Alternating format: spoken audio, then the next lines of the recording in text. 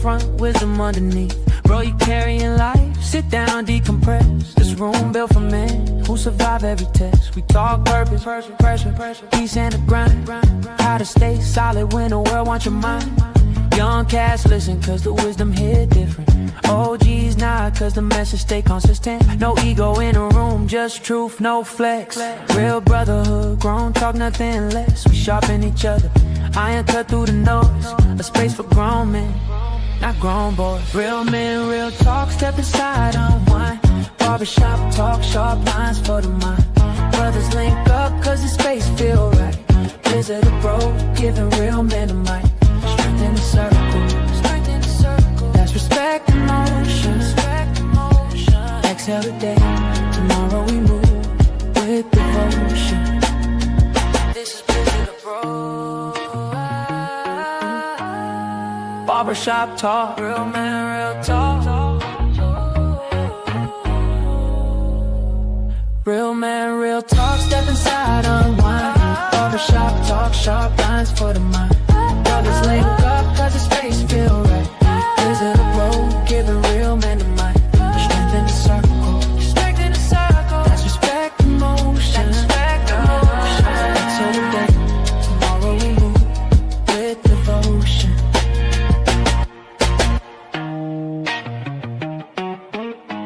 This is Blizzardabroad, yeah.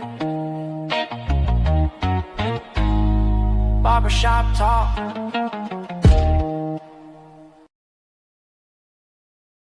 How y'all doing out there? It's good to see y'all again. It's good to see y'all. Got people in the building early. Ryan, salute, brother. How you doing? Nika, how are you? How you doing? Orange Lily is in the building. And we got Kamal in the building. If y'all in the bushes, hop out the bushes. Say what up. Man, I'm glad to be back, man. I know I missed the other night. You know, I had some things going on. Triz, what up, bro? It's good to see you, man. Expat. Good, man. Newbie and Roblox, salute. Welcome to the Positive Manosphere. Welcome to Blizzardabroad. We're going to talk. We're going to chop it up, man. It's barbershop. It's barbershop talk. Obviously, I'm not in the real barbershop, but the type of conversations that we have real conversations, right? Real men, real talk. Tonight, I want to talk about walking away. I want to talk about walking away, man. And doing it the right way is not weakness. What am I talking about walking away? I'm talking about walking away from bitterness, from everything in our life that doesn't align with the way that we want to live. You know, it's not easy. It's not easy. I'm in the process of it right now. I'm doing it step by step. And it's probably one of the hardest things that, you know, that we can do. You know what I mean? Is walking away from things that we grew up with, things that are part of our culture that no longer align with the way that we want to live our lives, man. You know, I'm gonna open it up later, and we could come up and chop it up. Y'all know how it goes. We can talk about anything y'all want to talk about, but I gotta talk about walking away because that's what I'm going through in my life right now. You know, I'm walking away from bitterness. I'm walking away from drama. You know, walking away from even some family and friends that just don't align with where I'm going, and it's not easy. You know, for the longest time, I was feeling guilt about it. But I'll be honest, you know, the more that I walk down the path that I want to walk down, it's getting easier to see why. You know, I'm at a point in my life right now where I'm not angry. I'm not bitter. I'm not fighting with anybody. I'm not mad at anybody. I'm not holding any grudges. And it feels good to not have that weight on my shoulder. You know what I mean? So if y'all know what I'm talking about, man, put a 1 in the chat, man. If you're trying to walk away from things that have a hold on you, it could be family, friends, work, religion, a lot of things, societal pressures. You know, there's a lot on us, you know. And shaking it off is not easy. I don't think it's supposed to be easy. You know, if it was easy, you know, how would we ever learn? How would we ever get stronger?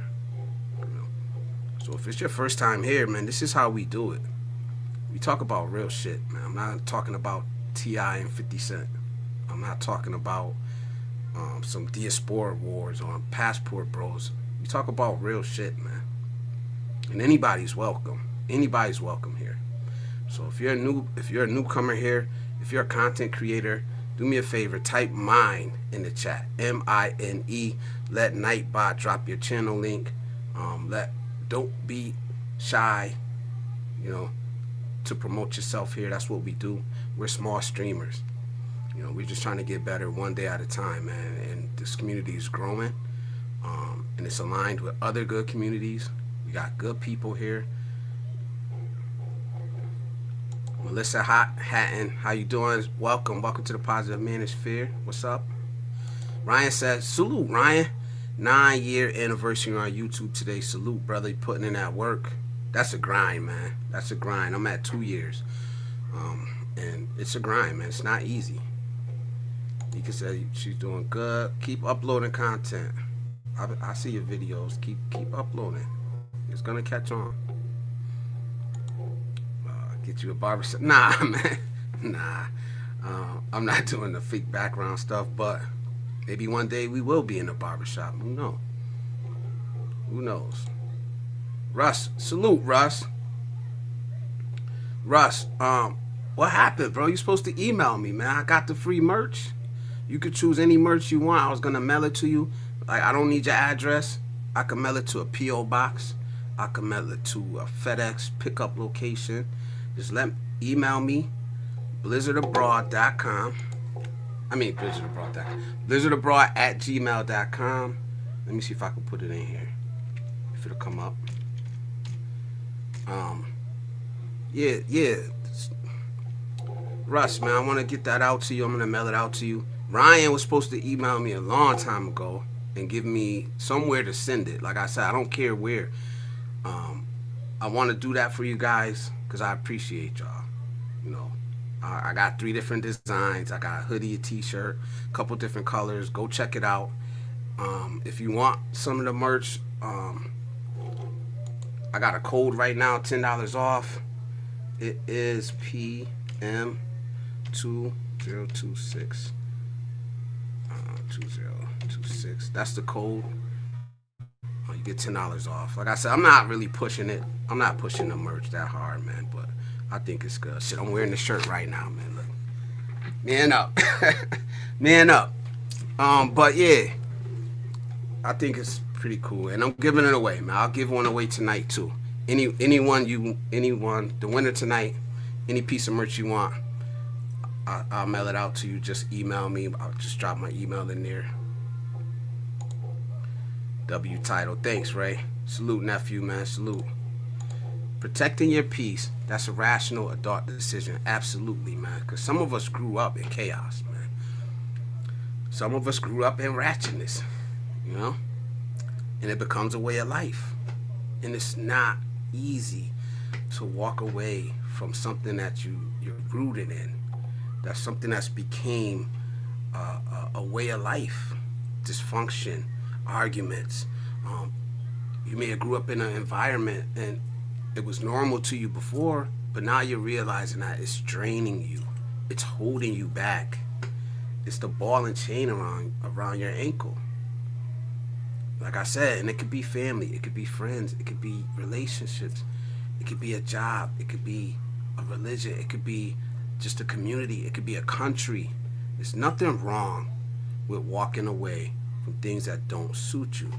I made a video a while ago, and honestly, one line that stuck out to me was, there's nothing wrong with pushing away from the table if what you've been eating is slowly poisoning you, And that's deep, man, because that's how a lot of us feel, man. There's people that feel that way about America. It's slowly poisoning you, the culture that we're in. And it's all right to feel that way. But are you willing to push away from the table? To say, no, I don't want this anymore. Are you willing to walk away from an argument that, that you're not going to even benefit from winning? That's why I don't debate. I do not debate. I'll have conversations because what do I win for winning that argument, for winning that debate? I get to be right. I'd rather have a conversation with somebody, man. So at least I know I'm going into it trying to learn something. The other person's going into it trying to learn something, right? This is the journey that I'm on. This is what I'm trying to be on. Like, I'm not perfect. Definitely not perfect.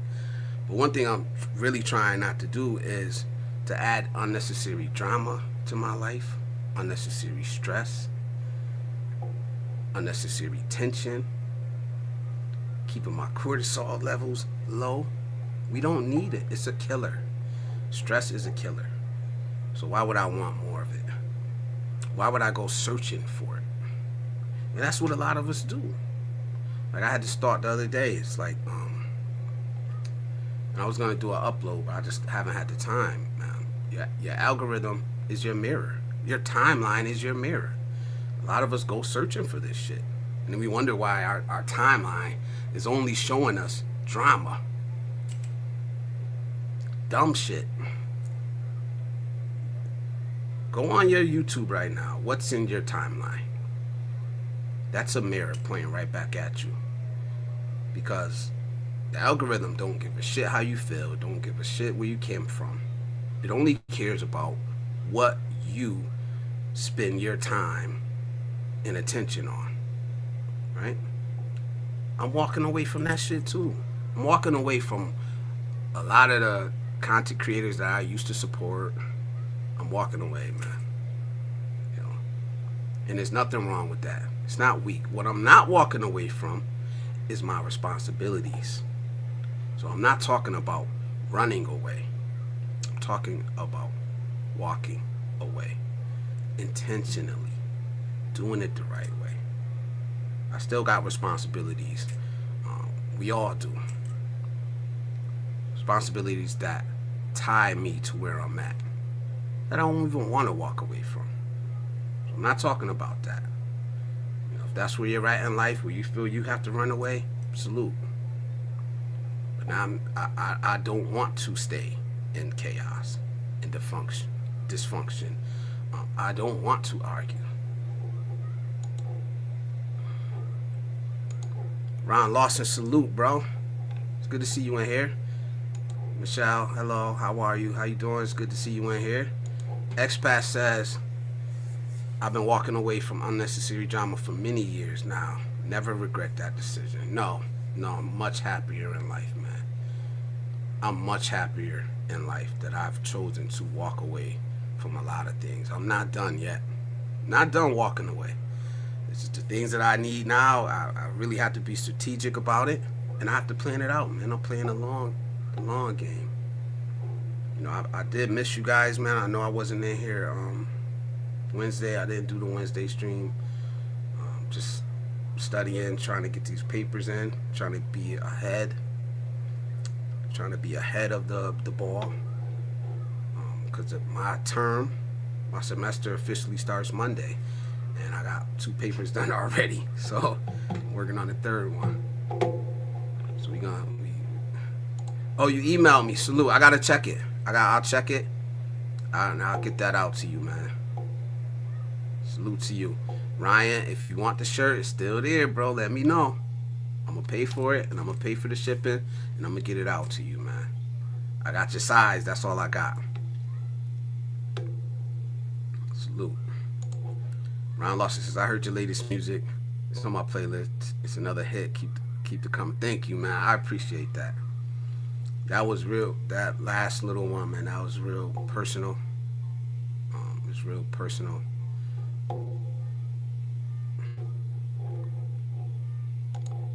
My happiness doesn't need others' approval. From Adam, and your piece isn't a negotiating tool. Not at all. Not at all. My timeline used to be basically porn. I'm glad I cleaned it up a lot. That shit's a brain rot. Absolutely. Absolutely, man. Beast Mode Gear, salute. I know, damn, Unc. Yeah, I'm getting up there, man. I'm Unc now.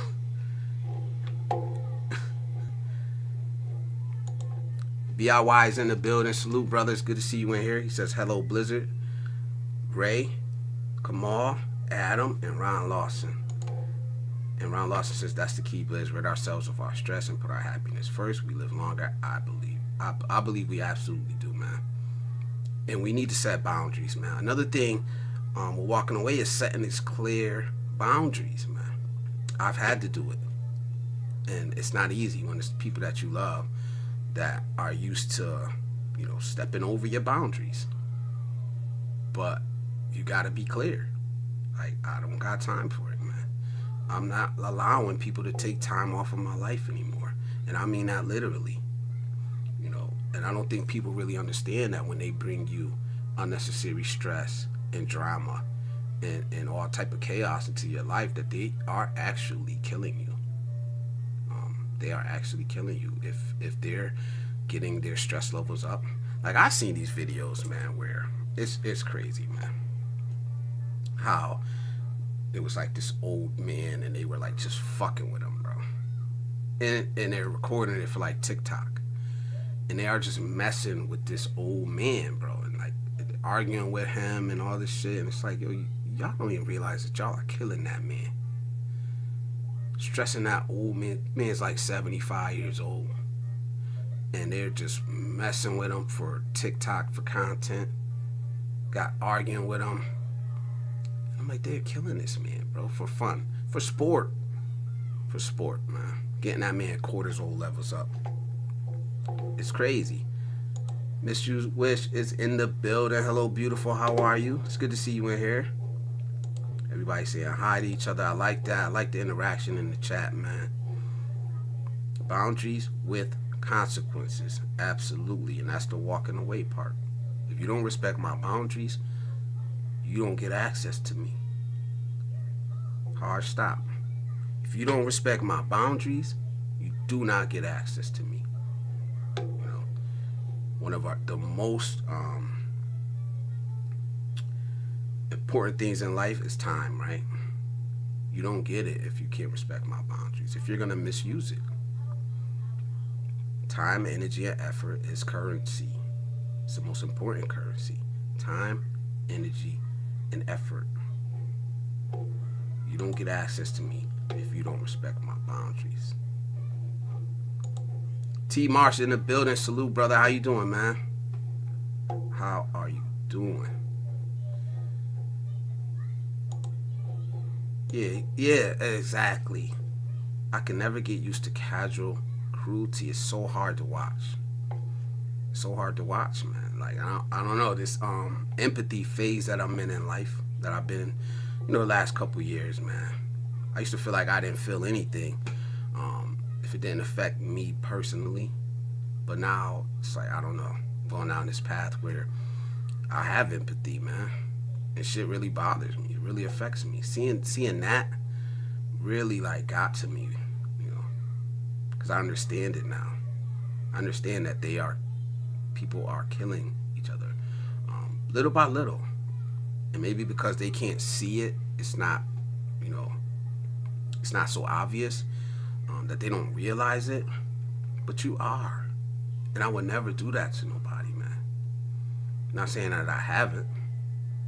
I would never bring somebody my extra stress, That's just the type of person I am. Keep a lot of shit to myself. But I would never bring somebody extra stress or do it for fun and games. And I know a lot of people do it, man. It's part of a certain culture. It's called ratchetness. It's called ratchetness. And that exists. Ratchetness exists in every culture. So, casual cruelty. And that's a perfect way to say it. It's disgusting. But let me get back to the topic, because I'm gonna toss this up to y'all tonight if y'all want to talk about it. Because the way we're built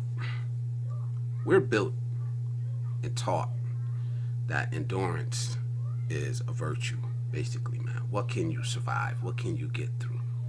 Right? We're taught to suffer through it, to get through it, to just man up, woman up, whatever you want to call it,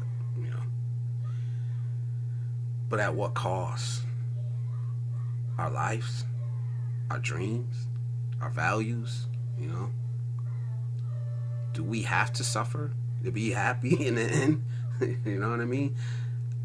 I've talked about this before, man. I framed it in a message towards men, but it's true for women too. You know, we suffer and endure unnecessary shit because our pride, because our ego, because the way we were raised. We thought that, you know, just putting up with shit made us better men, better women. And yeah, endurance builds us. It makes us stronger, you know. But when things start to erode us, you know, then we're working against ourselves. You know, when our happiness starts to be eroded, when our spirit starts to be eroded, you know, is it worth the endurance? What are you enduring these things for? You know, why am I trying to fit into a culture that doesn't align with my values or the person that I want to be in life? You know, time and health.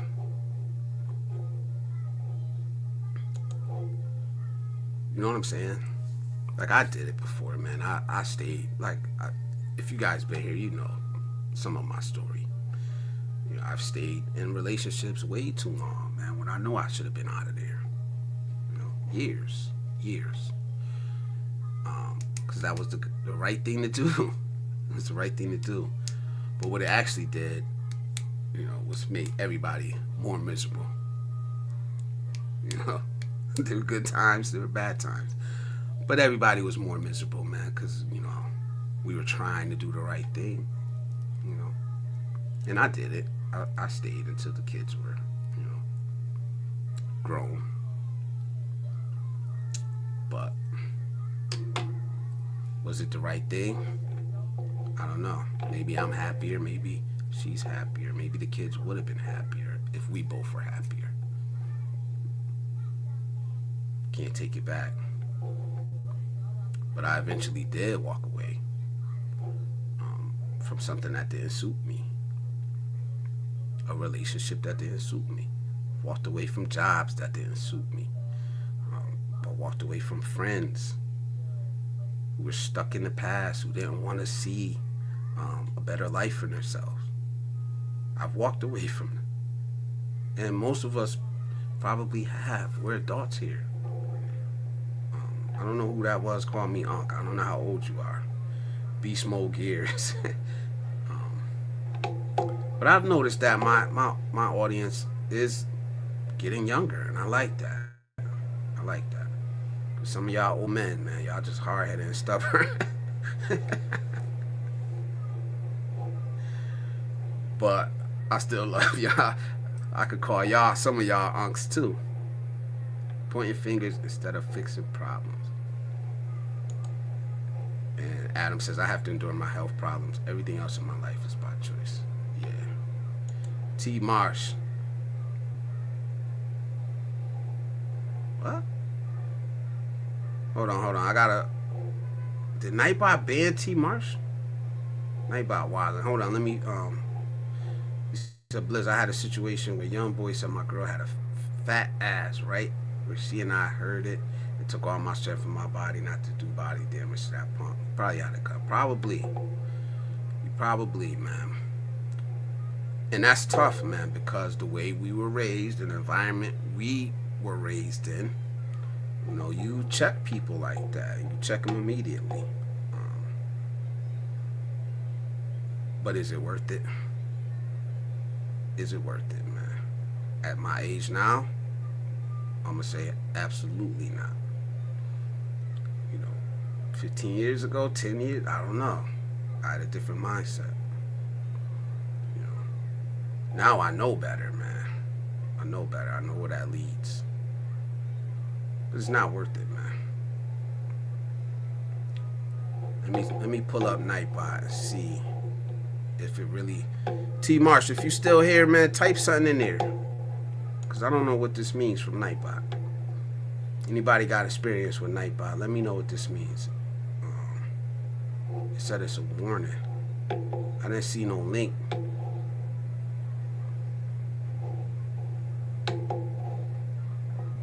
T Marsh. Type something in there. Let me know you still here.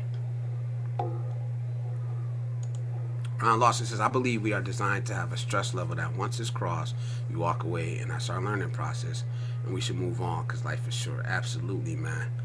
But I think, I didn't ban you. I didn't ban you, T Marsh. Nope. You still here. That's Nightbot. Did you drop a link or something? Nightbot does it automatically.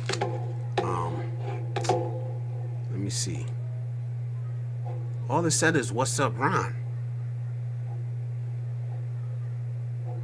I definitely didn't ban you, bro. So you still in here? I still see your message. Yeah, I don't know what's going on, man.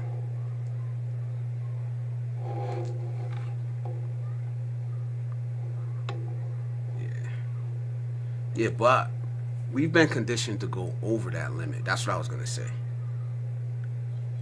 We've been conditioned to go past that limit, man.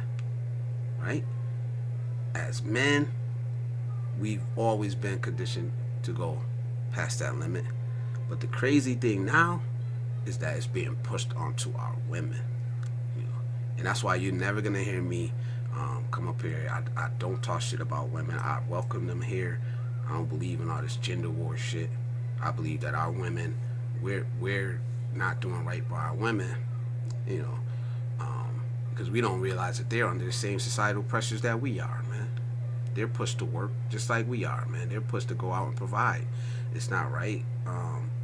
The amount of pressure that we're putting on our women lately, our sisters, our whatever, however you want to say it, our women. I know. I got a daughter. I expect her to go to school, get right, not have to depend on no man. So we can't turn around and then blame them for what we taught them.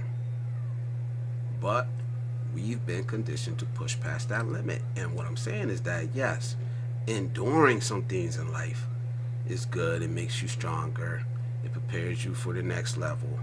But when it's bullshit, when it's stress that's killing you, when it's too much, we absolutely need to walk away from it. When it doesn't suit our purpose, when it doesn't align with the path that we want to take in life, absolutely, it's okay to walk away, man. That hard-headed just don't fix what isn't broken in my life. Yeah, Elijah. Salute, Elijah. Repent and turn away from sin and give your life to Jesus Christ before it's too late. Gain salvation today. Jesus is coming. Salute. I hope you following that message. I hope you're following that message, because that message is for you.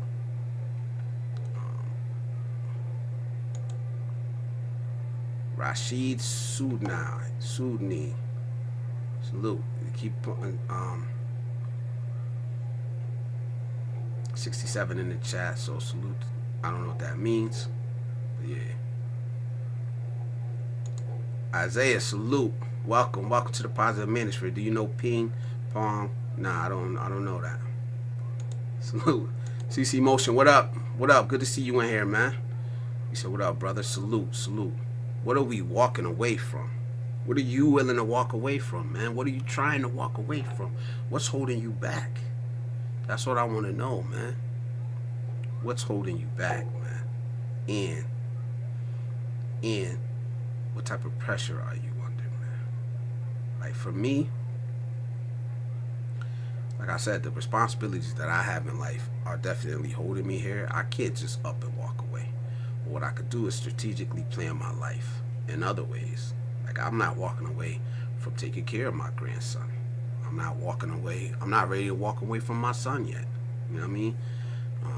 I'm not, but I'm planning on it. And it's getting easier every day. Believe me. I was telling somebody that. I was like, yeah, every day it gets a little bit easier, man. Because I'm not going to lie, I was under a lot of stress. If you're new here, if you've been here, I call myself a future expat. I am preparing myself to move out of the country in the next, coming years. But I have responsibilities holding me here right now. So for right now, I'm not going nowhere. That doesn't mean I can't build my life in other ways to prepare for that step. So that's what I'm doing. And I felt guilty as hell, for even having that thought, for even putting myself first. Felt like I was being selfish, because it's not the way I was raised. It's not the environment that I was raised in. You know what I mean? Family first. My whole adult life was about my kids. Now for the most part it's about my grandkids, making sure that they can do the things that they want to do and supporting them and propping them up and being there for them. So when you finally put yourself first, for me, it was guilt. I felt guilty, but day by day, it's getting easier and easier. That guilt is going away, and I think that's one thing. One thing that did, and I'm not saying I'm not saying guilt is wrong. Guilt is, for me, has been a powerful motivator in my life. Very powerful. It's the reason why I started volunteering. It's the reason why I started volunteering, because I felt bad for the things that I've done earlier in my life, and then it just became a passion that I just never wanted to walk away from. 788.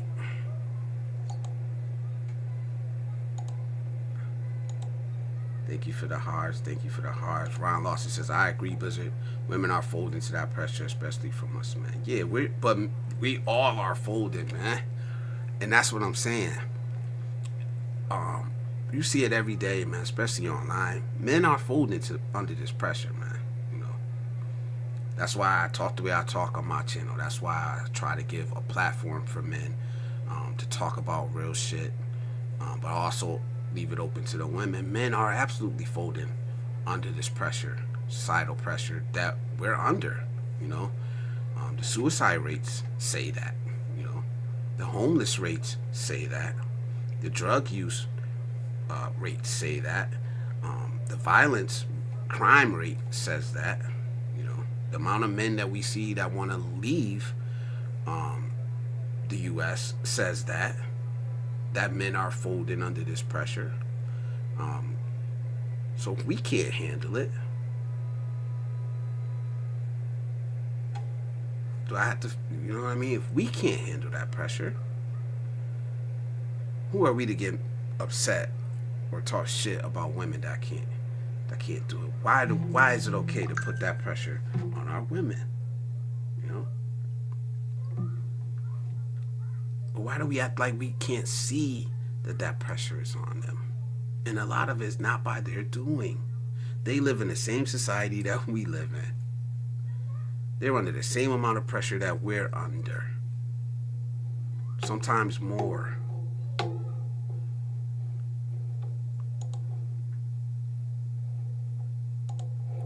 How many coming years? What do you mean? See, the topic, tonight's topic is walking away. What are you walking away from, and what are you willing to leave behind to achieve the things in life that you want to achieve?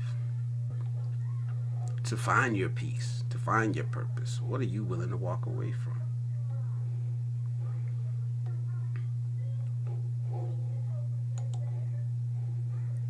So, I gotta do this little promo real quick. This is all me, by the way. So, look, if you shop on Amazon, you can support this channel by clicking this link and shopping like you would normally shop, man. I have to say that I am, as an Amazon associate, I do receive a small percentage of anything you guys purchase. So, there it is. You want to support the channel, you want to support Blizzard Abroad, this is the easiest way. It's just by shopping the way you normally would shop, man. It's only available right now in the U.S. because I haven't opened it up internationally yet. But that's the easy way to support this channel, man. Expat says, it will never be a perfect moment to move forward in life. No, nope. There's always gonna be challenges, struggles, but that's what makes us stronger, man. Like Carl, where them big girls at with them income tax check? 25 years in the ring, standing tall. Yeah, salute to you, man. Salute to Expat. Drop a contact, man. Go check him out. Type MINE in the chat if you have a channel and you want, you want support from this small community. A lot of us have channels here. We support each other. Type MINE in the chat, and Nightbot will drop you a link. T-Mar says, most of us are leaving the States because of the political environment going on over there. I gotta push back on that, though. You know I gotta push back on that. It is crazy, and I'm not gonna lie. It is crazy over here, the political environment. But I think there's certain places that in the world that don't have the politics. They're not so out in the open, But that don't mean that, like you in the Philippines, bro. Like I said, I'm not talking shit. And I think the thing that helps is that you're not connected to the politics over there. And you're a guest over there. So it's like, but believe me, man, I know you talk to Filipinos and they're not all happy about their political system. You know what I'm saying? So it's kind of like you in the sweet spot, which is good. You're not in this environment.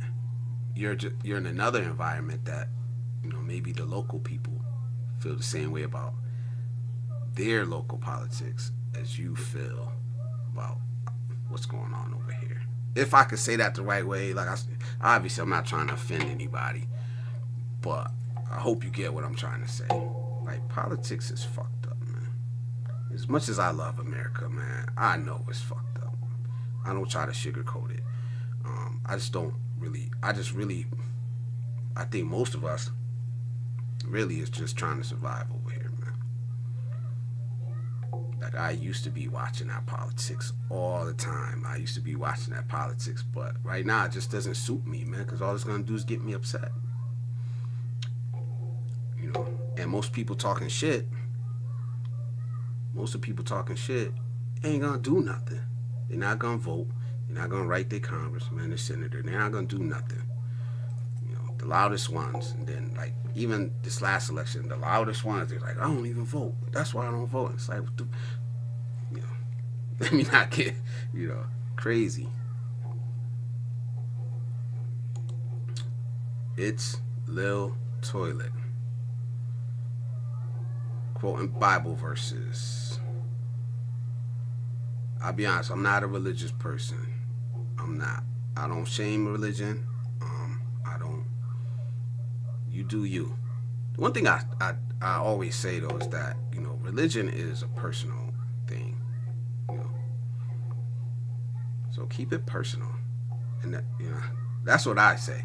You want to spread the good word? No problem, man. I don't mind it here. If you have a personal relationship with the Lord and Savior, or whatever God that you have, it's fine with me. But it should stay a personal relationship. It shouldn't be pushed on to everybody else. That's just my beliefs. Oh, okay, Adam. I see you, bro. I see you. 3 to 5. It's 3 to 5, man. The first thing I have to do is knock down this school. I have to finish school. Absolutely. That's part of the plan for me.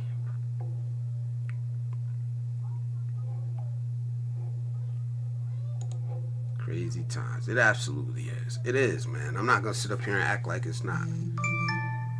I'm not going to sit up here and act like it's not. It is crazy times in America, man. But, like I always say, don't walk by the roses, man. When you're looking for, all you see is trash. You're walking by so many roses, man. There's so many good people here. There's still good things happening here. There's still people prospering. So I could focus on the bullshit all day, or I could try to uplift people, or I could, commune with people with the same like minds, the same dreams, aspirations. That's what I choose. Doesn't mean I don't see the bullshit. I do. I absolutely do. Doesn't mean I don't have private conversations about it with people. I'm just not yelling and screaming about it like everybody else. Because I feel right now it's not going to serve me.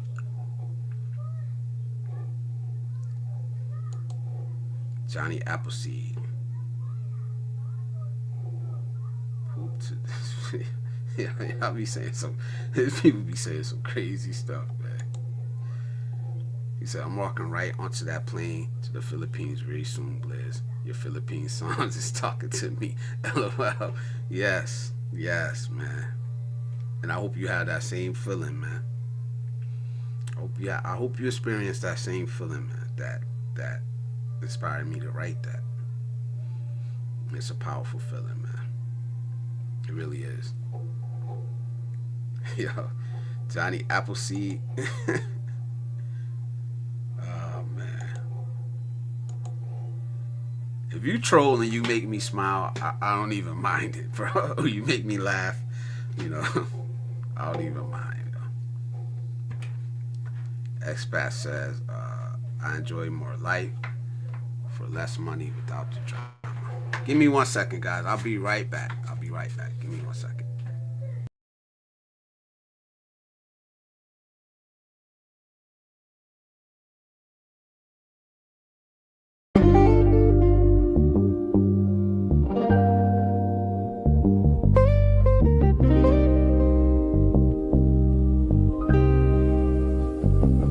Don't confuse a message for the man that was saying with it. Some lessons meant to heal, others to build. I ain't repenting shit. Now my scars are my armor, and I'm equipped with it. Pain taught me discipline, now I move different with it.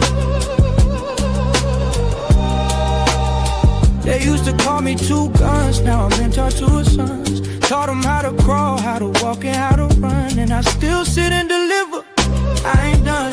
Legacy in motion, newest chapters just begun.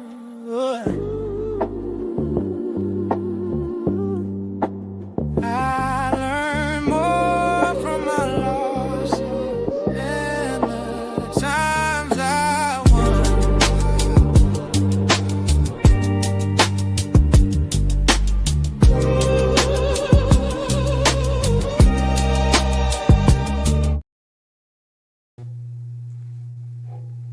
I apologize for that. My mic back on? Yeah.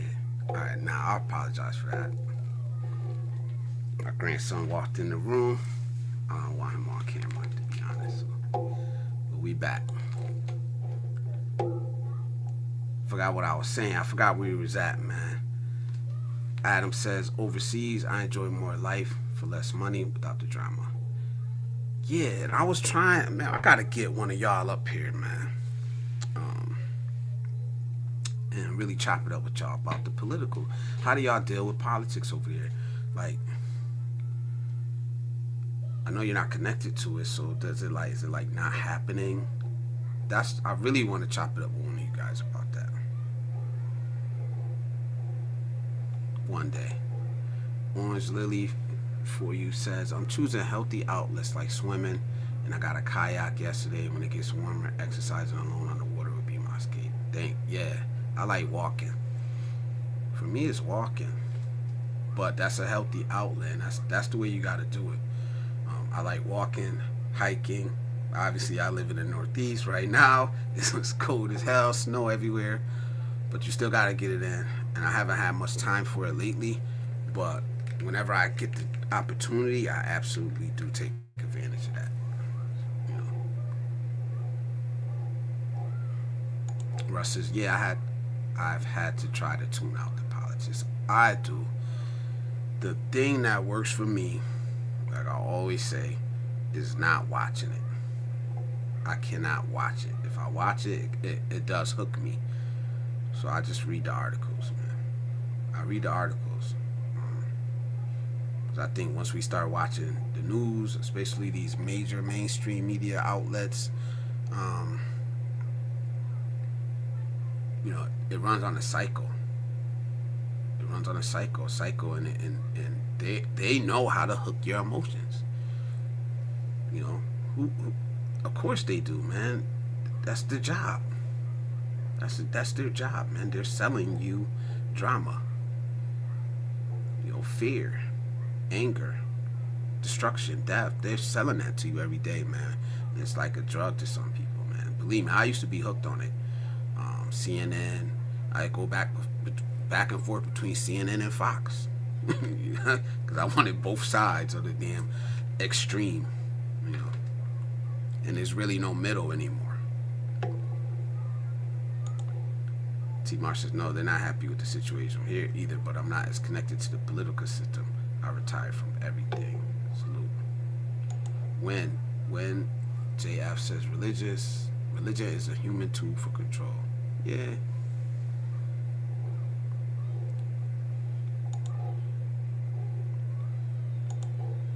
I will hold you to it. Good luck. Yeah, there ain't nothing stopping it. Ain't nothing stopping this one, Russ. But thanks. I need accountability too, man. I need to be held accountable too. Like I said, for the longest time, man, I put my dreams on hold. Not anymore. Not anymore. Divide 98 by half of 98 and add 21. Expat living overseas says, trash is garbage no matter where you live. Yep. Absolutely, man. T-Marsh says, I'm going to try to catch up with this chat. I don't think I got that much done. I can only control what I can control. I'm in the fourth quarter, man. Life is too short to be stressing all the time. Absolutely, man. I'm in the third quarter. Maybe at the end of the third, the middle of the third. I don't know. Shit, who knows? I could be in the fourth quarter. You don't know. But definitely seeing that now in my life.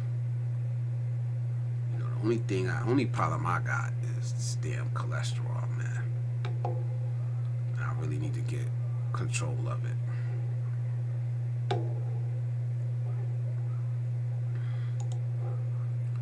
But life is definitely too short. Like, it's just crazy, man. Cause I'm a YouTube content creator. I spend a lot of time on YouTube, watching other people, supporting other people, man. And a lot of what we're spending our time on is bullshit. That's just straight up. There's no other way to say it. It amazes me, People, I understand that you want to escape, because even I watch drama shit from time to time. I don't spend hours watching it. I just can't. But the drama, the sex, money, it sells. But how much of it do you want in your life, man? How much do you want of the drama and the bullshit, especially if it's not your own? It's not, I don't need to go searching for drama.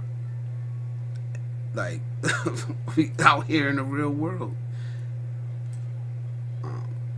So no, I'm not gonna go chasing it down. I'm not gonna go chasing problems down, man. No, I want to get away from that shit.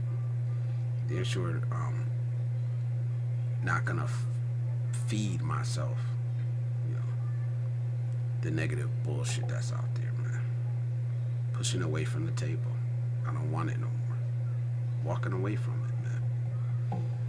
Right? Kamal says, bucket list sealed at 37. Strive while you can. Absolutely, man. It's a young brother, man. One dude I missed. One guy, Joseph, man. Where's Joseph at? Anybody seen Joseph, man? Right, y'all see him out there in them YouTube streets, man. Tell Joseph, man.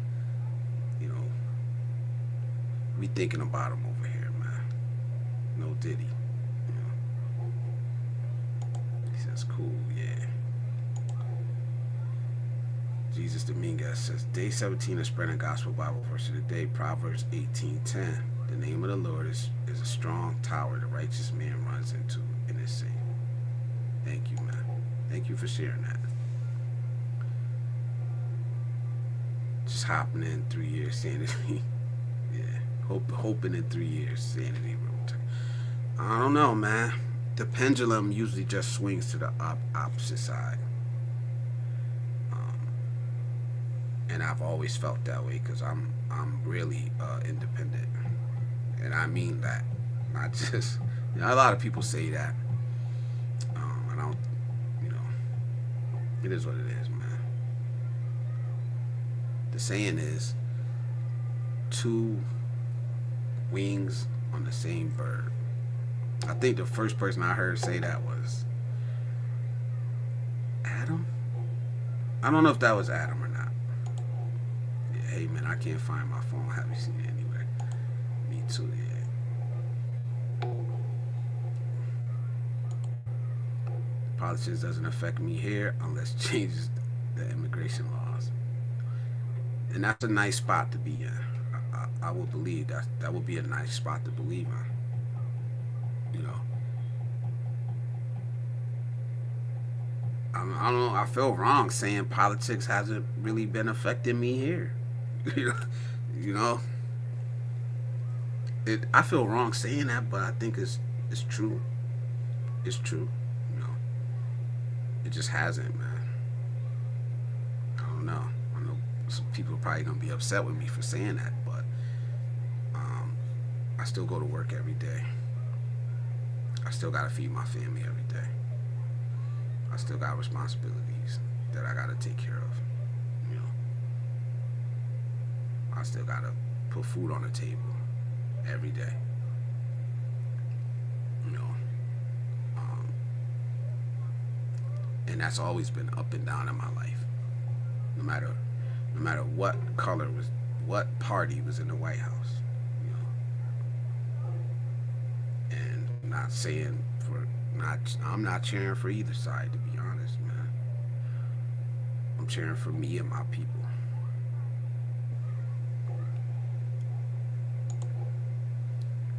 Marcia's Blizz, I follow what's going on over here, but I don't discuss politics outside of the family. You never know how sensitive some people are about their country.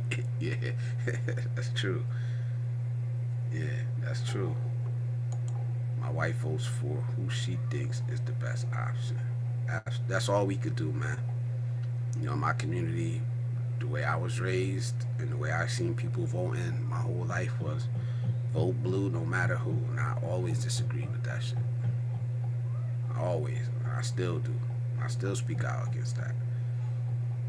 You know, that's why they don't feel like they have to deliver anything, because they know they got your vote in the bag.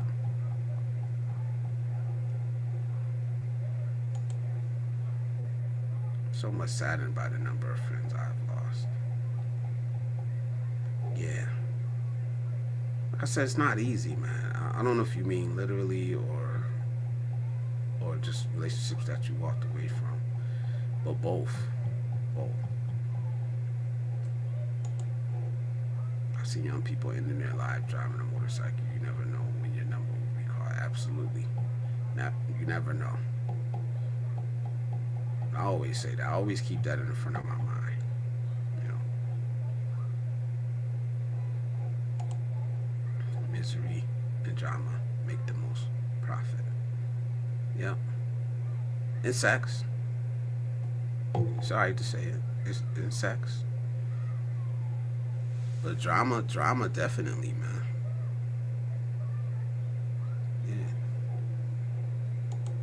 Small, consistent steps towards your goals helps you from burning out.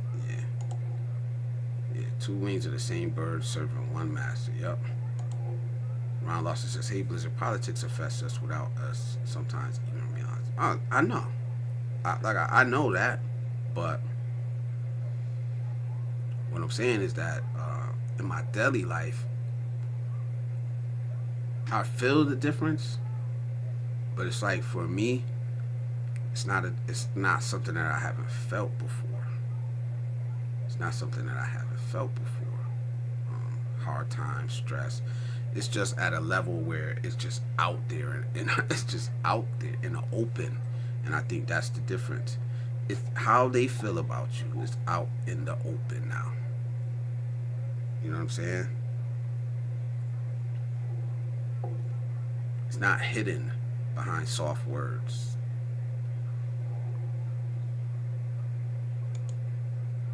And maybe that's just me in a way, like the way I feel, you know. America now is for the politicians, by the politicians. No, it's for big money. It's for big money, man. It's for the corporations. That didn't change. That never changed. This is the part that this is just my opinion. When did that change? When did America not be about big money?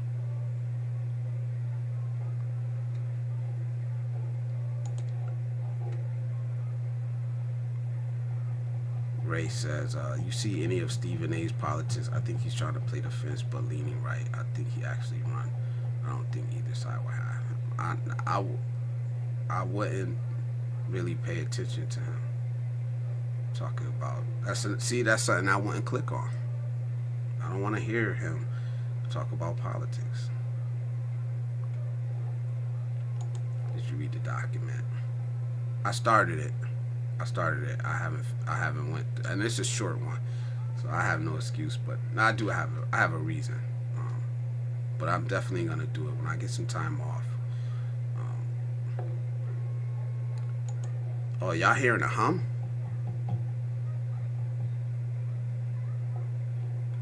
Let me know if y'all hearing a hum. I know my mic be like making a knocking sound every once in a while. Inflation and taxes. I hear a hum, but it's my refrigerator. Salute.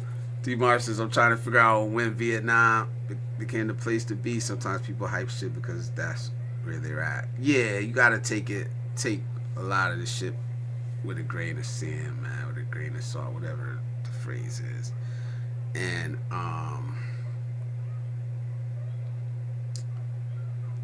yeah, that's all I'm gonna say. It's like, and everything may not be for you. What's for somebody else may not be for you, man. Like I want to see a lot of different places, though, man. But so, if I was thinking about going to Vietnam, I wouldn't just take one person's advice or perspective. I would just explore more, and then I would just do it and see if I like it or not, man. But I know, like, from what I heard, like, I trust TJ. I trust what he says. You know, I have no reason not to. I know he loves it over here, but it works for him. I may go and I may hate it, but the only way to find out is to go and see.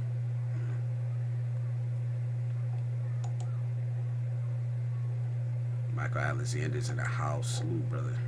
LOL, believe. I think it's safe to say I'm not hearing your refrigerator. Life is simple, then we make it complicated. Yep. Absolutely. Ray says, well, anybody can talk politics. They just gotta correct with the facts. Gotta be correct with the facts. Yeah, anybody can talk about politics, but not everybody is right.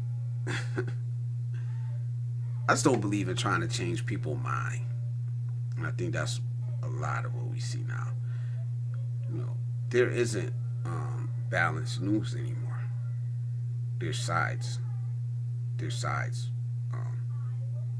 You go to certain channels, it's clear. They don't even try to hide it anymore. You know, they're for one side or the other. You know, they don't even try to hide it anymore. I don't even know why they say balanced news. It's clear that these people have a side that they've chosen and an agenda that they're pushing.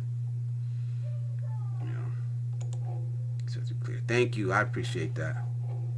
Russ says, I was around for Nixon and many others, but this stuff is on another level. It is. Like I said, it is, man. Some of the things that they're doing is gonna need like major correction. Major correction. If we get out and vote the right way the next time. You know what I'm saying? So it's up to us. It's up to us. What do we choose to do? Which way? Hopefully a lot of people got woke up.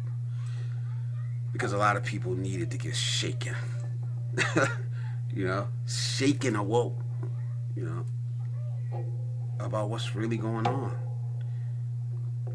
A lot of people had blinders on, man, and hopefully now they fucking woke up. We'll see. Midterms is coming up. But I don't walk around. How many of you walk around thinking about politics every day, all day? That's what I meant when I said, like, you know, it really doesn't affect me. It doesn't mean that I don't feel inflation. Like I recognize that prices went up. You know, things are more expensive. I recognize that part. But what I'm saying is that I'm not. How many of us really go around thinking about politics every day, and it's making major decisions in your life? Like, if I need eggs, I gotta get eggs, whether they're $2 or $4. You may have to shop around a little more, but at the that, like I said, and it sounds even weird saying that, like, but it's true. It's absolutely true. You know, and the only thing you could do is vote the people out that you don't want in there. That's what I was saying. A lot of people go around with their picket, hey, yelling and screaming, but when it's time to show up, they don't show up. Sounds like a fan in the background. Yeah, I do got a fan on over there. Oh, and I got this, maybe it's this.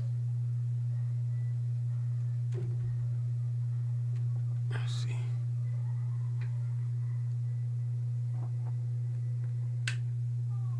I don't know if that'll help. The bad part about the money is the rich can't take it with them. How much money does one man need before it tries to move that? Nah, yeah. Yep.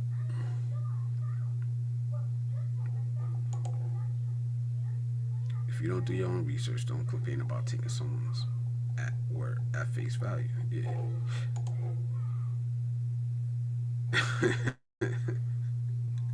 Salute, Juice. I see you, bro. Salute, man. I want to go back to Vietnam, but I want to go to other Southeast Asian countries as well. And yeah, that's how I feel. That's why everybody's like, when you going back to the Philippines? And I'm like, I don't know, man. I got some other stops I got to make first before I circle the block. Definitely, man. I want to see a lot more other places, man. It's a great big world out there. So I'll be back one day. I don't know when.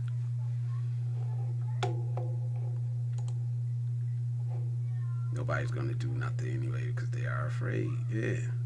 Nobody ain't doing nothing, man. There's no revolution. There's no coup. There's no nothing, man. You know, just vote. Just vote, man. You wanna advocate. State your case. Fuck, run for fucking office. You know what I'm saying? Run for office. You want to do something? Run for office. Run for the school board. Run for selectmen, whatever you got in your community. You know, run for board of ed. Do it.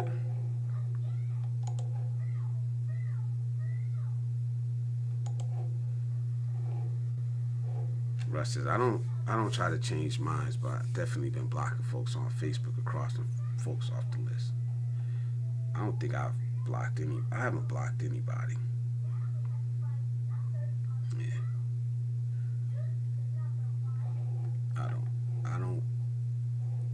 I've never blocked anybody on my phone. I've never blocked anybody on Facebook that I could remember. I never even blocked anybody from this channel yet. Even though I've had some trolls. I've put people in timeout, but I haven't like blocked anybody. Politics matter to me. They do. They matter, but it's not my life. It's not my life. I'm not saying it doesn't matter. I absolutely keep up with it. It just doesn't consume me anymore. It doesn't consume me anymore. I think I've been through that stage where it did. You know,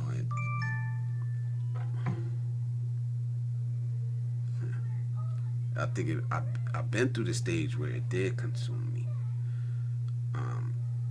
And I've been around a bunch of people who talk the most but didn't do shit. You know?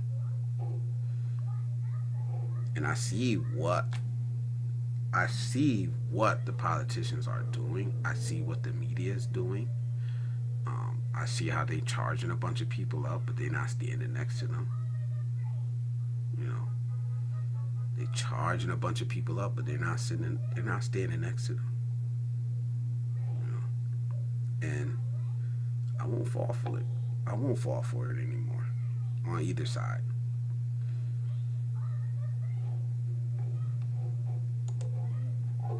But doesn't mean I'm not going to do what I need to do. You know, doesn't mean I'm not going to vote my interests or the interests of my family. I absolutely will.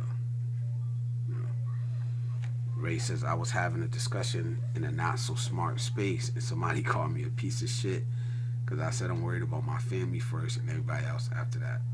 The fuck else should I do? Absolutely, man. Absolutely, man. And that's what's missing, man. If everybody did that, I think we would be a lot better. I think. I'm not saying I'm right or not. It's just, you know, to call me a piece of shit because I'm worried about my family. I'm supposed to worry about your family. Not first, yeah. I'm gonna put my oxygen mask on first. Like they say, I'm gonna put my life preserver on first. There's nothing wrong with that. You ain't a piece of shit for that.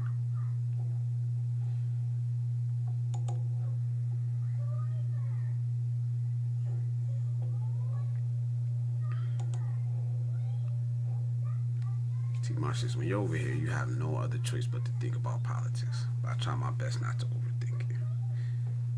Yeah. I mean, I get it. I get it, but I don't get it. It's weird times we're in, man. It's weird times we're in. You know, we just have to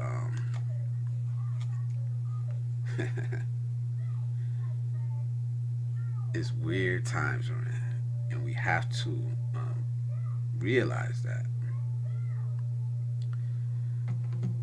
Everybody wants you to be charged up. Everybody wants to put a battery in your back. You know, I'll react to the shit I want to react to. Ain't nobody putting a battery in my back. Ain't nobody gonna have me out marching, taking a bullet for them, or not any. There were times when, yeah, that was possible, but it's not happening. It's not happening now, man. It's so weird. It's so weird the times that we're in, man. But I think it's always been this way, man. Just what I'm saying, and it matters. It matters to some people what party's in charge and control to how they respond to things. That's when I started seeing that.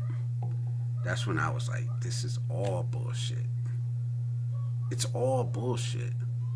You know, when I see the whataboutism from our so-called leaders, you know, and it's both sides, man.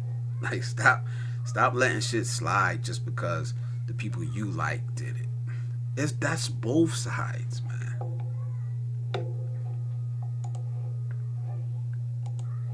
I'll have to drive me back home real quick.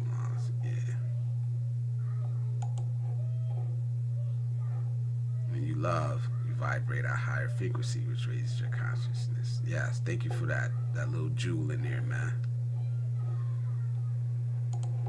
They tell me to run for captain here. I say, hell no, I want to live. Yeah, hell no. Don't do it, bro. Don't do it, man. For real. The changes I would make as president would get me deleted the first day. Nah, I don't think so. Lay him out for us, man. Lay him out for us, bro. I want to hear your platform, man. Shit. Might be some good ideas in there. Louis Pagan, Ponce, Blizzard, hope all is well. It is, brother. I block people on a daily. I give them one chance to say something dumb. Blocked. Nah, I've had people come in here saying some crazy stuff and then end up like actually contributing to the conversation. So I'm a little lenient on it. If you say some crazy stuff, like one guy said something of like trans something and he was gone, like nah, I didn't block him. I just timed him out for a very long time. I do like that saying, putting the battery in my back. Yeah. Yep. Damn, I ever go? Oh, okay. I'm almost caught up. There was also a pro-abortionist that said it like, MF, you only care about your body, or basically the same thing. Yeah. Crazy, man. Where are you hanging at, man? But that's the thing I'm saying. Like, I wouldn't have been in there. I wouldn't have been in there debating with them people, or even having a conversation with them people, man. It's a waste of time, in my opinion. It's a waste of time. Unless I feel like I learned something, I'm going to get something out of it that I can use to further myself, to further my people. Something I could bring back here, talk about it with y'all. If I ain't getting that out of it, I'm not wasting my time, man. Like, time is too precious, man. It's too much of a valuable resource to waste on dumb shit. That's what I'm trying to say. T. Marshall, if everybody thought that way, right? Ray thought maybe we would be in a better place if you care about your family. Maybe you could coach the younger ones to make good choices. Absolutely, and I think that's very important, man. We spend too much time wondering. Like, it's just crazy to think that way. Like, I'm worried about what Ray's worried about. Like, I can't control Ray. I can't make him think or act, and that's the problem. That's the problem, man. You don't get to control what other people do. You get to control what you do. Shit, you don't even get to control what happens to you all the time. And I said that before. You get to control how you react to it. Worry about yourself, man. You worry about being a better person. Now, if somebody's out committing a crime, yeah, then you know, we'll try to stop that shit. But I can't make you believe the things that I believe. I can't compel you to act the way that I want to act, or I think you should act, or to care about the things that I care about. I'm not even trying to do that. I'm not even trying to do that on this channel. You know, I'm just putting it out there for people who care about this stuff that I talk about. You know, accountability, trying to be a better person, trying to strive for greater things in life, man.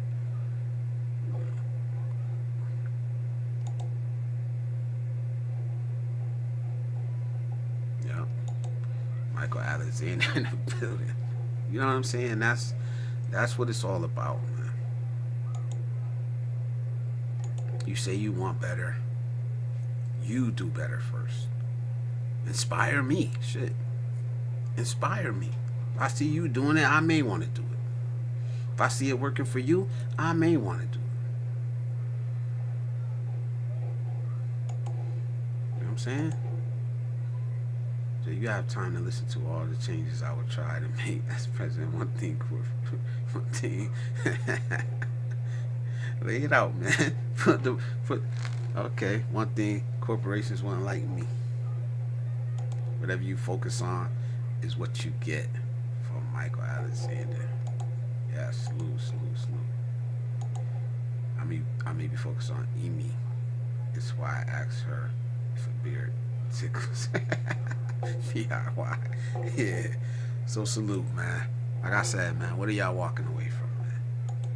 Toxicity is up there. Toxicity is up there. You know what I mean? Doom scrolling. Walking away from doom scrolling. We discussed that. Absolutely, man. Unhealthy patterns, like I was saying, man. I'm not an unhealthy person, but and I mean like nutrition wise and mental things I consume mentally.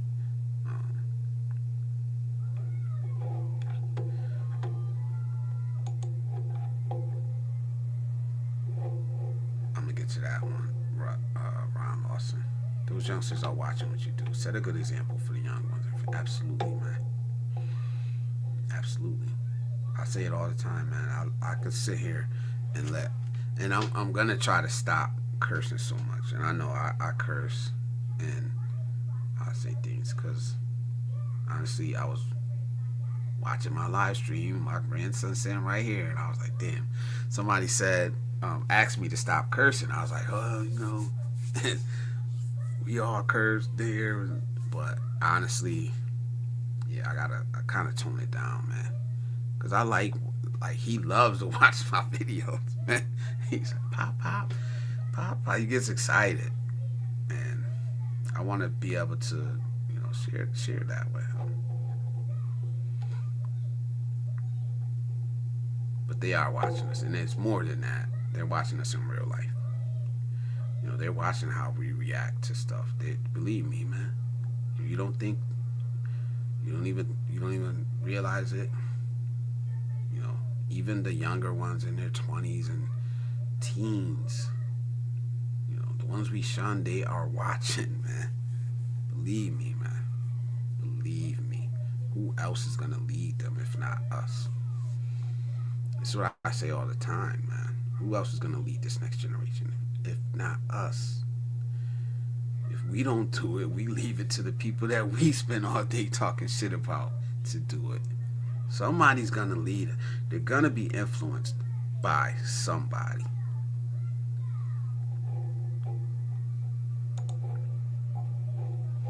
Do you think more and more people are isolated from society because of the political stress? I don't think so. I think it's more than just the political stress, and I think that this isn't a new phenomenon. We didn't just start talking about this. You know, we didn't just start talking about it. I know I was talking about it before this last political cycle. I was talking about it: isolation, loneliness, suicide rates, crime rates, addiction rates. I was talking about all of this. And a lot of other people were talking about it before this last political cycle, before that political cycle in the 80s. I mean, well, not the 80s, but the early 2000s was when I first really started hearing talks about this, because it's when they started focusing on topics like that. And then maybe the last 5 to 10 years, it's been more aimed at men.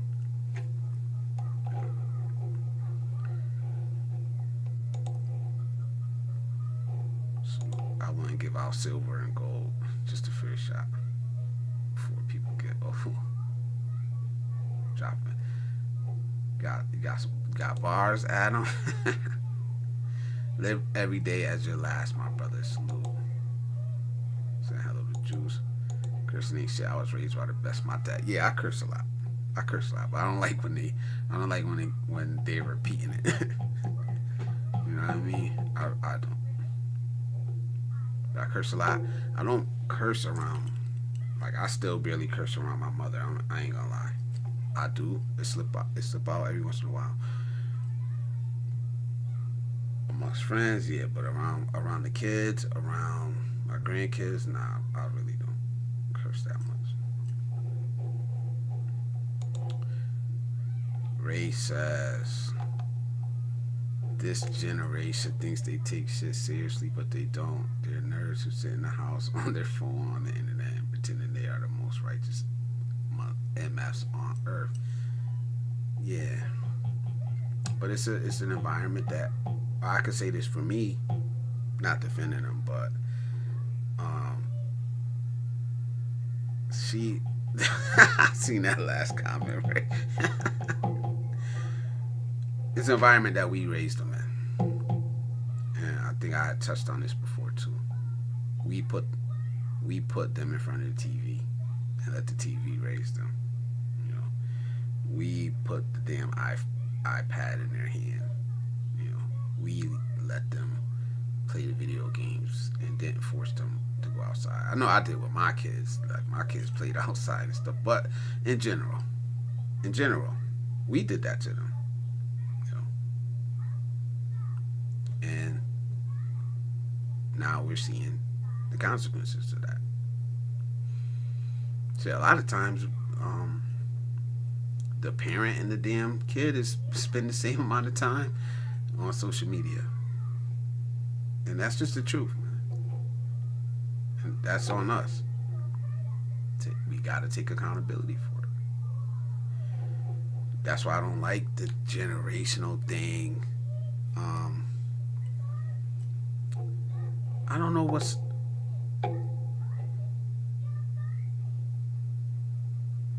I seen that. Hold on.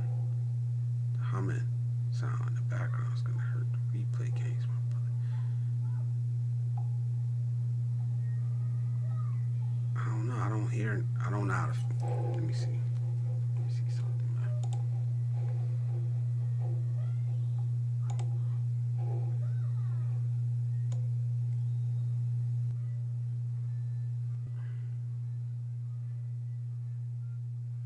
Damn, that shit was way up.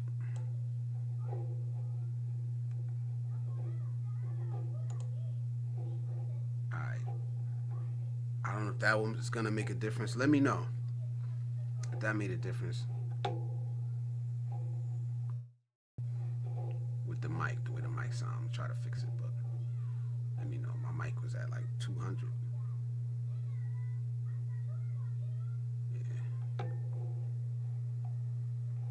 Yeah, I'm going to get another mic, a better mic, soon. I want a good mic. I want a like top-notch mic. But I just can't justify spending that amount of money on it right now. But I will. I don't mind investing back into this channel.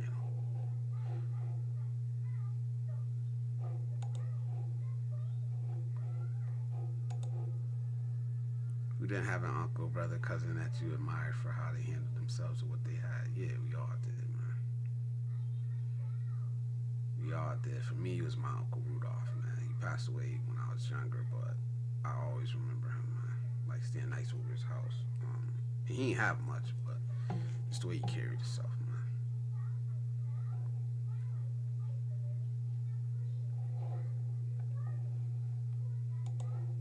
Racism and nervous now us too, but my generation of parents made us go outside, Lord. We scraped our knees and socialized with friends and neighbors. Yeah, absolutely. He says Grandma B so funny with the not cursing around her. But then she be cursing. She curse like a sailor. Absolutely do. Yeah. Yeah, many seek perfection in an imperfect world. Absolutely, man. And they expect it. And they expect it out of others. Yeah. And that's the problem with this world, man. There's no grace. Do we still have grace for each other? You know? But like I said, I want to keep with the theme tonight, walking away, what we're walking away from. But I'm also going to open up the panel. Got the link. There's the link, guys, fellas. Y'all know it's Barbershop Talk. I did my 90 minutes. Most of it was reading the chat, but Salute to y'all. I appreciate the interactions, man. That's the best part about coming up here, man. 'Cause we are a world. I believe it's your mic. Did it go away, guys? That humming go away?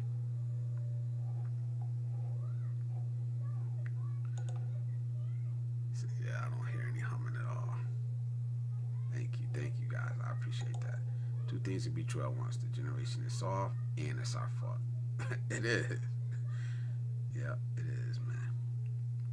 But I think the way we got our problems too. We're not the same generation race, so obviously, but we had our problems the way we were raised, man. It was like the opposite, and I think that's was the pendulum that swung. It's because we were the generation that came home to no parents in the house,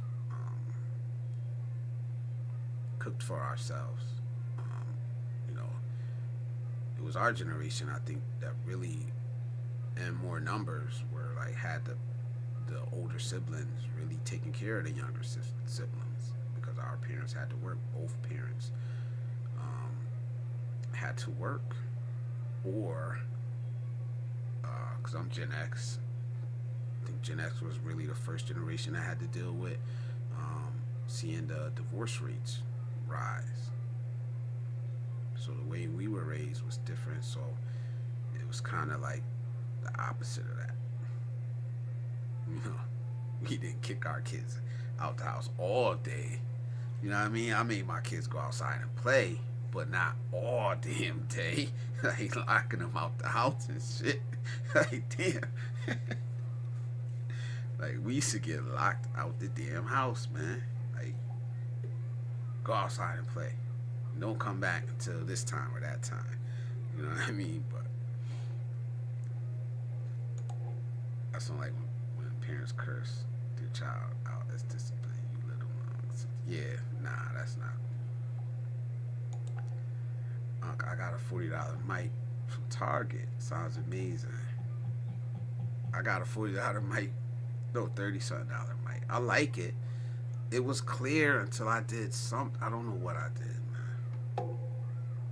So I've had this mic for a while. And then the first thing I noticed was like that knocking sound. I don't know if you guys probably hear it from time to time. It'll be like a little knock. And now it's buzzing. So I got a whole nother mic down there that I don't use. Don't worry, it isn't that bad. Thank you, man. I appreciate that. Facts. No grace. These MFs want you one and done. Oh, I don't like what you did. So nobody ever interact with this person. But even if they change, I only remember them from absolutely, man. Yep. And if I don't like you, I don't want nobody else to like you. You know what I'm saying? And it's crazy. It's crazy. Because who I see it from is the older people. I see it from people my age, but that's mainly the people I'm around. You know what I mean? And it's sad. It's sad because, like, people, younger people will follow in those footsteps. Trez, salute, my brother. Salute with the $9.99. Oh snap! I appreciate you, man. I'm gonna give you the TJ super chat. I got another one. I did it and I forgot to upload it, man. But I'm gonna give you the TJ super chat.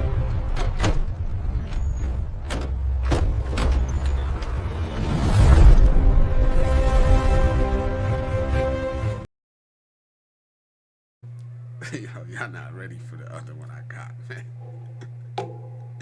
I forgot to upload it, man.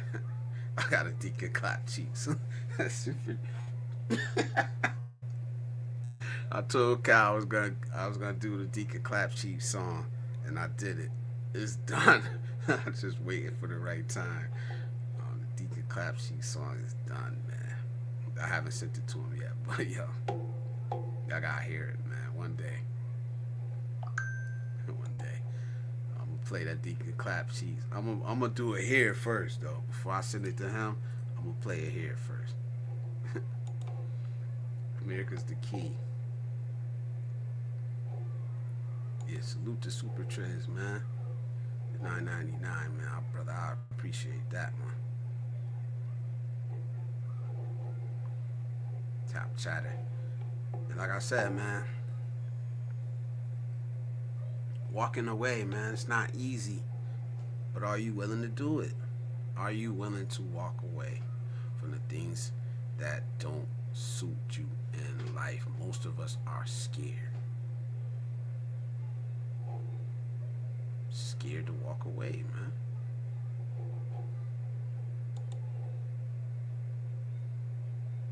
T. Marshall's growing up was different for me. I came home from school, then changed. Then changed to go to work. My dad had a janitorial business, and if you didn't go, you better not be eating when he got home. Oh wow, yeah. Salute, man. Put that work ethic into you.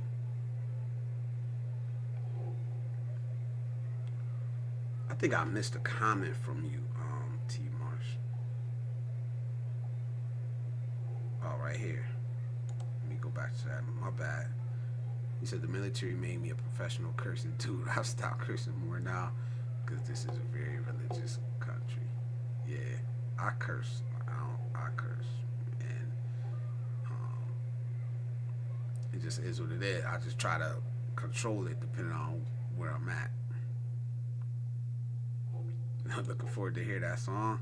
Yeah, it's like, some people ain't gonna like it. Some people ain't gonna like it. I'm gonna tell you the truth. But it's absolutely true. Maybe next live, I'll play it for y'all. Great, man. Salute, brother. Thank you, man. He says I'm gonna grab a bite to eat. I will see you later if you're on. Yeah, I'm gonna be up a while, man. As long as y'all interacting with me, I'm gonna try to stay up. For real. As long as y'all interacting and y'all here, I'll be here for a while. I got some energy tonight. Cause honestly, man, it's been a rough week, man. I'm not gonna lie, man. Nothing I can't handle, but yeah. Elat is in the building. Salute to you. Welcome. It's good to see you in here. She said, Adam says, I curse when the occasion calls for it. Yeah, it was like when I was, the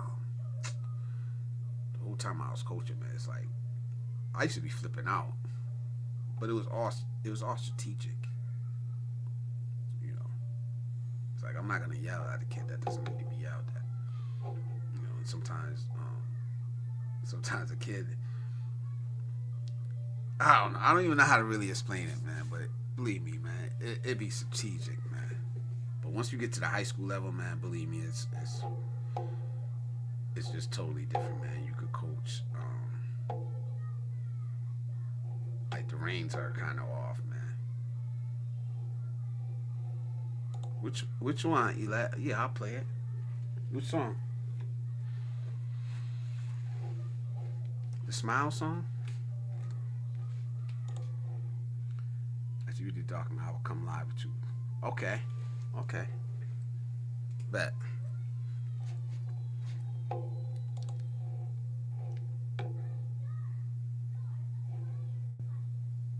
Yeah, just let me know what song you talking about. I'll play it. But I don't know which one you talking about. That one for another day. Oh, the Smile song.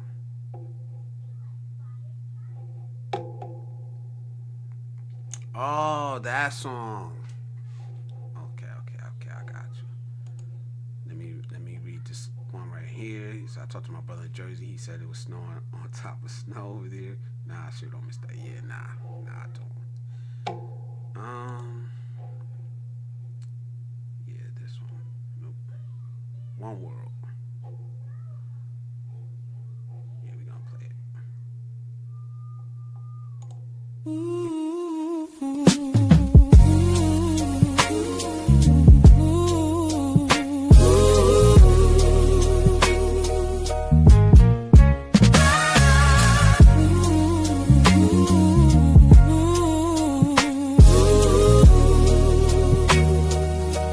I'm always in the right place at the wrong time. Same frame with a different mind. Same game with a different grind. Should I maintain or readjust my aim. Would a different angle mean a different shine?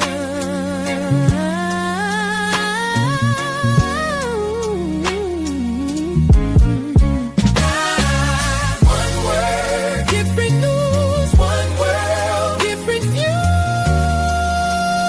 Same streets, same truth. Just a different lens we see. I'm always in between, trying to see both sides. Same goals, so why we even fight? Same roots, but on a different vine. Same sun, just different seasons in life. You got the same struggle, same strife. One word, different news. One world, different view. Same streets, same truth. Just a different lens we see through.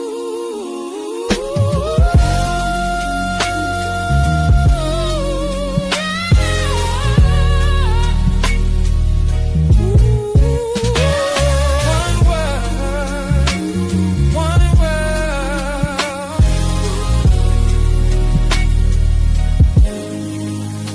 One word.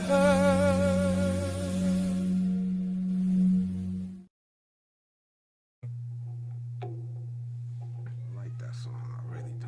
That's how I try to see the world, man. Like, we all in this together, and we gotta stop focusing on what divides us, because that's all we're doing. A lot of times, man, we are focusing on the things that divide us, and we all out here together, man. We're being pitted against each other when we all got the same common enemy, man. And until we realize that, we're just gonna keep getting used, man. We're gonna keep getting used, man. You know, a lot of us are really going through the same shit. We just see things different. We were raised in different environments, but yeah, I know. I'm trying to correct that now, little by little, man. But I really enjoy writing my thoughts on paper, like having these tools now where I can actually get it out, and you guys can at least hear it.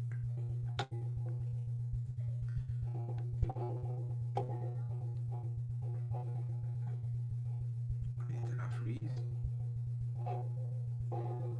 I think I froze.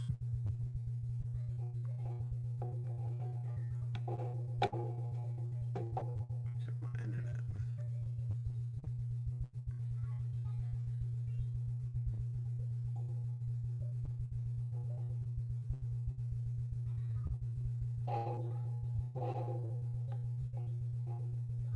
Yeah, I don't know if I froze it. I don't know what's going on with my internet right now.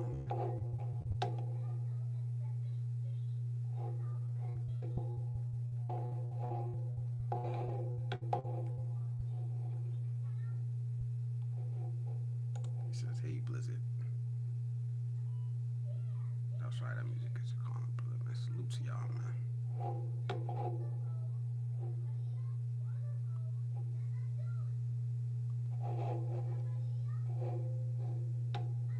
I don't know what happened.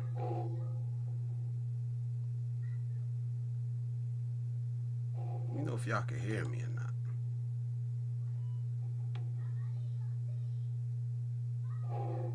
Okay.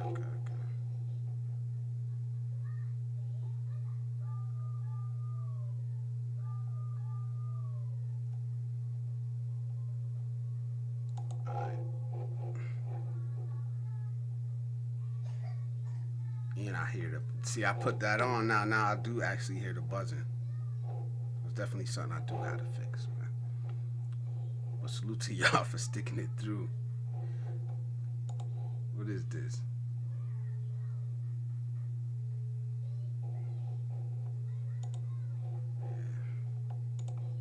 happened, man. My problem, my bad. Something's going on with my internet. I got a new provider, and it's been good up until now. So I don't know what's going on. It just came out of nowhere. Um, yeah, maybe I didn't get rid of my old internet provider, so I might have to switch. Adam, I see you in the back, brother. Let me let you up, man. But I'm having some difficulties right now, to be honest. I might have to. Yeah, I'm Yeah, frozen. you I got my YouTube up now, and I'm frozen.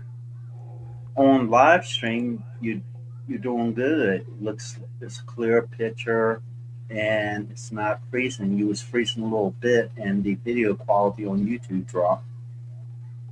Okay, this is raw good. Okay, Eli, thank you for coming through, man. Thank you so much. I'm glad that you enjoyed that song. I really like that song, man. I don't. I'm not gonna play nothing that I don't feel, to be honest. Adam been putting out some music too, so salute to Adam. Well, the thing is, I don't really listen to music, but for some reason, I started reading how I wrote my stuff down. I said, "Oh, I could turn this into a song." So I changed it up into a song, and then I wrote the song, then I used AI to generate the singer and the music. It was pretty crazy how good it turned out. Pretty good, in my opinion. But everybody has music they like and they don't like. Yeah, I liked it. I ain't gonna lie to you. You know what I mean? So keep doing it, man. Well, Like I'll do the I gotta write to a beat. I can write without a beat, but I gotta have the beat, and then I'll kind of form the song around that. But whatever, man. Whatever, whatever process you got, man. well, since I'm not good at singing or making music, I just went with the words. Yeah. But to say if I was president, I would need a good vice president, or vice versa. You up for the job, Blizzard? I, Nope. No, I I guarantee, want to live. probably I between want to live, bro. that's what I'm saying. I wouldn't live. The changes I would make, oh man, get me deleted my first day in office, and that's a fact. I don't think I would be good at politics, to be honest. I'm too middle of the road the way I think. So I can't be die hard one way or the other, or pledge my allegiance to a party or anything like that. You Oh, I ain't talking about pledging yourself to people that funded your campaign, lined your pockets, and stuff like that. I'm talking about making it fair for everybody, for like bringing it back for the people, by the people. yeah, I don't think. I don't know. It's like, has it ever been that way though? That's the way No, I've always seen politics. Never been that way. it's They never been dress that up. way. That's why I would get deleted my first day in office. The Yeah. executive orders I would sign. Oh boy. Yeah, day one, yeah, a lot of people getting you out of here. I don't care if you finance my campaign. I don't care I now, wouldn't baby. get a wounded ear. But yeah, this is politics, man. It's all screwed up, and that's what I be saying, man. It's all it's all screwed up. People are just now seeing it. It's the way I've always the seen it. the only politics that I might be concerned about in America is if it actually affects me living here in Thailand. And do you feel like it's affecting you? No. Yeah, Um, Back home in America, well, it didn't really affect me other than like inflation, taxes, and stuff like that. But like day to day life, it didn't really affect me that much. Pop, people always talk about Democrats and Republicans, what they do, and all that. When you really look at it, what has the government, whether it's Democrat or Republicans, actually has done for you that's to change your life for the better? Most people can't answer that. Right. C. Smith, welcome back. It's good to see you again. Welcome back. The panel is open. If you got, if you want to come up, because I know you want. I think you wanted to come up last time. And It's open. the other people that are on this live that said they'll come up on the next one, come on up. You don't have to be shy. We don't disrespect each other. No, we absolutely don't. Everybody's welcome here. BRY. Too many beans in the dinner. I It's got my like I I said. got my I got my blood work back today. My cholesterol, man. I gotta really do something about it. Um, I've been putting off really taking the medication. So my doctor give me a year to try to get it under control for myself, but it's not working. So I'm really the gonna start taking this medication and doing what I got. I can't avoid it.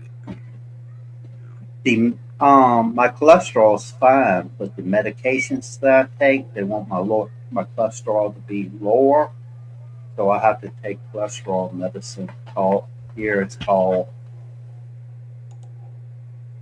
antorvastatin. That's how you I gotta pronounce it. take Rasuvastatin or something. I ain't gonna lie. I took it for a week and it made me feel like shit. So I went back to my doctor and I was like, well, give me an opportunity to um, try to get it down myself. But it hasn't. It went down some, but just nowhere near enough. You know. What people don't realize, you have to watch your cholesterol level because if it gets too high, it can cause you to have a stroke. Yeah. When I first started having stroke, I did my research and steps, did a lot of research on it, and it surprised me. High cholesterol can cause a stroke. Russ says Obama got rid of pre-existing conditions.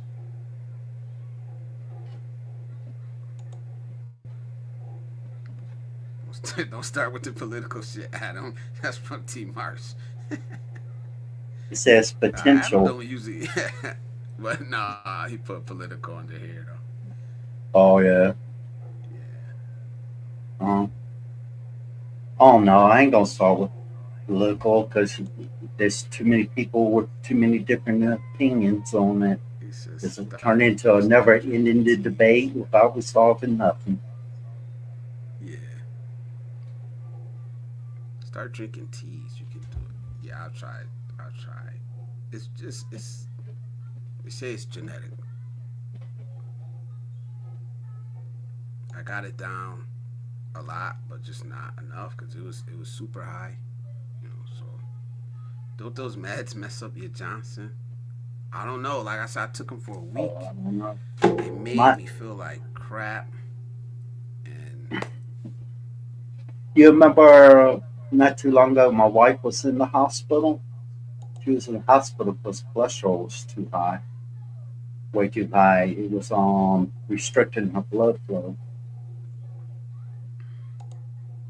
where all that stuff builds up in your veins, whatever they call it. yeah. So we need cholesterol. The liver makes well, whatever's going on with me, it's not regulated the right way. Um, my doctor explained it to me. And to be honest, I was zoning out. I'm not gonna lie. I was zoning out because I don't want to accept it, but He I'm was gonna do what saying he says. he's saying the cholesterol wasn't regulating the right way. Did he say what the cause But of it was, other than he did. He cholesterol? did. And I ain't gonna lie. I ain't gonna lie. I was zoning out. He told me everything and the reason why but I'm like, fuck. all I'm thinking is, like, yeah, once I start taking this, I'm gonna have to take it for the rest of my life, and that bothers me, you know. But Oh, I tried it. I tried it on my own, and it didn't work. You know, it's I'm nothing glad for I'm me. I eat healthy. Um, I'm active. Um, there's something I could probably look it up and figure out what he said. Um, I do have it in my notes, but I'm not these are pulling my up my two worst my habits. chart. Yeah, you know. No, this it's rosuvastatin. It's probably a generic, um, but it's a regulation. Well, It's regulatory. Whatever is supposed to cut it off, it doesn't, and it just produces too much of it. And kind of like where whatever part of your body regulates cholesterol. Now, I assume it's your liver. Kind of like the pancreas that regulates sugar. Some people have high, normal, high, or low blood sugar. But I'm glad that I'm in Thailand. In America, before I left, I was taking 50 medications a day plus 2 injections daily. yeah, I come to Thailand, I take 8 medications, and I wow, feel more healthier. Feel more it's healthier. Plus, I eat a lot more healthier here. yeah, it's like it's the guy I work with. A guy he takes 12 pills every day because he does it at work. He takes 12 pills. He's 39. 39. Do you I know what's take wrong with me? no. I don't think anything's wrong with him. To be honest, I think we just overly medicated. That's why I resist taking a lot of medication like that. And I take 2 pills a day. You know, I take 2 pills a day, and they're vitamins. You know, so now I'm gonna be taking a pill that I have to take for the rest of my life, and I don't know. In in America, I Triz saw is in the building. in Triz, I'm gonna America let you up, brother.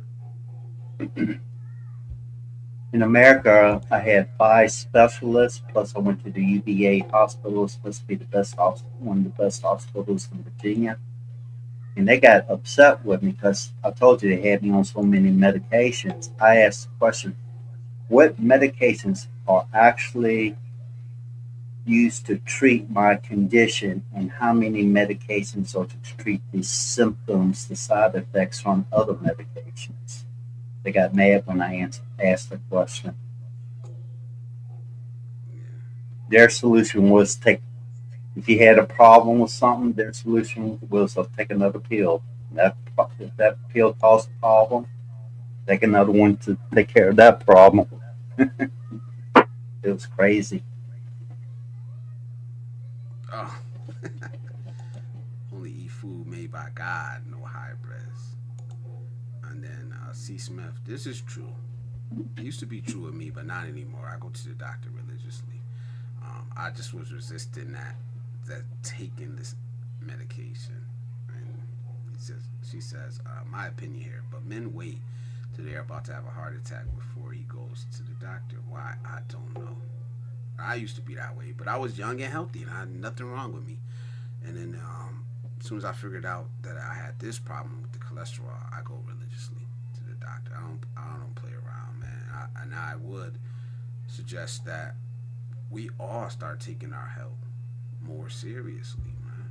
A lot of us are afraid that we're gonna hear some bad news that we can't do anything about. But my pops did this shit, and it pissed me off, man. It pissed me off that he waited. He knew something was wrong with him, and he waited and waited and waited. And then when he went and finally got the shit taken care of, it was too late. He got cancer all through his body. You know? It's like I said on here before in 2001 when I was 29 years old, working on my landscaping, doing the retaining wall, in excellent health, other than maybe occasional cold or flu. I was sitting there working and I was walking, toting two retaining wall blocks. Felt a little bit funny on my left side. Next thing I know, I woke up in the ICU. I had a stroke. Yeah. That's See, how that's how hard and fast life can come at you when it's least unexpected. What's up, y'all? what's How's it up, bro? going? How you doing, Yep. brother? Good, man. I heard the conversation. I just want to tap in because I believe he was talking about his medication, atorvastatin, which is also known as Lipitor, and you were talking about. I think you were saying you were on Crestor as well. Um, but it's very true about the kind of neglect that men have towards their health because we've been conditioned to, quote unquote, man up and not complain and just handle Amen to that. things. And so a lot of times we don't realize that there are things beyond our control that no amount of manning up can circumvent. In your instance, you're talking about cholesterol in particular. There's a higher incidence of genetic predisposition for African American males to have dyslipidemia. And Yeah. one of the balances that I believe you were referring to that your doctor probably tried to explain to you was, we have two different types of cholesterol, two primary types of cholesterol, HDL and LDL. The HDL is what they consider, quote unquote, the good cholesterol, which is responsible for carrying the excess cholesterol in your bloodstream back to your liver for removal. And you have the LDL cholesterol, which people say the bad cholesterol, but in actuality, um, in certain concentrations is necessary because there's components of cellular synthesis that needs a bit of cholesterol. So you need both, but there's a delicate balance that has to be maintained. And so if you have low HDL, like I have, it's genetically just low HDL, so I don't have enough of the quote unquote good cholesterol, and so I have to take supplementation in a form of omega-3 fatty acids and then diet modification like eating more fish. Um, I think uh, it's essential because high cholesterol could lead to a stroke. You know, Mm-hmm. one of the things that happens is that you have an accumulation of plaque within arteries. And then as you age, your ability to heal from different things kind of gets affected. So, like if you have an injury to your vessels, your part of the healing process is that you start to accumulate, um, you know, clotting mechanisms, and then that can actually aggregate plaque. When you have free cholesterol floating in your bloodstream, and then it kind of ends up having a plaque accumulation, and then you have narrowing and hardening of those arteries, and then you have a higher chance of stroke or heart attack. So it's very important because you can look healthy on the outside but still have some stuff brewing on the inside. Yeah. I agree with that. And yeah, it's very true that blacks are more prone to having problems with high cholesterol issues and stuff. So don't Yeah. whatever your ethnic background is, make sure you keep on track what is prone to your ethnic race and all, because you got to Yeah, stay healthy. we gotta Time take and care of health is ourselves. the most precious gifts in the world. If you don't have time, you can't get ahead, and if you don't have good health, you can't get ahead in life. Yeah, we gotta take care of ourselves. We gotta go religiously to the doctor, man. Like, and listen to them. Like even me, like I'm done. I'm done trying to figure it out on my own. Like I said, me and my doctor, I've had my doctor for a long time. He knows me. We talk. Um, I trust him. And I told him, I said, Doc, I gotta just try this. Before I'm on this medication for the rest of my life, I gotta try everything I can, to not be on it. So I fast. Just not. I ain't even start fasting because I wanted to diet or anything like that. Honestly, the way I started fasting was during like a bout of depression years ago.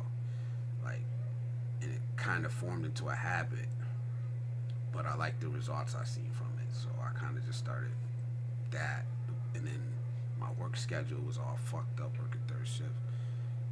Um, so I did start fasting, and I just do it daily. I'm basically on a 1 meal a day, which may not be helping me. You know what I mean? So that's the next step, is to see a nutritionist, um, and start taking these medications.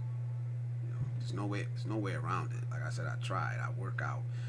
I'm not a sedentary. I don't eat junk. I eat, you know what I mean? And we got to get better, man. We all got to get better. We need to start taking care of ourselves, man.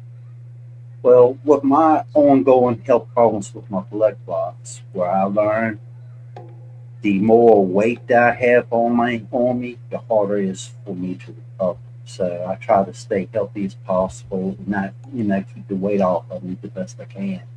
I can't go up now today. I can't go out there and run a marathon, but I can stay active, do yard work, do things that needs to be done, stuff like that. Well, just whatever I can do to stay healthy. It doesn't take much. It's not the hardest part is putting down the spoon that you feed your mouth with. Is the hardest part, because a lot of comfort food, it tastes really good. So that's why people eat. Well, not eat, overeat. Yeah. Like I said, I never dieted a day in my life. I ain't gonna lie about that. I never dieted a day in my life, but I just don't eat unhealthy shit.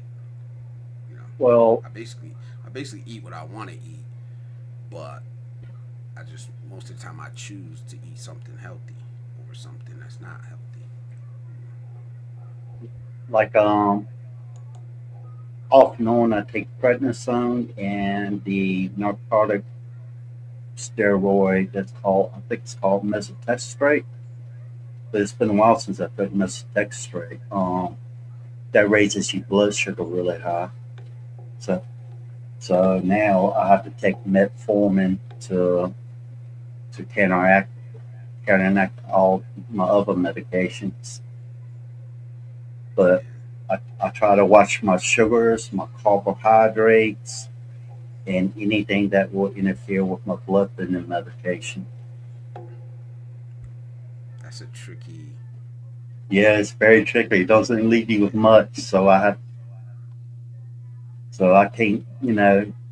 I can eat it at the risk of my health, but then risk me having another stroke, pulmonary embolisms, renal thrombus, DVTs, or any other problems it creates.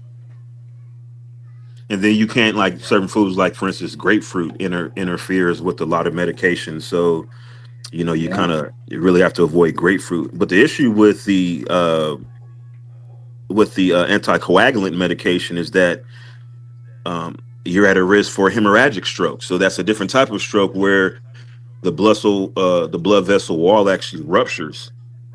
So there's an opportunity for that as well. And then obviously things like certain physical activity, like uh, maybe playing sports, um, even doing simple house maintenance, falling off a ladder could be fatal if you're on blood thinners. That could be fatal if you're not on blood thinners, but Yeah, that's that's a crazy. different conversation. But yeah, just like as you get older, like a lot of things really start to kind of compile because outside of genetic predisposition, people who don't have family history for certain things, just the lifestyle that you lived when you were younger kind of adds up, catches up to you, um, and then just habits that you maintain that your body was able to compensate for when you were younger. Now you have a harder time contending with. Like for instance, Blizz said he likes to eat whatever he wants to eat, doesn't really diet. I'm the same way. I eat a lot of food that are, well, my particular case, I eat foods that are unhealthy. Fortunately, I try to work out at least 6 days a week. So I'm pretty consistent on that. But that's still not enough. The diet is a very big component because you are what you eat. And as far as medications are concerned, I think a lot of people lean more towards herbal therapies and things like that.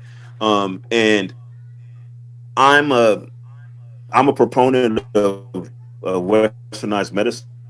I don't discount herbal therapies because a lot of the medications that we actually prescribe are derived from herbal sources. The only difference is that with the herbal sources there isn't consistency in dosages because if you have a particular plant that you're treating yourself with, different strains may have different concentrations. There may be different concentrations of the active ingredient, different times of the year. There can be, just variations. So you don't really know how to effectively dose, if you're using, teas or you just actually ingesting it orally. That's the issue with herbal therapies is just the lack of consistency. But that doesn't discount the fact that a lot of herbal therapies are actually quite effective. Yeah, I agree. You remember in October where I say I had to go to the hospital because I had uncontrolled bleeding on my foot. I had a I had a blood vessel that weekend, and it was this. I don't know. The nicest way I can put it is it was spraying blood and wouldn't stop. I had to go to the hospital to get it stopped, and they said that a blood vessel ruptured. Wow. Yeah, I was I also, remember that. and I don't know, a few years back, I went to another hospital and they messed up my warfarin medication, my blood thinner, and my blood got way too thin, so I had to go into the hospital for a few days, and they had to give me plasma to thicken up my blood. I don't know what you actually call it, but I was in there for a few days for that. It's just just managing the best you can and dealing with what comes your way the best you can. That's all you can do. Yeah, yeah. It's Russ just says, crazy. Blizz, I'm a vegetarian, still have high cholesterol. Father and all brothers have it. Father had quadruple bypass, and others have stents. I'm expected to get them someday. I guess, like, I had some family members pass away very early, like 30s and 40s, early 40s. So I'm taking it serious. It's not something that I'm not taking seriously. I just wanted different options, and I explored them, and it didn't work. So You said you want to fix the problem on your own without taking the medication, then you turn around and say you eat what you want. no, I do. I eat what I want, like I said, but 90% of the time it's gonna be something healthy. But like I said, if I want a burger, I'm gonna eat a burger. But it's few and far between. Most of the time, it's gonna be salad, fruit, leafy. Like I eat healthy. It's just I don't consider it a diet. You know what I mean? Well, the in Thailand, if my wife cooks me a burger, it's minced up pork, and it's cooked like like a regular hamburger, and all the vegetables and everything's fresh. The bread is made. I don't usually buy bread in the store. I buy it from the shops that make it daily. Like a couple days, it winds up the bread will go bad, and you have to toss it out if you don't use it. So I try to eliminate any processed foods or any foods that has a bunch of additives or whatever they put in. And a lot of the stuff that they put in the foods in America is illegal in other countries. Yeah. Yeah. So that should tell you something about the food. That what's sad, it's horrible. what's sad in the grocery stores. Usually, the health food section is probably one of the most. Is probably the most expensive aisle that you can go down to buy food. Yep. Costs more to be. It costs a lot more to eat healthy. Yeah. Like the price of fruit, how much fruit is still. Like I said, I buy fruit regardless of the price. I'm gonna buy it. I love eating it, but it has went up a lot here. Absolutely. C. Smith says, no excuse not to try it wholeheartedly. Scientists keep trying to get it right. You have to do the same. I agree.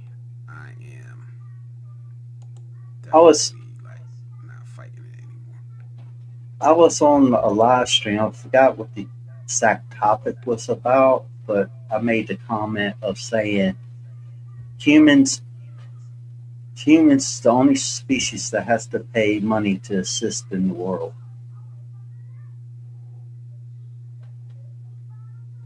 Nobody else has to pay to assist in this. No other species has to pay to assist in this world. It's to them. It's just paying the price of the circle of life, dealing with dealing with what's going on. You wouldn't be You ever surprised. got? Hey Adam, you ever gotten Yeah, one of these that Russ said? Like you could get a coronary calcium scan. Have you ever gotten one of those? Pretty sure. Like honestly, I don't know. I probably have. I just probably don't either remember it or didn't know the name of it, or if I didn't know the name of it, kind of like Blizzard did, just kind of tuned it down. yeah, Disaster I if ain't I'm gonna all lie. I was like, good. I know I'm gonna follow the instructions, but I was like, With having catastrophic anti-dyssaloid syndrome and lupus, if you really research both of them, that's some scary stuff. yeah, Um, the sad part about the blood clot disorder is 50% of the people that have it or diagnosed with it, they usually wind up passing away in the first 5 years or less. And I've been dealing with it for 25 years now, mainly trying to stay healthy as possible and keeping on top of things the best I can. yeah. So health is wealth, man. Health is wealth. Yeah, You are a light being, like Alexander. it's like I saying, like I'll say, I made in one of my songs. I forgot exactly how I worded it. I said the Grim Reaper ain't gonna be dragging me around, dragging me away until it's written in the hour in heaven, something like that. You know, Yeah. when it's your time, it's your Listen, time. There ain't nothing you can I do want to about it. live, man. I ain't gonna lie. I want to live as long as I can and be as healthy as I can. Um, I'm gonna that's keep that's fighting where to I'm at. breathe for long as I We can. all should be doing that. We all should be doing that, man. Russ says you gotta give up them cigs, Adam. Yeah, I agree. But that's one of the Uh, considerations when you're Emotional looking to support. relocate. That was one of the considerations when you're looking to relocate because access to high quality care. Yeah, Depending on where you live, especially if you're trying to live somewhere where it's economically viable, it may not be viable for your health if you can't have access to the care that you need, especially as you age.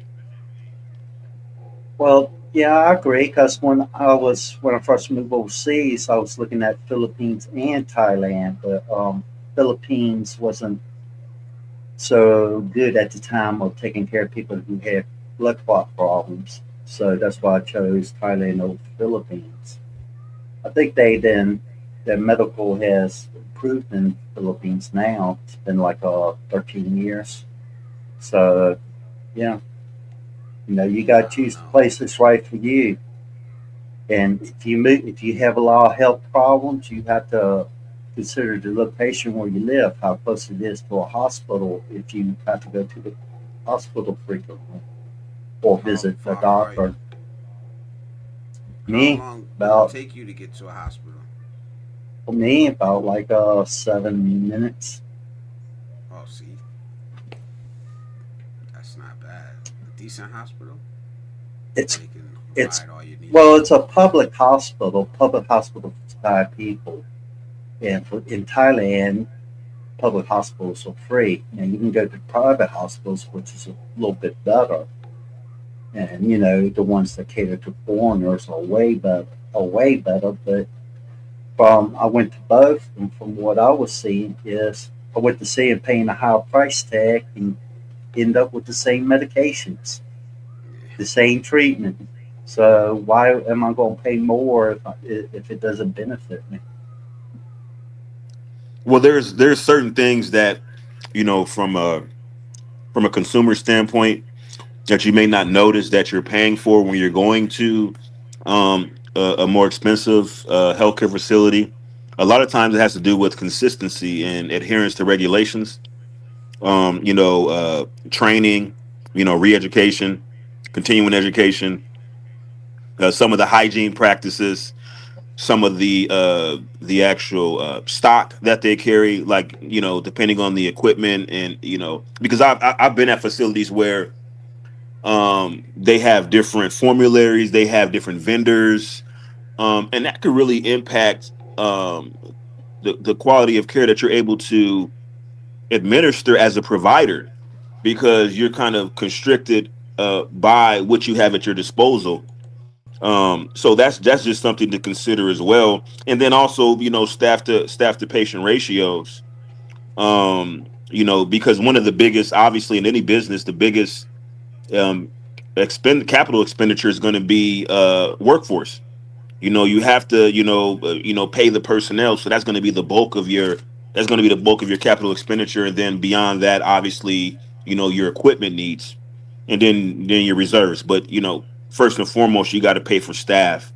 And so if you don't generate a lot of revenue, you don't have enough capital to really outfit your facility with the staff that you may need. So either you're going to compromise on the quality of staff, or you compromise on the amount of staff, or you just compromise on your vendor quality. So the equipment that you actually utilize for your patients. Well, I can say like I go to the public hospital for the doctors here in Thailand. By going to a public hospital, there's normally a much longer wait time, so you have to get up a little extra early. But that's the trade-off for it. And if you have any problems that they can't handle, or if you're hospitalized, they'll transport you to the nearest hospital that can handle your condition. And if it's like an emergency and you go to the public hospital, they take care of it right then and there. You just go to the emergency room. And like I was saying, my last doctor visit, doctors, lab tests, consultation, and medicines, 8 medications to go home for 2 months. It's like about a little bit over $50, $50 to $55 USD. How much would that cost back home? Well, see, you've identified the compromise. So, in order to be able to, keep their doors open, they can't hire the amount of staff that they need for a quick turnaround. So you end up with longer wait times, which, depending on what you have, if they triage correctly, um, even though it may be an inconvenience for you, it shouldn't really lead to a poor patient outcome. So, like, obviously, like, say for instance, they say, oh, it's a 6 hour wait, to see a provider. But if somebody comes in with something that threatens their life, limb, or eyesight, then obviously they should be moved to the front of the line, which is an inconvenience for everybody else that's waiting. But at the end of the day, if you don't have anything urgent, then you technically can wait. So that's just one of the drawbacks. But we find that even in what you consider westernized civilizations, and areas that have a more socialized system of healthcare, like Canada or Germany, you end up with long wait times to see a provider. And then seeing a specialist can be especially difficult, because you have to convince your primary care provider that that it's in his best interest to send you to a specialist. Sometimes the primary care provider, because they have specific mandates, they may just flat out refuse to send you to a specialist. And so you got to go to a different primary care provider to find one that will send you to the specialist that you need. All the time you've been waiting, and it could be months and months and months. And then when you finally actually are approved to see a specialist, then you got to wait even longer for them to have an actual opening. So, um, that's just one of the things that you have to deal with when you don't have a lot of disposable income to really just put yourself in the front of the line at a private facility. Yeah.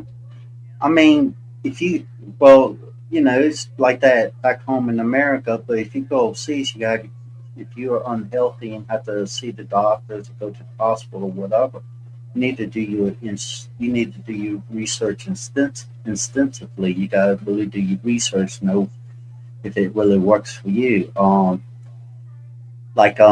Topping Hen is the city next to the village where I live at, and to get to the hospital is about 7 minutes away. They In this area they only have a public hospital.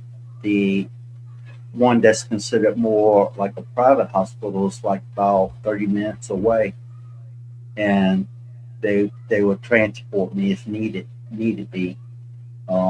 The public hospital I go to, they have certain specialists. I see an internal medicine doctor and a hematologist for my blood clots. That's the two I see there. If I need anything else, if they don't have it there, they will refer me to the closest hospital that can handle my condition. So you not that far off into the province, like, because they have two hospitals, decent hospitals that close to you. Well, I live in a village surrounded by rice fields, but the road that goes from my house to the hospital is about 7 minutes. It might be a little bit more than that, but if, if there's not much traffic on the road, you can get there fairly quick. I had my wife drive me on the motorbike while I was having a mild stroke. The last one I had December 13th, 2024. I, when I started showing the signs of having a stroke, and finally got to the hospital, I started having it. Uh, the emergency room visit, the CT scan they did on my brain, and 5 days in the hospital was it was over 7,005. So like about 250, roughly around 250, 275 USD for the whole bill, and that's including the hospital stay, everything, and go home with medications until my next doctor visit. All right. So That's a bargain. since you Yeah, it mentioned is. signs of a stroke, let me read this comment from C. Smith. She says the best thing you can do for yourself is to learn the signs of a stroke, heart attack, to catch things early. So I wanted to read. I kind of googled it, and I wanted to read the signs of a stroke, and you guys could help me out. It's called FAST, right? Remember FAST. It says um, FAST, face drooping. There's one side of the face No, drooping actually, from hold up. down. Let me stop you real quick. Let me stop you real quick, Blizz. Go It's ahead. be Go ahead. fast. It's All be right, be fast. fast. Okay, Be go ahead. Break fast. it down. BEFA. B is balance. So when you start All having right. issues with your balance, that could be a sign of a stroke. E is eyes. So you start having vision Yeah, changes, or you have differences in your pupil size, or you have different inability to kind of focus on things and track things with your eyes, or you have what you would consider extinction. So, you know, parts of your field of vision may become black, or you just don't literally something that would normally be in your field of vision. You just can't even see it. So now you can go with the rest of the FAST. I'll let you. I just want to throw the BE in there because people often forget Yep, that. I see it. Yep, now I see it. Um, F for face. One side of the face droops or feels numb, often visible when the person smiles. A is for arm.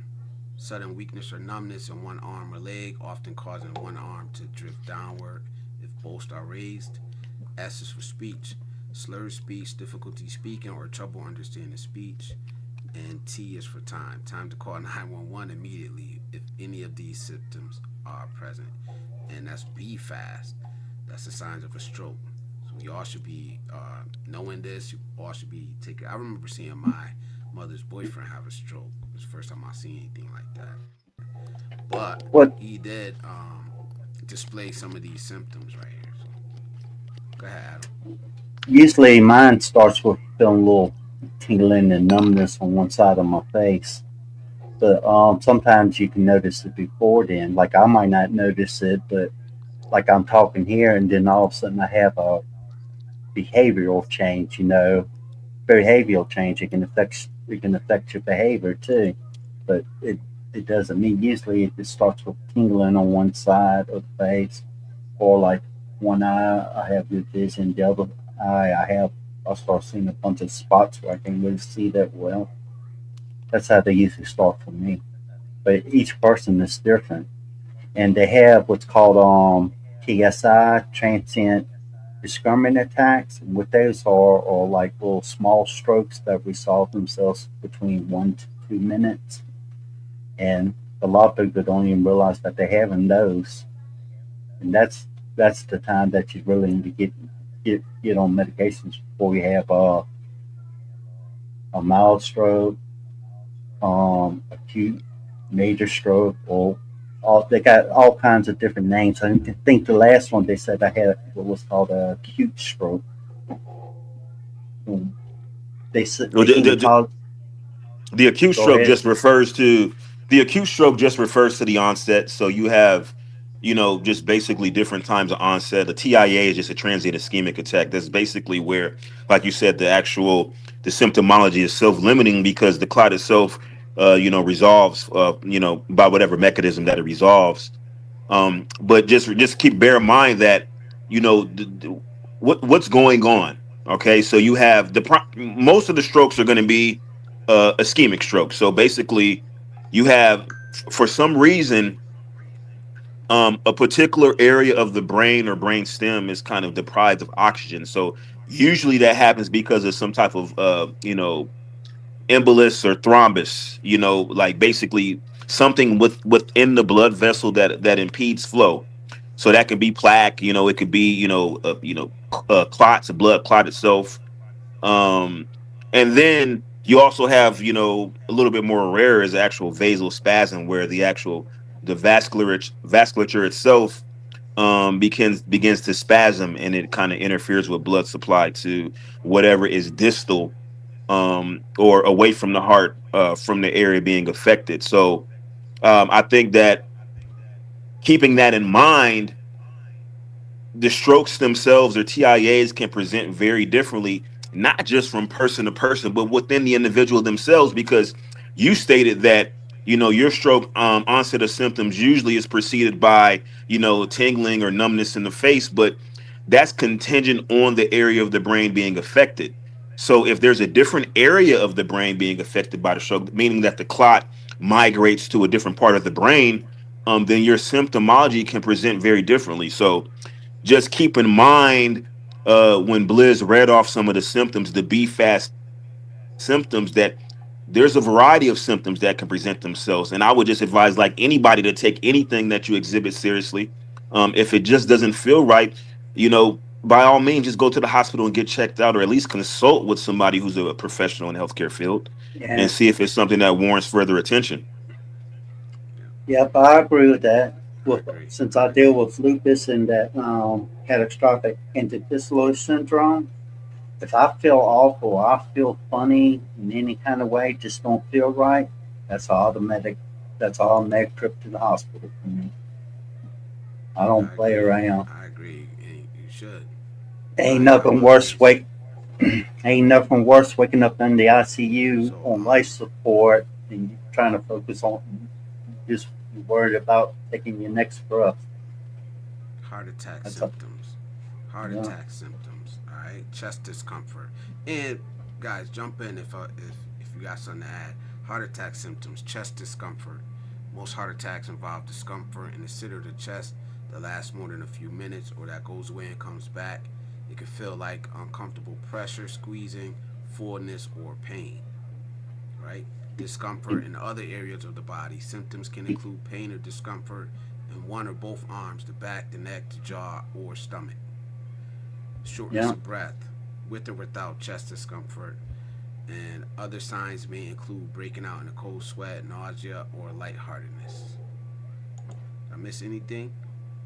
No. But when I first had my first when I had multiple pulmonary embolisms, the first time they hospitalized me, at first I thought I had the signs of a heart attack, but what I had was pulmonary embolisms. And with pulmonary embolisms, blood clots in your lungs, it actually hurts to breathe. So what you try to do is not breathe as much, and you get to the point where you hyperventilate, and then you think about, and the whole time it just raises the pain up and all that. It's crazy. It got me to hyperventilating where I just had tears streaming down my eyes. So they had to regulate my breathing and give me the medications for, give me blood thinners and all that. And most people think like blood thinners dissolve blood clots. They don't dissolve blood clots. Blood clots dissolve on their own. What blood thinners do is to help prevent you from getting more blood clots. Well, we actually have what you would consider clot blusters or medications Yeah, that actually yeah. dissolve clots. And so if you do have a heart attack, sometimes, or heart attack or stroke, sometimes it's warranted. And that's where, Blizz, when you mentioned be fast, right? The last T in be fast, time. It's so important to know the time of the last known well. That's what we call it, last known well. That's the last time that you noticed that you were normal. Because one of the issues is that we have a limited time to kind of resolve the clot and mitigate long-term symptomology. So there's parts of the brain that are affected by the clot that have been deprived of oxygen, but they can still be salvaged. We call that the penumbra. That's the part of the brain that can actually still be salvaged. But there's parts of the brain that are actually, the actual there's dead neurons, and you can actually look up the numbers. The amount of neurons that die per minute while you're experiencing a stroke is astronomical. We're talking about in the millions and billions of neurons that you lose per minute of a stroke. So that's why time is so important, because there's interventions that can be performed to kind of salvage that brain tissue. But we need to know when that last known well is, because let's say, for instance, there's a medication that we give, let's say, for instance, alteplase or tenecteplase. These are the quote unquote clot blusters. And if you give it to somebody who is too far beyond that period of salvageable brain tissue, what could happen is you can initiate another type of stroke called a hemorrhagic stroke, in which blood is actually leaking from the vasculature in the brain cavity, which the brain itself, that the skull doesn't have a lot of wiggle room to expand. So if you have a bleed inside your brain, it can cause ischemia opposite to the where the bleed is being occurred. So because it presses the brain against the interior aspect of the skull, further depriving it of oxygen. So it can have a cascade of effects. So that's why that time is so important. But going to the heart attack, um, it's interesting because male and females tend to exhibit different symptoms, Yeah. because just the physiology of a man versus a woman. So a lot of times the women have symptoms that they may not even have chest pain at all. They come in with back pain and they think it's something else, and it ends up being a heart attack. And we kind of figure that out through running some diagnostic tests, EKG, some blood tests as well, maybe even a cardiac echo, um, things like that we can kind of determine what's going on. Yeah. Bad indigestion or bad indigestion causing your chest to hurt. You might think it's indigestion, but it also can be a sign of a heart attack. Think you got heartburn or something. You're having a heart attack. Right? T. Marsha Blizz, why you stop talking? Cause I'm listening, man. Like one thing about me is like if somebody's saying something interesting, I do sometimes get caught up just listening. You know what I mean? C. Smith says, for my black men, I would ask And is the meds used to treat your counterparts. Doctors tend to treat black men and women with treatment plans that don't work. Look into it. Yeah, I think even Adam um, was saying something about that. You know. yeah, they had me on a ton of medications back home. I think 8 now. There's so many things, T. Marsh. symptoms or certain symptoms in a woman can be different from a man. So you have to do your research on that. Like now, this is my cholesterol medicine. Um, this is an extra pill called Mini Dab that boosts my metformin, my blood sugar. I'm not trying to show it up directly because it has my hospital number on it. I'll cover Uh, it up. oh yeah, don't dox yourself, man. Yeah, I don't want to. I don't want somebody getting on there changing my medications and I take it and wind up messing me up. I have to take blood pressure medicine. This is a Tylenol. Um, this the metformin.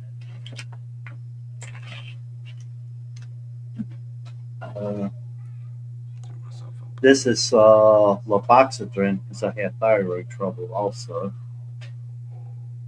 And the other two medicines that I have right now is different doses of warfarin, which has the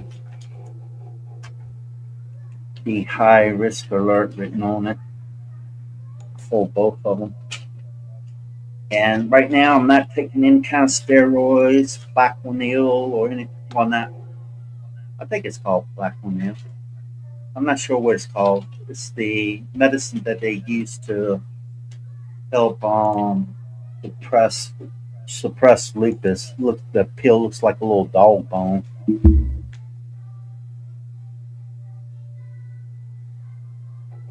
You said, what is the background with the gentleman in the panel? Trez, you always get this question, man. If you want to answer it if you want to, but I know it's in medical, so I know it's in the medical field. That's why. What's the question? What's the question? What is the background of the gentleman in the panel? Oh no, I don't want to talk about my background. I like to just let me just say this. Let me just say this. Everything that I say on stage is for entertainment purposes only. I don't give out medical or legal advice. There This you is go. There strictly you go. this is strictly social satire meant to entertain and entertain only. Please consult a qualified medical professional Yeah. for any type of medical advice. Let me and part of the reason why that Yeah, you we want to all should actually be doing consult that somebody. anyway. We all should be doing that anyway. You need a And, tailored, and, and, a and, health and plan tailored to you.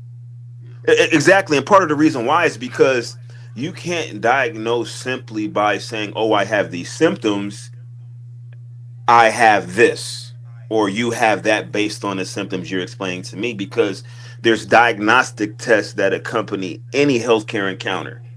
So even if you say I'm presenting with the classical signs and symptoms of a stroke, the classical signs and symptoms, let's just say that I have, some weakness and some actual neurological changes. Perhaps it's Guillain-Barré syndrome.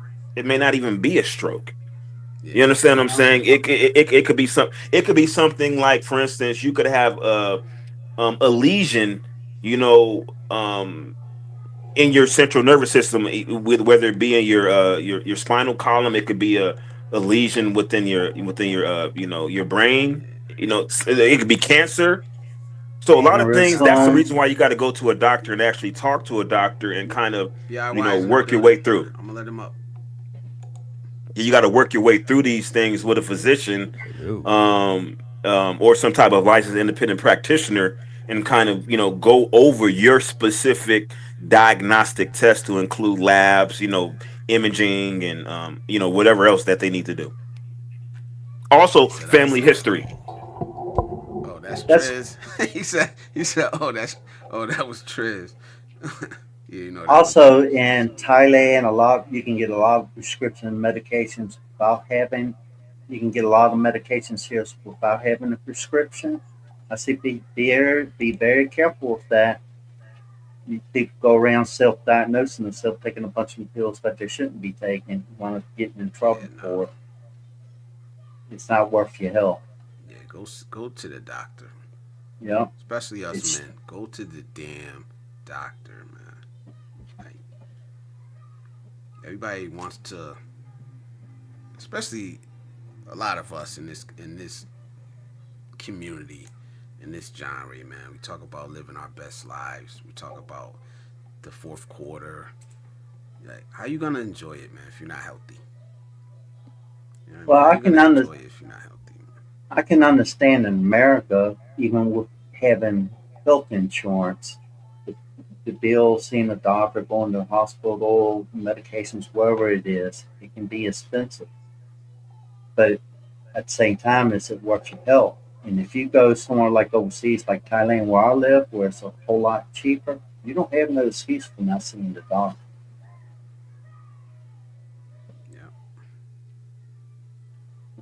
I don't know. I guess I've always had decent health insurance. I like my health insurance. Basically, pay a copay.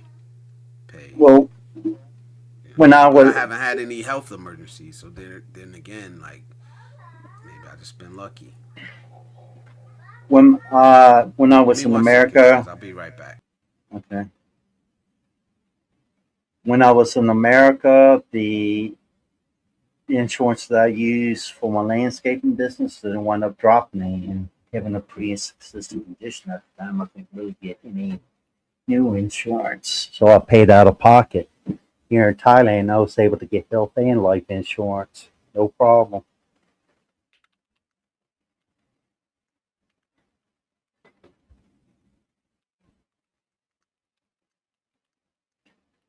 I see the other gentleman joined, but he's not saying anything. Yeah, I'm speaking through my fingertips again. Oh, But you can hear me now, right? yeah, I can hear you. Excellent, excellent. Yes, so I'm not on the hunt for Red October, but I enjoyed that movie. Yeah, with Sean Connery. Indeed.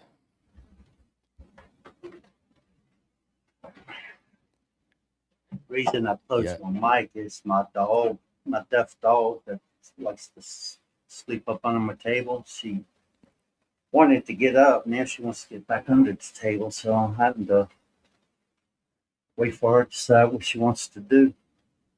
That's cat-like behavior. Well, she's the dog can't, the female dog, she can't hear, but also I think she's messed up in the head a bit, some kind of Well- disorder or something. Well, a lot of people believe that cats are messed up in the head. And that might be true, but they know it. And they know how to make the most out of it. That's my opinion. Yeah. Yeah, what I normally say is my definition of sanity is thinking you're the number one, and everybody's messed up in some kind of way, whether you're an animal or a person. Indeed. Indeed. Well, I'm going to start saying, and I have started already, everything always works out in my favor as an affirmation. Keep it simple. I don't need to Yeah. know how. I just need to know that it does. Yeah, I agree with that. A lot of people worry about things that usually wind up working themselves out. Yeah, so you like my submarine I'm effect? back, fellas. My bad. Yeah, I like it. Yeah.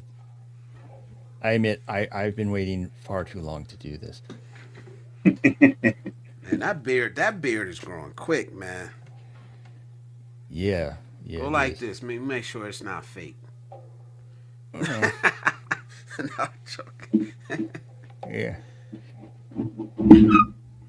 Yeah, when it turns black, then you might want to suspect something's up. Mike Alexander says, "Love somebody, damn it." Love. Ain't Well, nothing I'm wrong working with on that, that. man. I'm working on that. Nothing wrong with that, man. Let me read some of his comments though, cause I kind of been. He says we need to protect our Mother Earth. It's like it still looks like I'm clean shaven. I shaved this morning and already can me. Yeah, I'm looking rough, man. I know. Already come back out. That's why people they ask me, they go, you when you go, you staying busy, going out doing a lot of stuff. You say talk twice a day. I said, yeah. I said if I want to remain clean shaven as possible. You shave twice a day? When I'm busy doing things, like I said, I shaved. I don't know, around 8 o'clock this morning here. It's now 12:40, and Damn. I'm already. It's already starting to get that 5 o'clock shadow. The stubble is real. So yeah, I don't. My Yeah. hair don't grow that quick, so it never did. Too bad they don't do the same But for my head.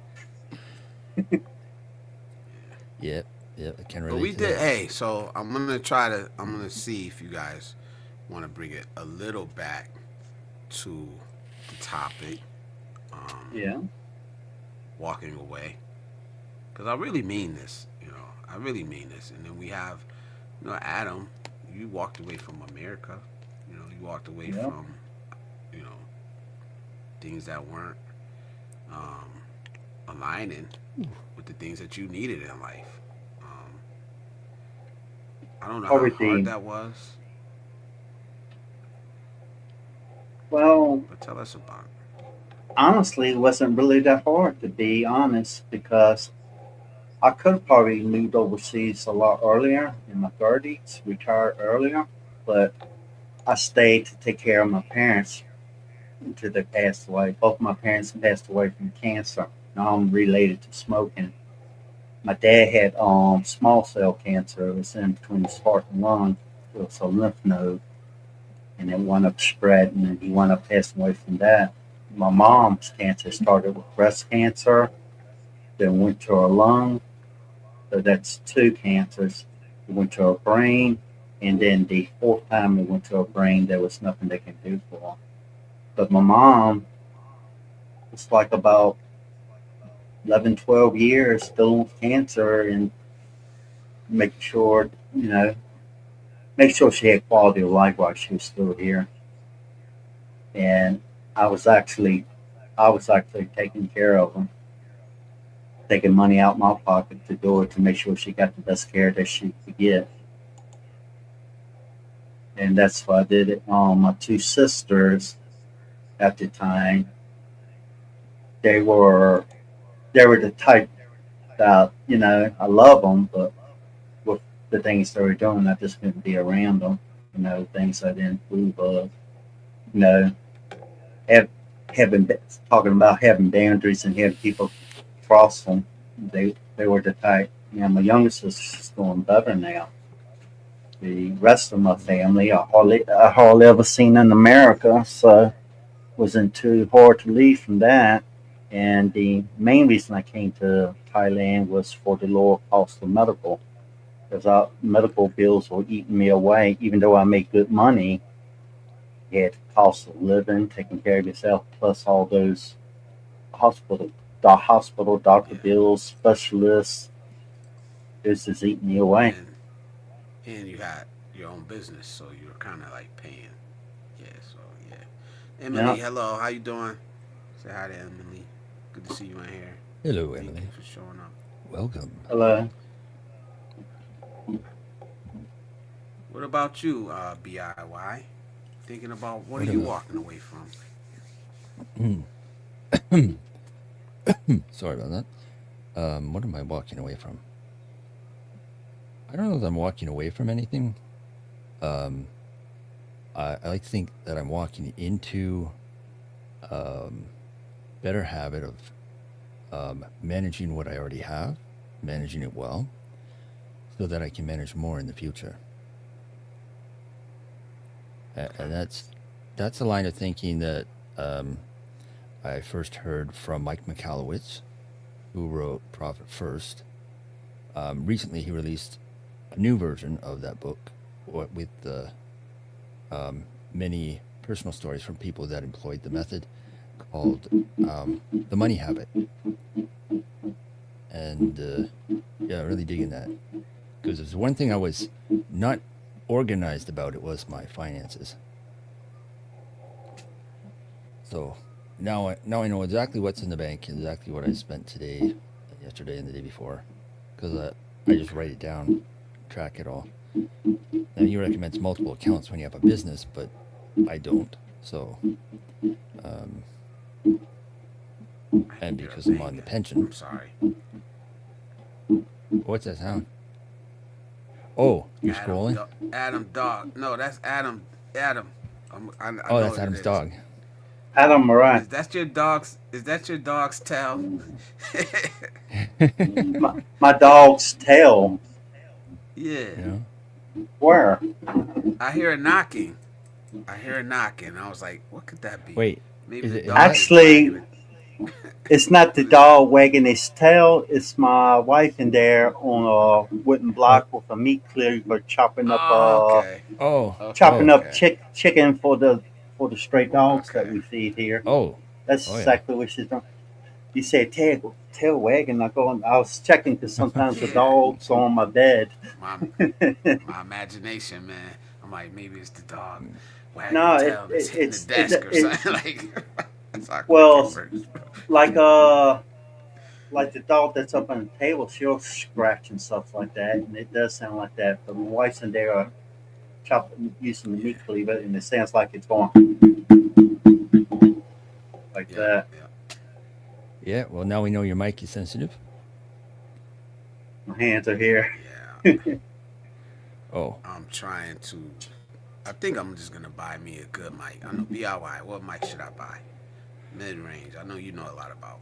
mid-range. Well, how much did you want to spend? Because that would determine the mid-range.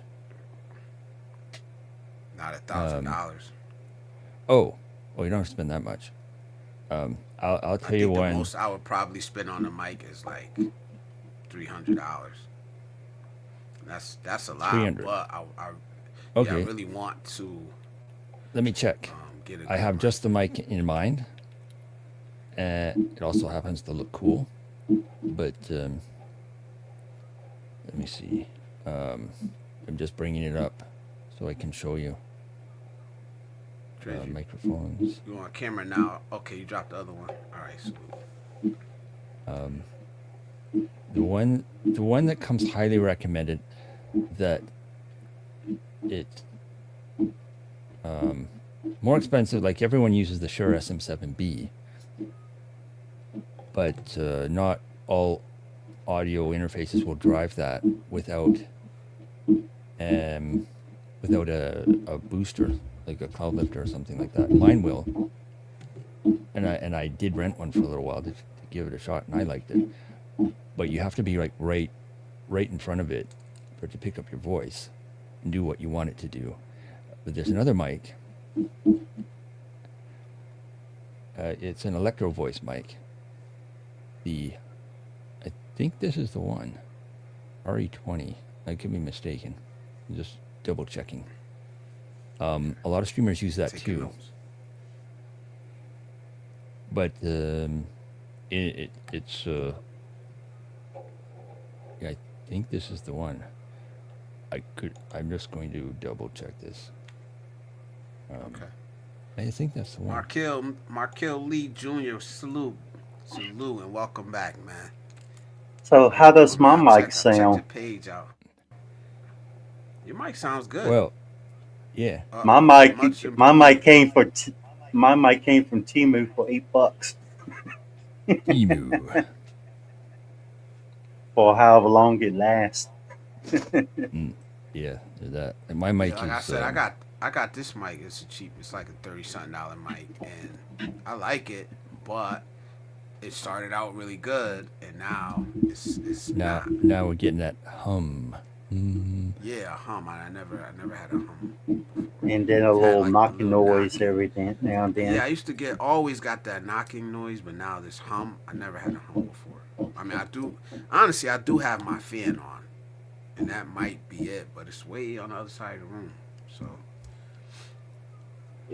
Yeah. If well, your I'll mic's give you- picking that up, you must have a sensitive mic like me. yeah. I hear my wife chopping in the kitchen using a little meat cleaver chopping the kitchen. Yeah. Well, you Whatever, can, Bob. on a lot of mics, you can actually alter the direction of capture. So some, you have mics they're generally set to be omnidirectional, but you can change it to where it only captures sound coming from the immediate front of the mic. Yeah, I try to do that. I got about the best possible settings I can have. The kitchen is like where she's chopping is just like on the other side of the room from me. Oh, So that's why. is your mic on the stand? Yeah, it's on a no, it's on a arm. Well, see, because the vibrations could be emanating up, from the floor through the arm.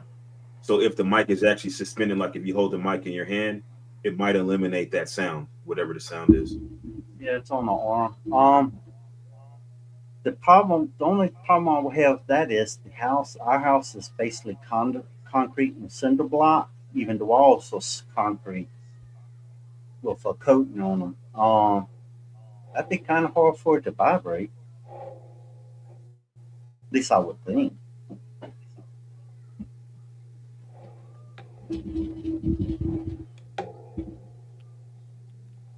Yeah, it do pick But the it do pick it up though. the the camera that I have now and the mic is good enough until I can good enough until if I ever make any money on YouTube to buy better equipment. Right now, it's good enough. And unless it Yeah, and becomes really bad. that's how I thought too. Yeah, it's good enough. It's good enough. So, but slowly over time, I'm gonna upgrade. Like I got Yeah. this camera. I love this camera, and maybe one day I'll upgrade from this one. You know what I mean? But When I'm you're just ready gonna to keep upgrade your putting camera, back. let me know. I'll point you in the right direction. All right, all So right. how Let how me is see. my I'm camera definitely gonna take you up on quality that though. Let me see. from a Let me look at $10 you. camera on from Timu? Let me look at you on the big screen. The camera does make a Looks significant good. difference in the quality of the picture you have, especially if you want low light performance. You want a camera with a large sensor. I would Yeah. recommend a bare minimum a 1 inch sensor camera if you're serious, and then if depending on what your actual budget is, micro four thirds or even a full frame, which requires some additional interfaces to kind of bring in the feed. But there are actual micro four thirds webcams that have a USB connection. So See, that's what I'm using, a micro four thirds webcam with a USB connection. All I know is mine can go up to 4K, full my HD. grandson is Has a my light and a grandson's UBS. It plugs into a UBS port. Well, the most webcams can either transmit in HD or 4K, but that's not really the important part because a lot of times, especially for live streaming, you're going to be downgraded to a 1080p feed anyway. But even if Yeah. you did have a 4K feed, the most important part, as I said, is sensor size, because this is what actually captures the light and gives a more authentic representation of what you are. It feels like you're really there. You can't achieve that with a small sensor camera. Yeah. Yeah, I Let's agree. see. You know, as things go, if I need to, I'll upgrade. But if things go keeps remain the same, I don't see any need to do it. I'm the I'm the type of person I'll buy what I need first, and anything that adds value. If it like a mic, if I bought a new mic and camera now that's expensive, right now it doesn't really serve any purpose. Until the until channel grows, and really it doesn't matter if it grows, whether it grows or not, as long as it reaches a few people. I'll keep on posting. I use my camera for other stuff though. Like I use it for actually my primary using for this camera is meetings, that I have with work and different things. So um because I don't do YouTube. I don't have a YouTube channel, so um it really doesn't serve me any purposes for that reason. But for stuff outside of YouTube, yeah, it makes a difference. Yeah, as right now, the only Yeah, reason I use I a looked at this one. I looked at this camera. I was gonna buy this camera. I was buying Meet 4K. I'm Then I familiar ended with up that getting a camera. I Logitech. believe the Osbot Meet uses like a one or and one a 1 and 1/2 sensor, which is I mean it's decent as far as webcams go. But if that's the case, you'd be better served with a instead of getting that, if that's the realm you want, if that's the route you want to go, I would recommend getting a DJI Osmo 3, which you can use for personal vlogging, but it can interface as a webcam with a USB connection, and it has a 1 inch sensor. So you have the low light performance and you have the depth of field. So that's why I would recommend that. Yeah, that's probably gonna be between between that and a mic is probably gonna be my next two purchases because I have the Pocket 2, which I like, but it's Oh just well, difficult. can you use the Pocket 2 as a USB? Does it have a USB interface? Damn if I know, man. Yeah. So what I would do, I I don't. would before you. I can, but the workaround I kind of was looking it up, and the workaround just seemed too difficult for me to get into it. To live stream with it. Well, no, but what I think is that if you plug it into your computer or laptop with the USB connection, at least with the DJI Osmo 3, I got a DJI Osmo 3, um, and I could plug it in with the USB connection, and the computer will recognize it as a webcam. Yeah, no, not mine.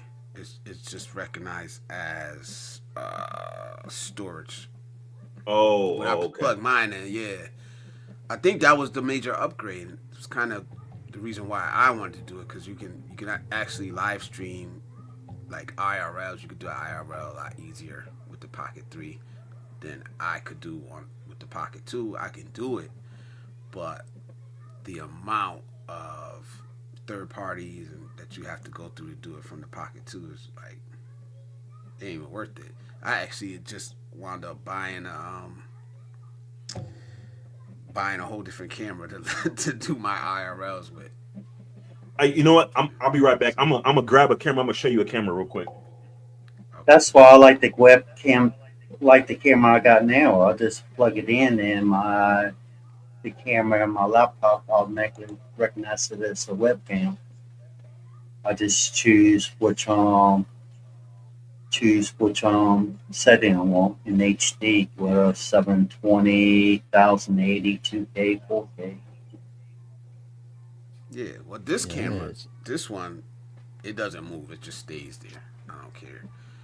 Um, Oh, this he's one. talking about the vlogging I got camera. mine on the He's talking stand, about but I can move mine all about. he's talking about the vlogging camera. I'll show you the one. And I got it on a stand that actually I can raise it up as tall as I am. I love yeah, I this can do that camera too. though. I'm not gonna lie, man. I love this camera, but it's just things you can't do with it. It's not waterproof. It's very weather sensitive. But this thing here, I love it.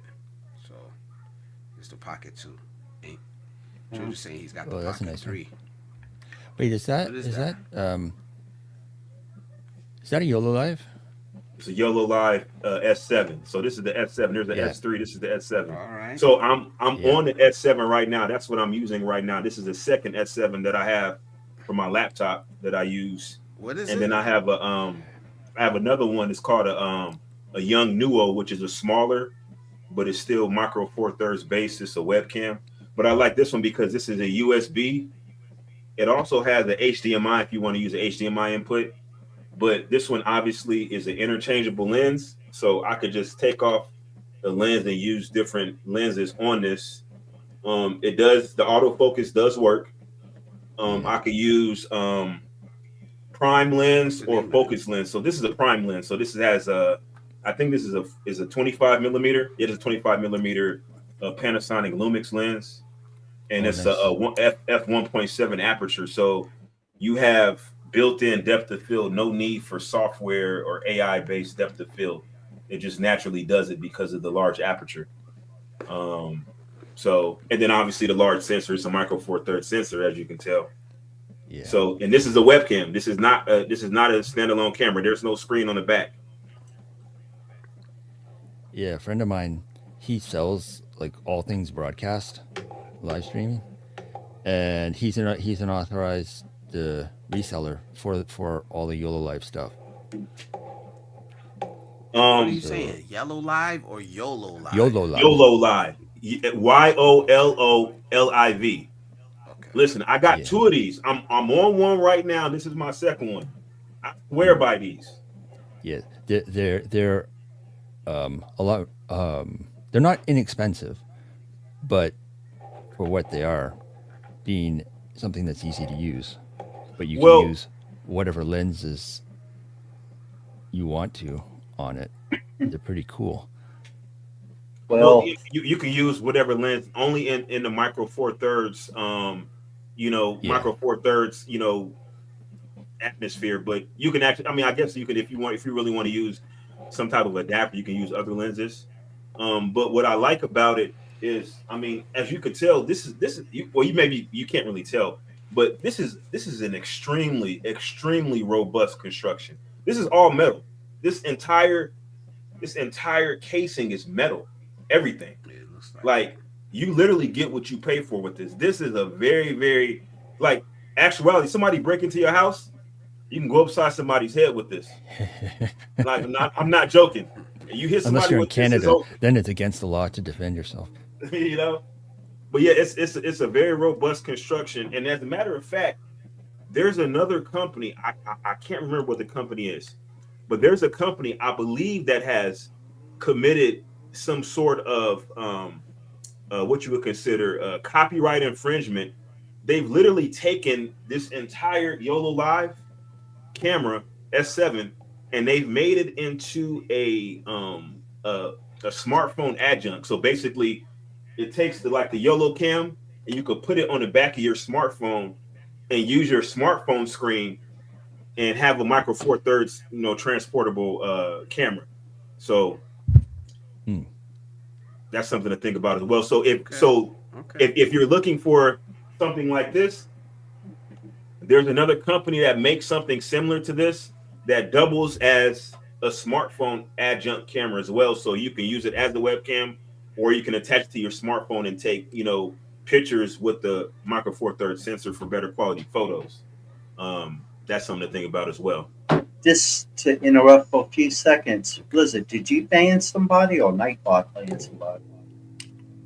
I did. Sick. I was trying to time them. I was trying to time them out, but it banned okay. I didn't mean to do that. I was just making sure something wacky was going on. Out. No, I did that. Wait, are you talking about this person? Is that Grant Alexander? Grant. Is that who you're trying to time out? Yeah, I did. Well, I thought I timed him out, but it banned him. Guys, please pray for my. That guy? Huh. Yeah.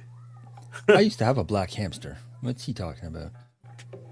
No, he's trying to basically say that he's making a joke about African Americans, basically. He's being dumb. Yeah, so yeah, exactly, man. Exactly. That's why that's automatic. Like, if you want to talk about it, we could talk about it, but don't. It's a certain way to do it, man. Don't get bent out of shape. That's not it. Don't get it bent out of shape. When I say this, I had some black people on the live ask me, "Do you use the N-word?" I said, "Sure I do. I use it all the time." Nimrod. So I waited, I paused, and you should have saw them. You should have saw them getting all flustered and stuff. Nimrod is anybody cause, creates problems, whatever. But you know what's crazy? That the term Nimrod is derived from King Nimrod, which who actuality was a conqueror, a world conqueror. He was well respected in the world at one time. Well, I think he was more feared, like almost like Kim Jong Un, like where he had 100% of people in his party vote, or people within the political parties vote for him. I think it's more fear than actual respect. But yeah, or they would disappear if they didn't vote for him. Respect through fear. exactly. Nimrod. Nimrod. But I'm definitely gonna look up these cameras, guys, in the mic. So I appreciate you know, Yeah, Well, you may if want to you get with what's the guy, the gentleman with the red background? What's his name? BIY.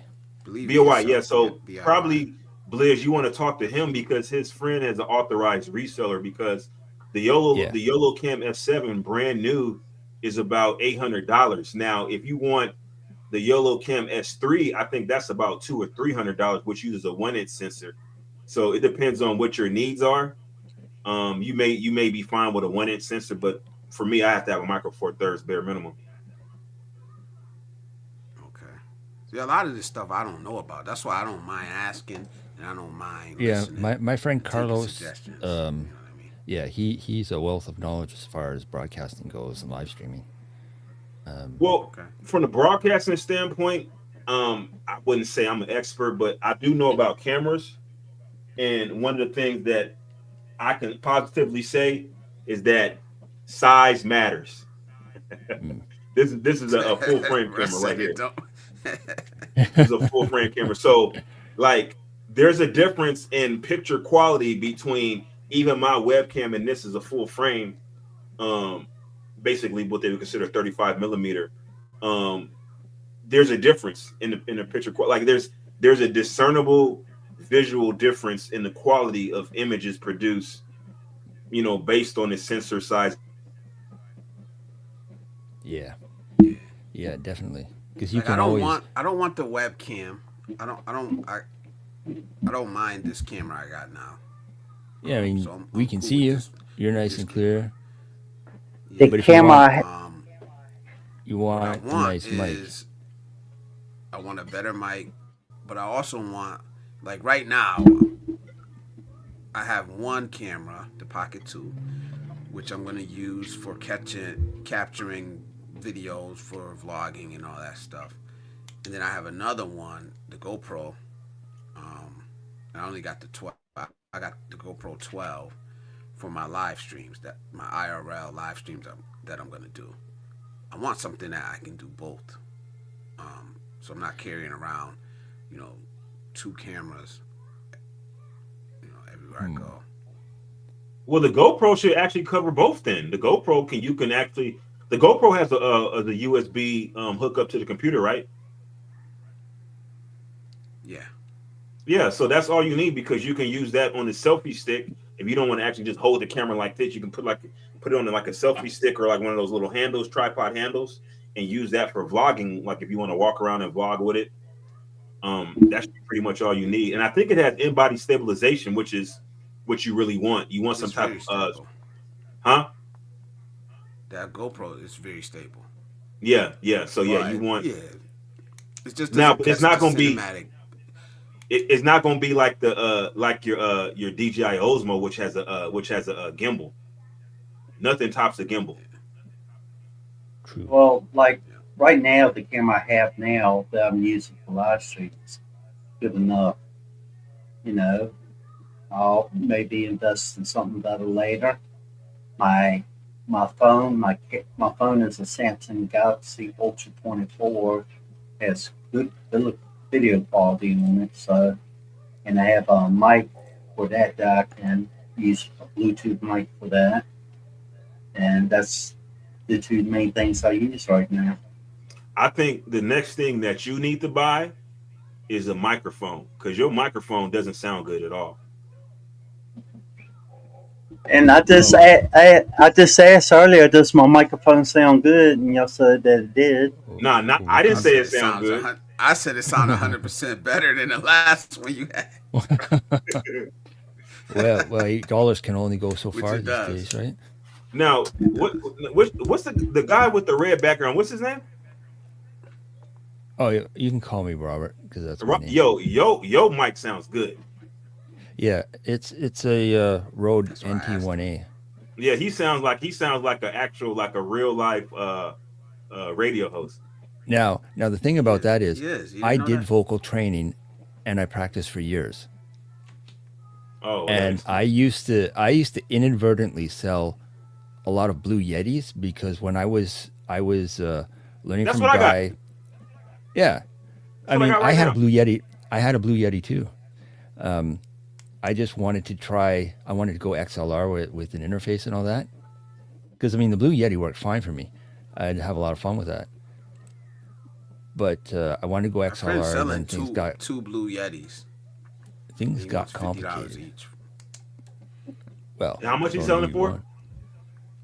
$50 each. That I don't know. That might be a good price if they're in good condition. Like mine, like this one I'm speaking on right now is a Blue Yeti. It's USB. You don't have to have one. I got another microphone that has the whatever that microphone cable is that you have to plug in. That big wide, big circular thing, whatever. XLR. Oh, that's what Yeah, that's it's a lot called. of. Yeah, that's what this mic is plugged into. Now this mic is, I think it's over 10 years old. This one. And it came with a 10-year warranty if you registered, which I did. It's not ideal if you want to do music with it because it's too bright, and people that are in the industry say you can't mix away brightness from a microphone, but you can like the treble. Now you can bump it up from a mic that's more neutral. So that's one thing about these. They're very sensitive. They were extremely well marketed because I bought one, and it was because of the marketing. But yeah, it's going strong after 10 years, and it's built like a tank. So I had to buy the Rode boom arm because I have one of their boom arms to support its weight because of how heavy it was. Oh, wow. Which is also, I'm on a shoestring budget now because the actual mount part broke. But when you get a mic, if you get that RE20, you'll definitely want this device here. I forgot what it's called, but it isolates it from the vibrations of the if you're typing, and you already know how I type when I was on the laptop and I joined before. Yeah. But So it you definitely want you that would with the other suggest mic that too. Blue Yeti? You would suggest the Blue Yeti Blue mic or something? I think that's the name. Yeah, your Blue Yeti is directional, but you can switch it. It has two capsules, one in the front, one in the rear, and you can switch it so that it's both like I used to call it double front. That's from being a Star Wars fan. Yeah.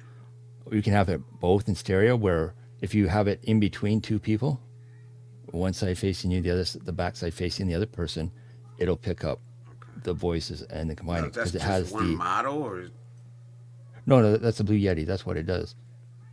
okay. So it has, I All right. think, it has 4 different patterns you can select.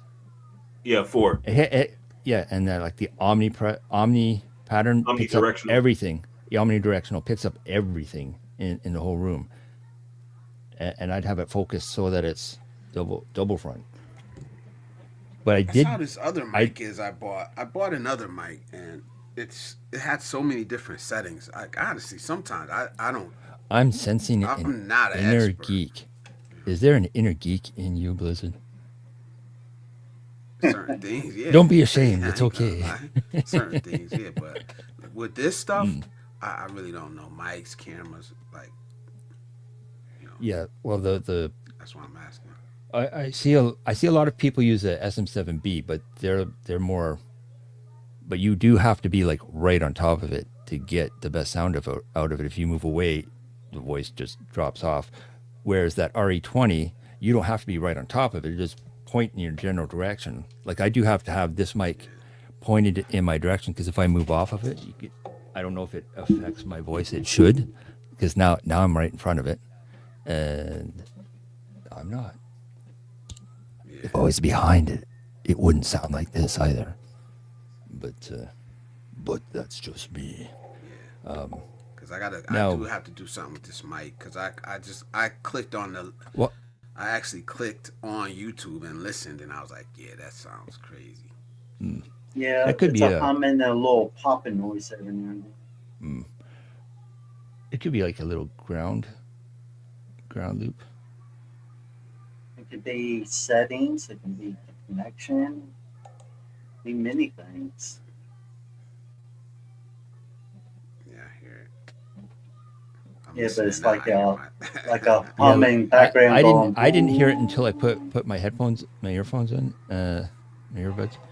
Um, yeah, I didn't notice it at all. But when people, I guess, but once I did, and I was like, "Where's that hum coming Once they from?" pointed it out. And See? I muted all the other the videos because I had quite a few live streams going because it's Friday night and the WAN show was on, and yeah, I heard it pretty clearly. But now the volume turned down We working on it. because it's after dark. It's after dark here. It's 1:20 a.m. Eastern Standard Time. It's after dark. Yeah. Who cares if your Yes, mic sir. messes up a little bit? It's time to get funky. It's Let's 120 make it funky. here too. Put on some Marvin Gaye. Michael It's Alexander one. said he happy with his iPhone cam.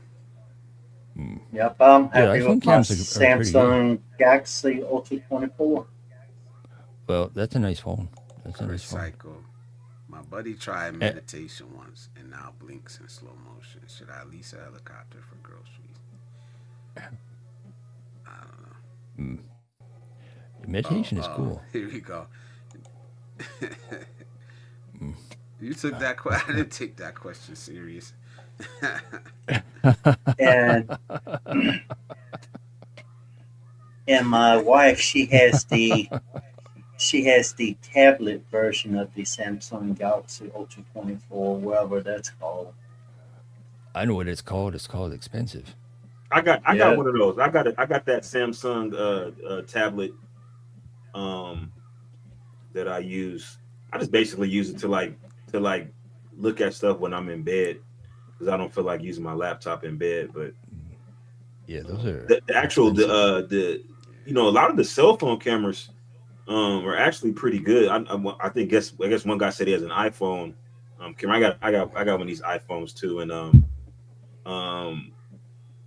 actually I got one of these other iPhones. I don't know what iPhone this one is, but the iPhone cameras, the software has kind of a where it kind of slightly blurs the background to give subject separation that mimics the effect of a large aperture lens on a mirrorless camera. And I think once you actually kind of set it up right, you can actually do pretty effective streams from an iPhone. Yeah. Yeah. The last time I I've heard joined, that. I joined I've from my seen iPhone. people like all I use is my live stream, and you look at their videos and you're like, wow. But I've never owned that. I could have used my phone to come up on the stream. It's just a whole lot easier just to use this UBS camera as a webcam.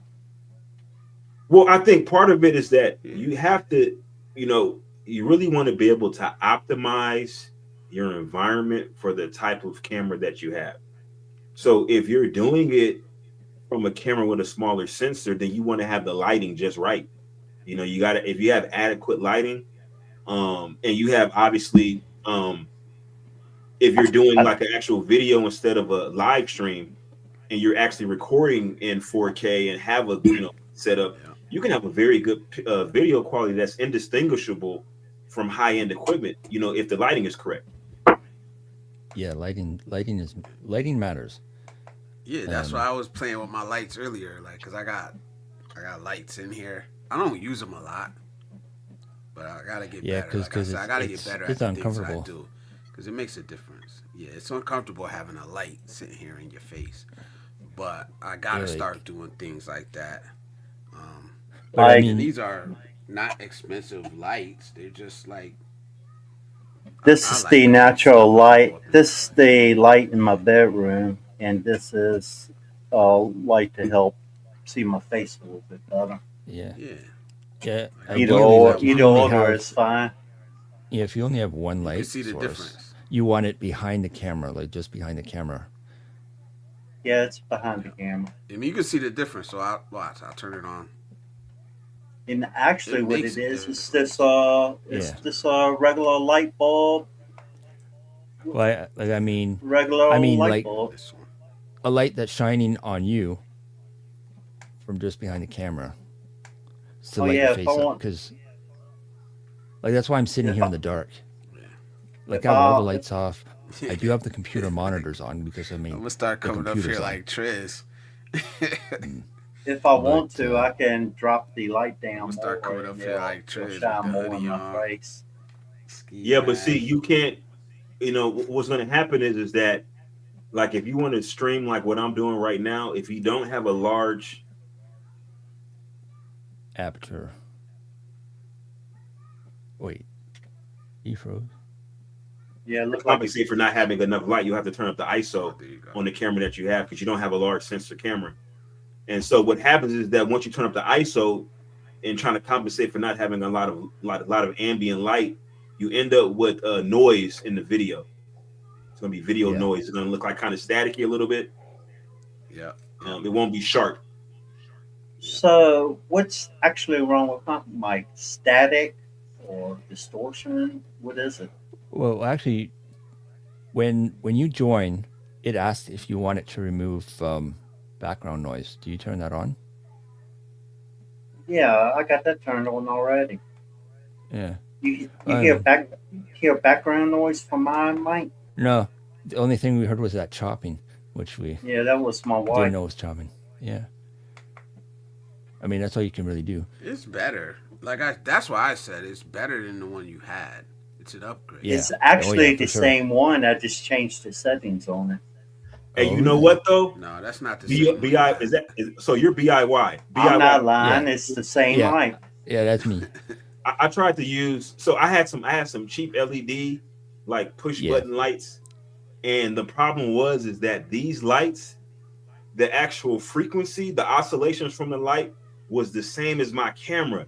So Oh it made like this flickering when I tried yeah. to use those cheap lights. It was crazy. It was like perfectly in sync with my camera. So you can see every like whatever hertz the LED lights are at, you can see it Yeah. on camera. Yeah. Oh wow. Yeah. I see that a lot when people are live streaming down a street where there's different frequencies like 50 hertz and 60 hertz lights, and some are or the vending machines This is in stuff I don't in know Japan, nothing about. the LEDs that look solid to your eyes look like they're fluctuating on camera because of the frequency of the electricity, Yeah. and I it's not changed the matching. settings on my mic. Well, it worked. We can hear you. Better? We can hear you loud and clear. Okay. Yeah, Like, like I said, I'm using some lights that I bought at Walmart. I will show you guys, but the cords are like kind of set where they're at. Well, But like when you I just don't know. turned on I the think I lights pay earlier, like Blizz, it didn't look very good because I think the lights were set too bright. they are bright. Yeah. mm, Well, this one is Yeah. on still. No, This not that one I one. The other one turned that you off. turned on. But This one this over right here. here is the natural lighting in my room. yeah, it's a That one. it's Too because bright. it's because the windows. If you could like black out the window, Yeah, that's then way it Oh, too would be. bright. let me Yeah. close the curtain. Oh yeah, that would help. That one I don't like. I don't like that one. This one has been on. This one here has been on the whole time. This one I don't really like. But you know what? You know what really works good? If you can like turn off all the lights and then you have lights set up in different parts of your room and turn them on one by one. And that way you can kind of figure out what's the perfect lighting for your setup.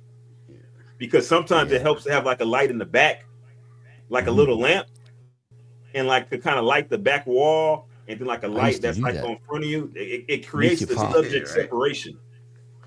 Yeah. Okay. It separates you Yeah. from the background.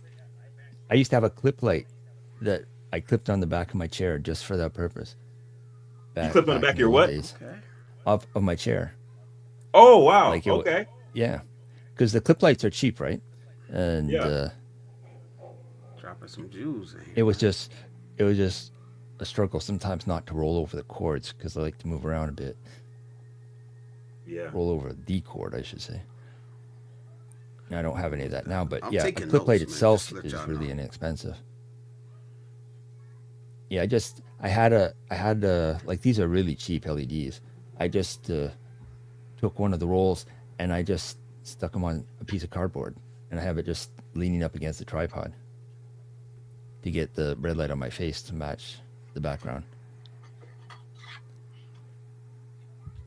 because I I just got a wanted to do it. I got a floodlight. This is actually a floodlight that's adjustable. I got a remote for it, and I got it turned to the lowest setting, and I have it facing the wall. So what you're seeing is this red light is actually light that's turned very dim and reflected off of the wall, and it bounces back on my face. Because if I turned it around and directly, it'll like blind me. So that's something that you can Yeah. do too. If the light is too bright, just turn it around and have it bounce off the wall and then hit you. Mm. Yeah, like I have one of those lights that you're supposed to use for the seasonal affective disorder, the SAD. Yeah. Uh, I have it just sitting on the back of my monitor, shining at the wall.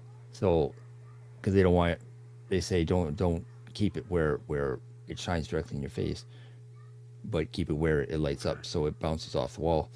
And I quite like that for the because normally I'm in a small apartment with the window covered because I don't like people staring in because they could be. And yeah, it works for me. It was like $31 or something, and you can disable the timer because a lot of them will be on a timer only. This one you can just disable the timer and have it run all the time. So that's what I do. It's not on right now, of course, because I wanted to be in a submarine. To Yeah. be And honest, I need to get some more blackout curtains. The ones I have, the dog chewed. One of our dogs chewed it up. That's why, yeah, as because much as I love dogs, man, I ain't. I don't. I think I'm done with dogs, man. go full We cat. have, You'll never we look have back. in No, total. no, I never have a cat. Mhm. In total, we take care of 33 dogs, including the stray. 6 of the dogs live with us, and we have one cat. Yeah, I love dogs, but that's way too much But for me. I only help. Way too much. Yeah, I agree. It's way too much, but just helping them with food. They don't, they're street dogs, so I help them with food and stuff like that. Yeah, This is an dogs don't interesting care. segue too.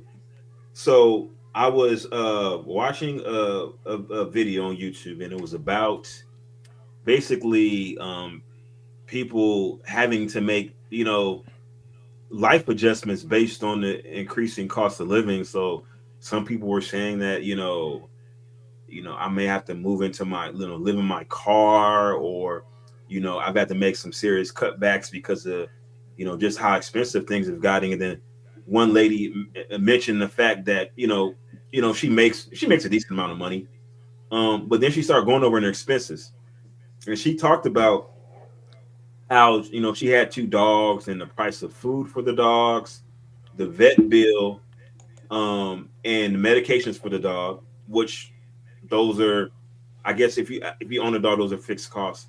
But then because of her work schedule, she generally was gone about 16 hours a day, like I am. I'm gone about 16 hours on the days that I'm actually out working. I'm gone for like 16 hours, right?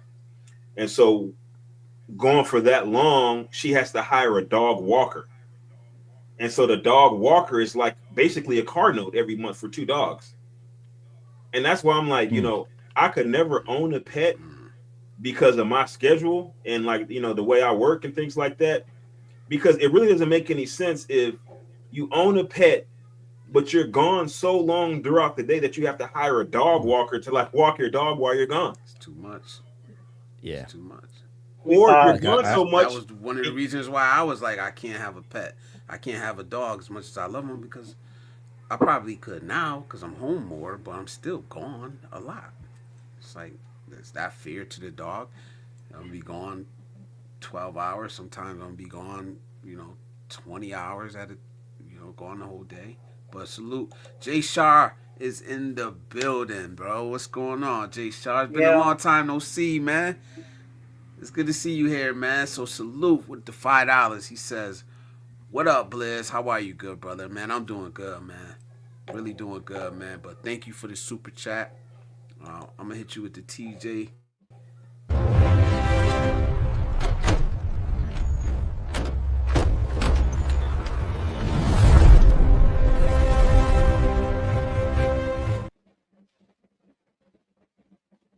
luckily I got most of Thank my you, brother. travel Thank you, now. man. Most luckily I got all the travel now in my system in my youth. I can't really travel as much because I have to be careful of the blood clots that I have. But dogs, all the dogs we take care of, it does kind of hinder if you want to go out and do something. Hmm. That's the only downside about I it. don't know why, man. Just, oh man, just going for a walk and it's $30 walking behind you. That's what I know. It's probably not your situation, but that's what I do. That's a lot of Damn, poop. that's a lot of dogs, Well, man. some of them are on the streets, some of them in like abandoned lots. Hmm. I also help. Hmm. Well, I don't even count the dogs I have to watch. Sometimes Hmm. I'll get food and stuff to help the Buddhist monks at the temple keep the stray dogs there. But they either on abandoned land, they mostly on land that nobody's living on, and there's a few people they have them on their land, but they can't afford to take care of them. So I just drop off the food to them so they can feed them. Most of the time most time you buy a bag of rice for dogs. It's like about $6 to $8 for about 20 pounds of rice, and the lot Yes, they like dogs seem to like the chicken carcass, where you take off the meat that you're gonna eat and there's still meat on it. So that's what my wife was chopping it to give to the dogs. And like a bag of dry dog food, um, 50 pounds, whatever 20 kg is about $15. yes, a lot, man. Oh, Jay Shar said Superman. Okay. Yeah, I Yes, never. salute. Yeah. That's the first time I seen Clark Kent showing off his muscles. Hmm. Right. I don't know. I just liked it. I was like, yeah, that's kind of. I don't want to do nothing crazy. Oh, I it, don't want to do nothing crazy. We'll say that for members. Maybe we'll say that for members only when I create. So we talk about different stuff, do different stuff. stuff like that don't bother me. I tell people all the time, don't We sweat the clean, man. small things. Yeah, no. But I definitely got that Deacon Clap Cheeks. I just forgot to upload it to StreamYard. I think yeah. And We all know a couple Deacon Clap uh, Cheeks out there. Oh, talking. I won't mention the YouTuber's name, but I joined his live stream.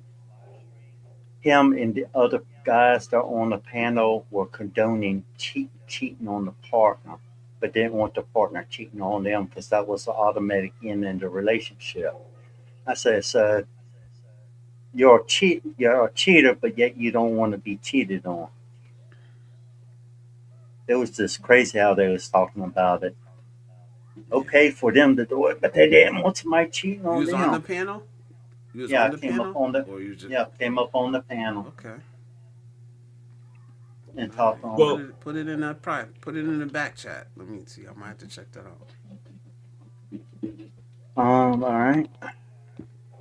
In the private chat. And, oh yeah, yeah. Okay. First of all, I All right. gotta check out what I'll check that out. the actual name of it. Why? Name of it was. Yeah, I I don't don't know. have it. Why not just have a conversation with your partner and figure it out from there? You know, yeah, yeah, be I open agree. about I it. agree with because for me, it's almost like a sign of weakness, in my opinion, to feel like you can't be yourself or you have to hide something from like Like if you can't just be honest and just be like, yo, this is what it is, you're gonna have to deal with it. Like that's a sign of strength. Not like in a way where you're like trying to, physically threaten them or coerce them, but just saying like, yo, this is what I am. You know, I'm so confident in my value that you will accept me and you will accept the terms of, accept my terms and conditions versus lying about it and saying, hey, Yeah. I'm faithful, but I'm actually not. And that was the point I was trying to Don't make. get I me said, wrong. I've done it, bro. I've done the cheating. I really didn't try to hide it. It was what it was. You know what I mean? I was a horrible cheater, and I just didn't really care that much to try to hide it. But I would do it's things differently now. I would just have the conversation like, yo, this is who I am. This is me, and I need somebody that's compatible with my lifestyle. You know, Well, I mean, it's but you're not almost really like dating. it's almost like somebody saying, hey, I want you to, I need you to prioritize me in a relationship, and then, and then they don't prioritize you. I mean, it's like, I guess it's just basically just whatever the expectations are in a relationship when in either party doesn't fulfill those expectations or what doesn't fulfill those expectations, then it becomes problematic. What's it say? Yeah. Believe in yourself. I do also sometimes use Manicam, but it's just one software running on a computer. I use Manicam if I want to show. Yeah, I got Manicam too. I got see, here's the thing about these programs. I just want to throw this up there, right? He says I use Manicam if I want to show. So I have Manicam too. Now what happened with Manicam is a big problem. There's a lot of complaints if you like really look up Manicam. What Manicam did was they had a previous iteration of Manicam they called Manicam Pro.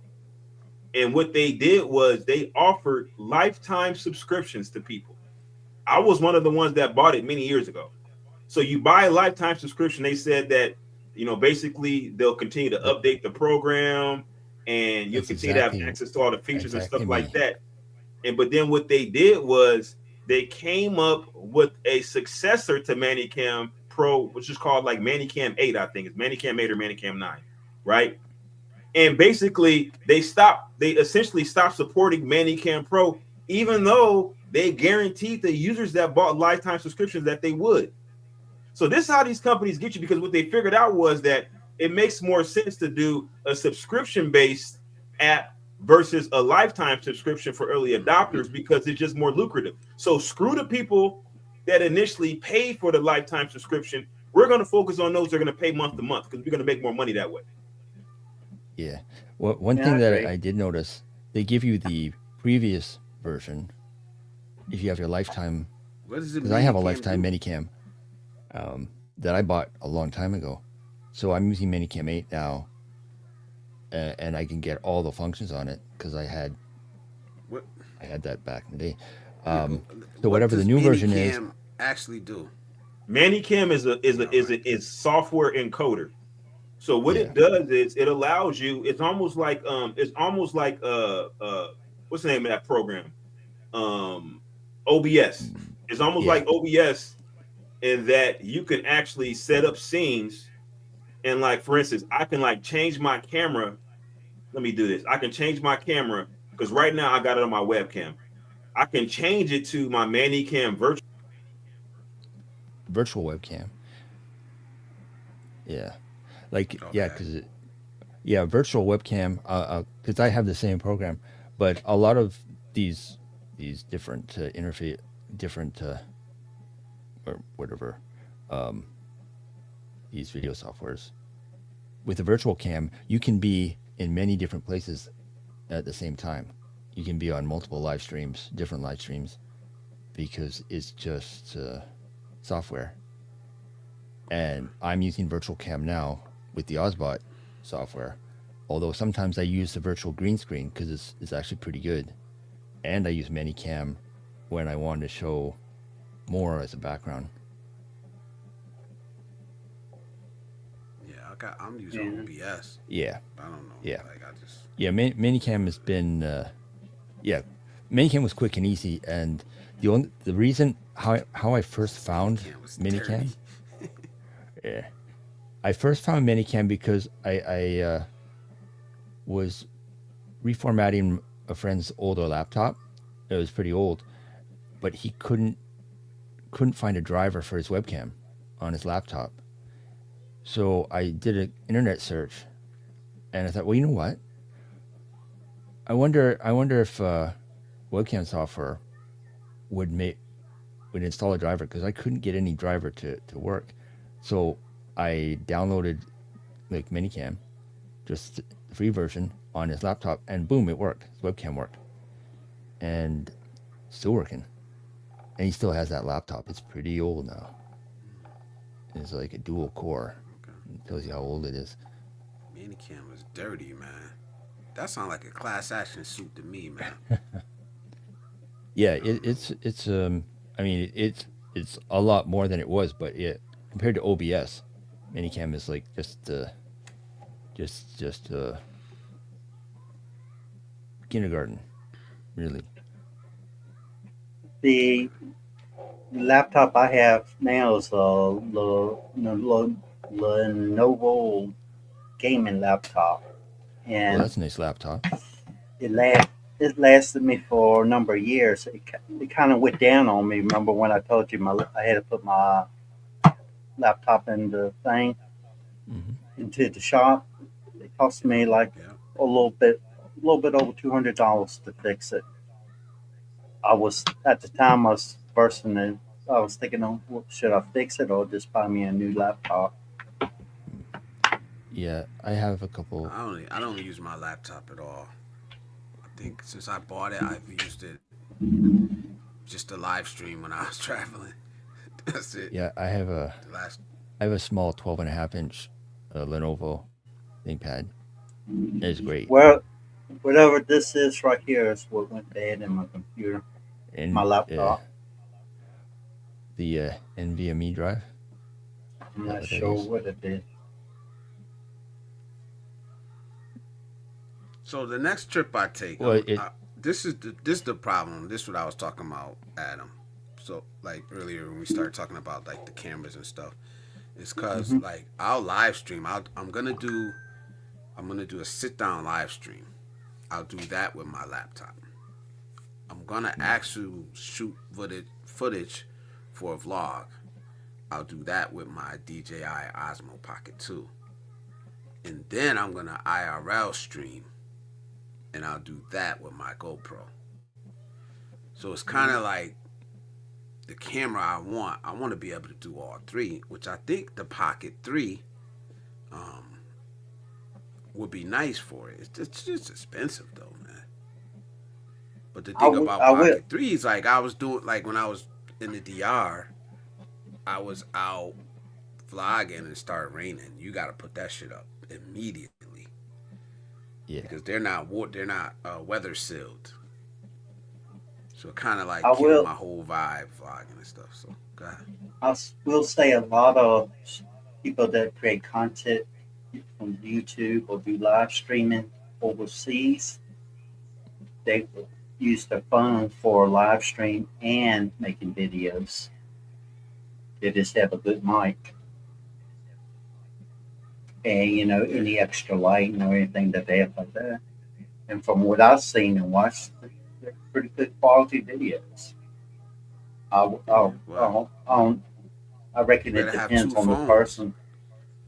It probably does, but you probably need to have two phones then, because what happens if you get a message in the middle of a live stream or a text or a phone call? Well, yeah, That would suck. You know I what I mean? can understand your point, but since I'm most of the time spend most of my time with my wife, I don't get any phone calls. Yeah, just a thought though. If you want, that's why I was really asking these questions because I want to learn, man. Like I want to learn. And these Like guys, like I said, any knowledge anybody has, I either use it or discard it. It doesn't. I don't deny it. You know what I mean? So any calls I need to make in Thailand or overseas, like talking to my younger sister, I do that on my laptop. It don't cost me a penny.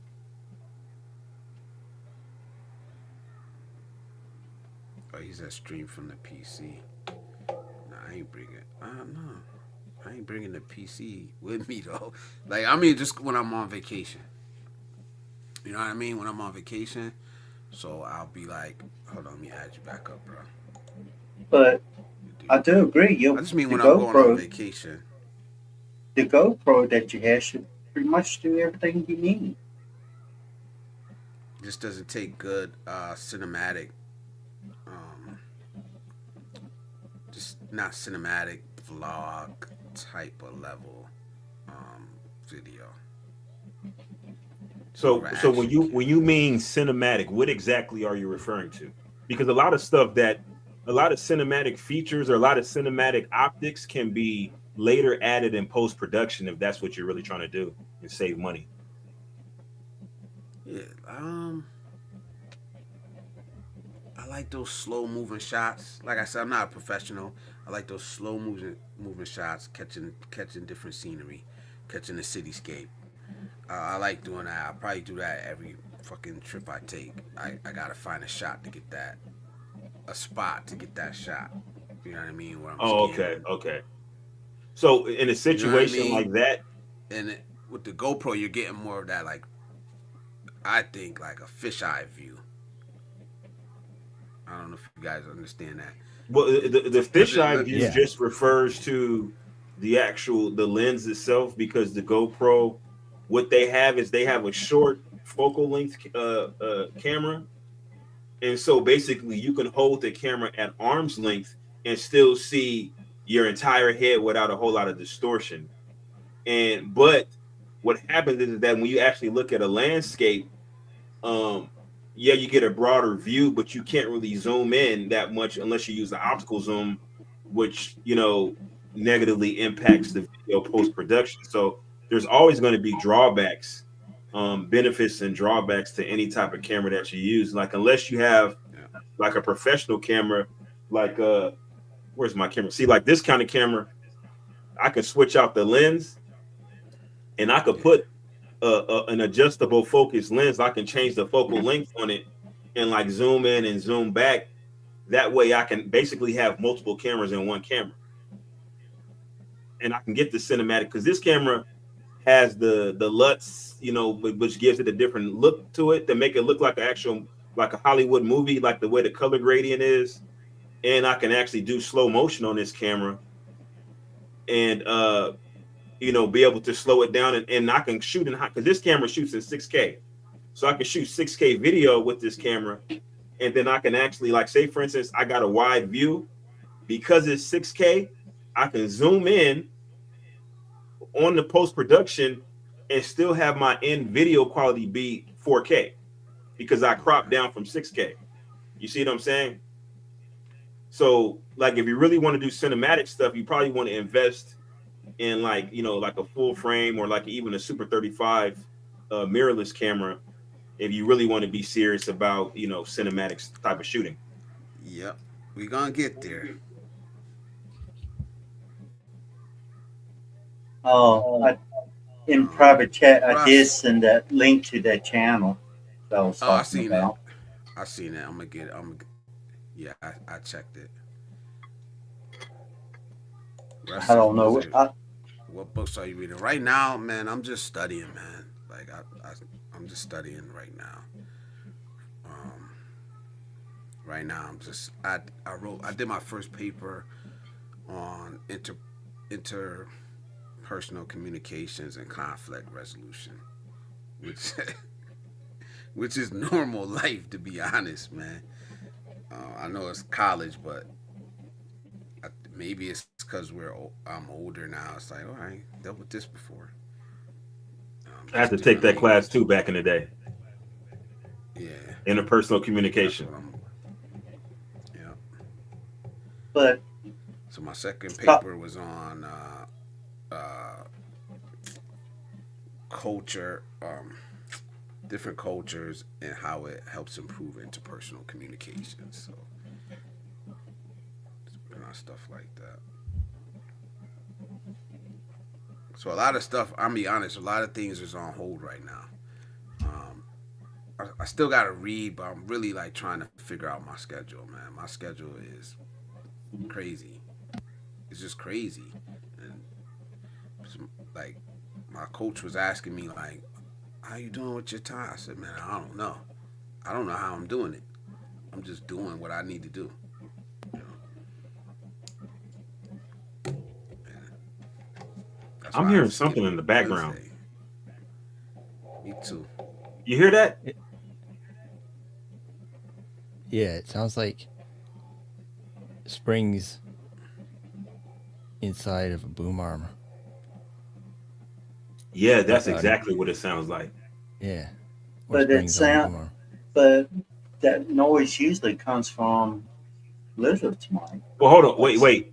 Can like you mute your mic real quick and let me see if it stops. See, it stopped Yeah, now. it's like yeah, if you just Who just muted their yeah, mic? it's I yeah, muted my I mic, did but that the first. noise That was had you. the mic, but the noise had already stopped. yeah. The only Like if the you only just noise I hear is that humming noise. You may yeah, not be able to hear, but we can hear. I think it's coming from your mic. did you touch the boom arm with your hand a No, little bit? Oh. But that's what it my sounded hands like are because you here. could hear yeah. It sounded like the springs just boom. But yeah, that's the why am I not being able to remember what this thing is called? Um, it isolates the microphone from the boom arm and wherever it's mounted. Uh, shock mount, a shock mount. That's what it is. Well, if I Okay, do yeah, get, so, when I do invest in a new mic, I plan to get a nice boom arm for my mic. man, we gonna get there. We gonna get there, Adam. Man, building one. We building step by step, bro. I'm telling you, man. Yeah, Yeah, like just a like shock I was mount saying would. earlier, I just hope my content reaches people that can use it. And honestly, I don't really care whether I'll make money or not. I don't. Uh, Yeah, you just gotta keep Extra money pushing, is man. nice, but I don't actually need it. Some of these usernames here. Not gonna even say that. I can't even see it to be honest. It's on the vertical stream. But you was talking about some of the songs I wrote. I think I done wrote 9 songs now. Some of them in Thai for Thai people. Hmm. Okay. I got so many songs in this notebook, but I got old notebooks that's just full. Hmm. Years worth of I songs. I wrote it down all in English and I convert what words I could to Thai, and then I used ChatGPT to help finish translating it. And then I got my wife to read it to make sure that it sounded good before I made it.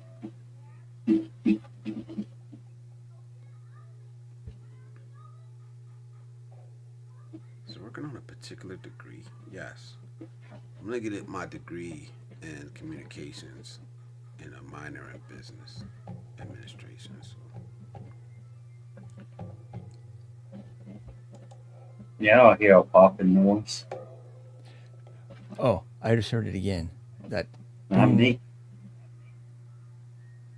probably me. I'm tapping my desk over here. I'm like, Oh yeah. Okay, that's what it is. That's where it's coming from. Oh, okay, yeah. yeah. Yeah. I That's why wasn't we. doing That's it why earlier. because I it sounds wasn't like doing a it little earlier. echo. Yeah. Blaming But yeah, me for you everything, telling me I need a new mic. That was you. No, that was you earlier. no, that The that little sound of The the thing that they the were springs. talking banging about. noise. Now No, it's the not a banging No, noise. the It's like it's No, reverberations that sound like it's coming from, like you said, whatever device is holding your microphone. yeah. But I think when Blizzard said he's tapping, if you tap the boom arm a little, where your mic's mounted. Wait, let no, me I'm see. tapping my desk. Hold on, I'll do it Tapping your now. desk. Yep, Yeah, that's there. it. That That's it. that's that's it. That's the it. sound. That's the sound. Yeah. It's like making a spring. Yeah, where is the spring? Sounds like it's mounted in a metal tube. So yeah, it just sends like the reverberations, and it and it just amplifies when the mic picks it up. Yeah, All right, let me mute. exactly. Let me mute. Hold on. Maybe I need a. No, your mic's good. I'll It was turn mine like down a little bit. uh it was just like every once in a while. It's like if I went and tapped, like I mean, you're not going to really hear it here because of how the boom arm is built, and plus Yeah, I it's know. sitting in the shock Right mount. now, I'm tapping my boom on now. You hear But if I anything? tap, yeah, Okay, yeah, okay. it kind of sounds, That sounds loud as hell. yeah. If I tap my mic, I don't hear it at I'm tapping all. the mic. No, you don't hear it in your own mic. That's the thing. It's like you don't hear it in your own mic. That's Yeah, why it's yeah. kind of like you're like, whoa, it's not me. Everybody else hears it. Like so, like I don't hear what you guys. I don't hear that humming, but I know it's coming from Yeah, me. Well, your system sound is supposed to kind of eliminate your own voice because there's a slight delay to make it almost like an echo and kind of throw you off. So it's oh, I it's, it's remember meant those for you days. not to hear what's coming from your mic, but we can hear it. Yeah, I remember when I think Windows reset the mic settings and we were doing the show, and I kept hearing everything I was saying come through, like with 1.5 second delay, and it was That's very distracting. aggravating. Yeah, it is. And that's when you started voice training. No. I did the vocal Oh, training in 19. What was it? It was in the 90s, late 90s, because I swear and I they can't I stand the was sound of my own voice. I But oh well there. That's why I did the vocal training, because I couldn't stand the sound of my own voice. That's exactly why. I did it to fall in love with the sound of my own voice. Did it work? Yes, it did. Oh wow, maybe Uh, I need to do vocal training because I yeah, hate my own voice too. yeah. Yeah. Honestly, I Arthur don't Blizz, sang. mind it anymore. Like I it did just is one what it day. is now. It's like fuck it. It was back when the Learning NX was a thing, before the web, and it was a 1 day course offered by Arthur Samuel Joseph, and he's still around, but it was in person, and I did the course. I bought his book. I bought all his cassette tapes. I bought videos. I bought everything, and because I knew there was something there. But what was hard for me when I worked in the information center for the transit company in Toronto, and we would do quarterly reviews, and they'd listen to the recordings of me helping people. I couldn't stand the sound of my own voice. It'd be like cringe fest for me, and I'd sit there, I'm dying inside, just listening to me. And that's what, when that course popped up, when I saw it, because it used to be like a little monthly magazine with all the courses you could take in Learning X, and his was one of them, and it wasn't that expensive, just a 1 day thing, and I was up there 6 a.m. on a Saturday, and that was the morning after a night of enthusiastic drinking. So I was hungover the whole day, but I showed up, and it was a great course, and I practiced what I learned every time I made the station stop announcements on the subway, and so I had years of I like to hear practice that now. specifically for that. Now, as far as my accent used to change with each station name, that was not something that I had full control over, as much as I tried. And I tried. I mean, they used to send um, supervisors and security to watch me make the announcements, and every station had a different accent, and I couldn't hear it. I could only hear my voice. But what other people heard, like people used to come up and say, "I love the way you use a different accent for each station." And I was like, "Oh, I'm not trying to do that," but it just happens. Depends on what the station name is. But what I was trying to get people laughing, and yeah, eventually, um, I had people laughing so hard, tears would roll down their face. Sometimes I laugh so hard, the same thing happened. But that's that all changed when they automated the announcements. It was never the same down there. Well, I just had a patient Oh this yeah. past week. Actually, a patient's family member commented on my voice. She was like, "Oh, you have such a beautiful voice. You could be, some type of." I forgot what she said. And I was like, "What are you talking about?" But there's a phenomenon that's based on how we perceive our own voice, because what we hear when we speak is a resonance based on our sinus cavities. So we're Mm. hearing our voice from the outside, ambient air, and from inside of our own skulls. And so the tone that we hear is slightly lower than Yeah. what we actually sound like when we talk into a microphone. So when we hear our own voice recorded, that's why we have that kind of reaction that we do. But I want to respond. Okay, Russ R5 says, "What is your take on the future impact from AI in the next 5 to 10 years?" I think most people are going to be unprepared for what is about to happen. Well, now I will say here, and I often say this, Blizz. You've heard me say this many times. When I reference, I say, hey, I did a video on this years ago. And it sounds as though if it's almost like I'm lying when I say that. But in actuality, let me just show you real quick. So we see here about 7 years ago. I don't know if you guys can see it here. This video here, that's on my channel. My videos are all private, so you can't see it. But this video I did 7 years ago, I called it Age of Aquarius. And I did a part two. Where is it at? I did a part two of that video called Age of Aquarius 2. But at any rate, the point is that I spoke about this years ago when I put out a couple videos, and I specifically said where we're going from a trajectory standpoint. I think that we're going to be hit from multiple angles. We're going to be hit from the AI, machine learning, artificial intelligence type supplanting of our jobs aspect, because you'll have companies that recognize, well, especially me coming from my business, my area of expertise.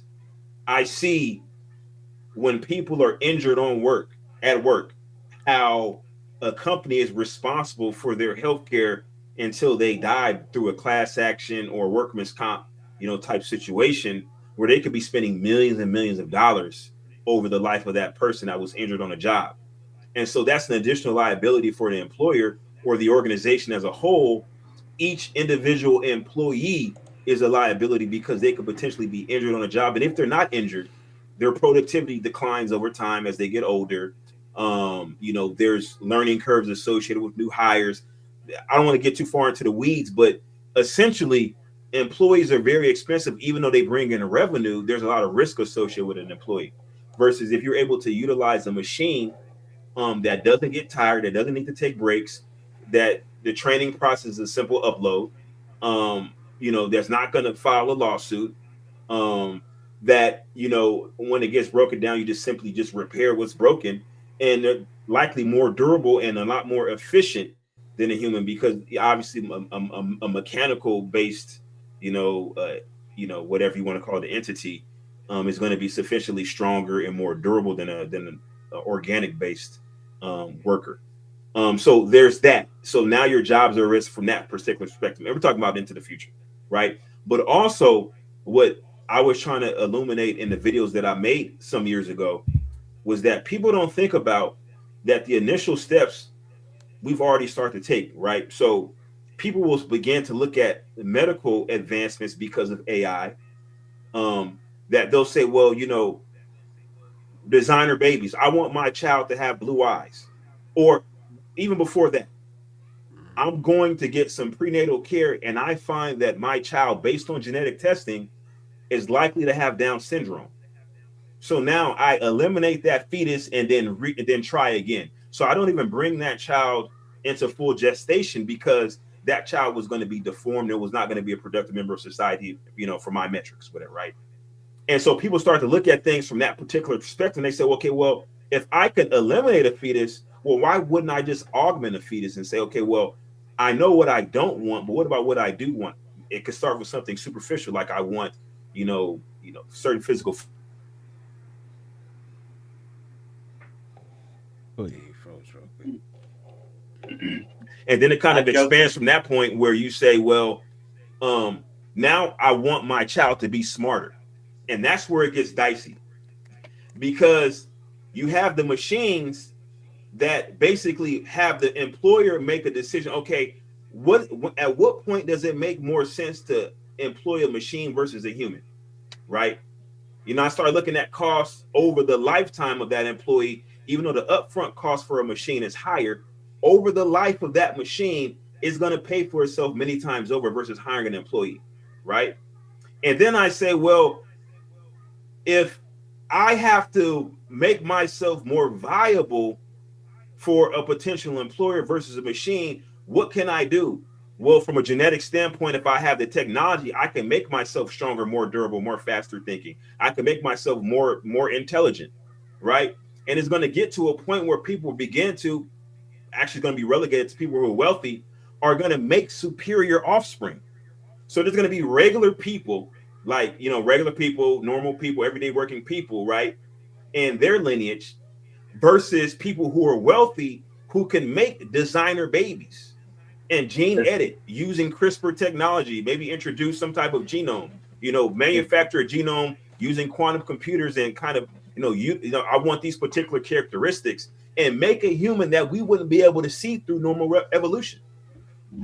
And so now you have to compete with that. Maybe you don't compete with that, but your lineage generations from now will have to compete with wealthy people who have genetically modified their lineage to outcompete you and by every performance metric. So you have the genetically enhanced humans that you have to compete with. Then you have the actual machines you have to compete with. So normal people will be completely relegated from the bottom. There will be such an expansive gap between the haves and the have-nots in the future because of technology. And I can't say a specific timeline, but this is what I envision. Scary. That's actually Yeah. scary. Technology to a point where humans are grown instead of being born. Well, think about this, right? Now, I don't know if you guys believe in this thing, but I just want to leave you with this real quick. It's a conspiracy theory. You can watch it online. Now, if you look at, if let's say for instance somebody says, well, we can look at our distant, biological ancestors. We emanated from, some type of single-celled organism, and then we progressed into, some type of ape-looking creature. Then we, evolved into humans. Let's just accept that for just hypothetical purposes, right? And you say, well, this was our distant ancestor. But you look at these quote unquote distant ancestors by scientific theory, and we say, well, I mean, I see some type of association because we both walk upright, but from a phenotypical standpoint, I look nothing like this ape, this Australopithecus afarensis, or this Homo erectus that you say is my distant ancestor. I look nothing like it. So there's a disconnect there, right?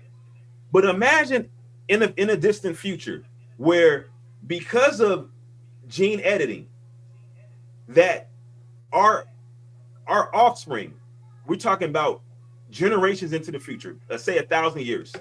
Imagine them looking so different from us because of manipulation that they look back at us and say, well, wait a minute. They look at us the same way we look at Australopithecus afarensis or Homo erectus or the Cro-Magnon man. They look at us the same way we look at them, because we're going to be that different from them, or they're going to be that different from us. That's what I'm talking about is scary. Because think about this, Blizz, you got children and grandchildren, right? And you see yourself in your children and your grandchildren. But 1,000 years from now, will they see themselves in you?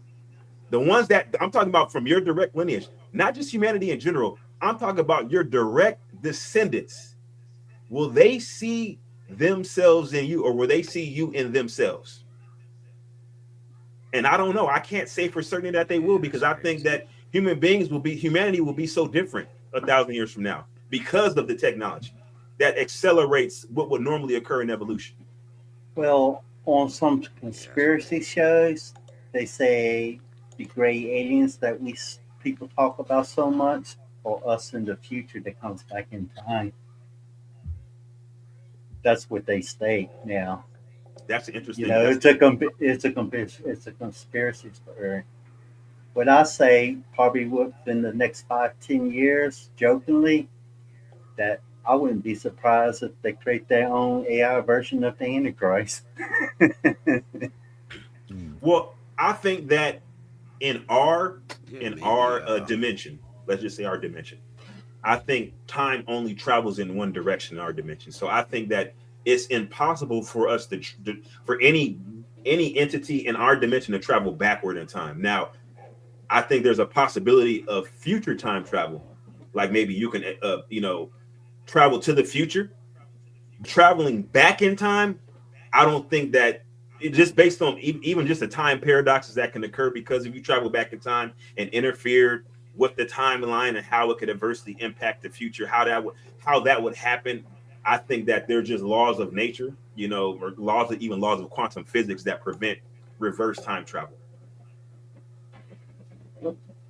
Yeah, that think AI answer though, that shit was scary. I'm not gonna lie, man. But I can absolutely see it happening.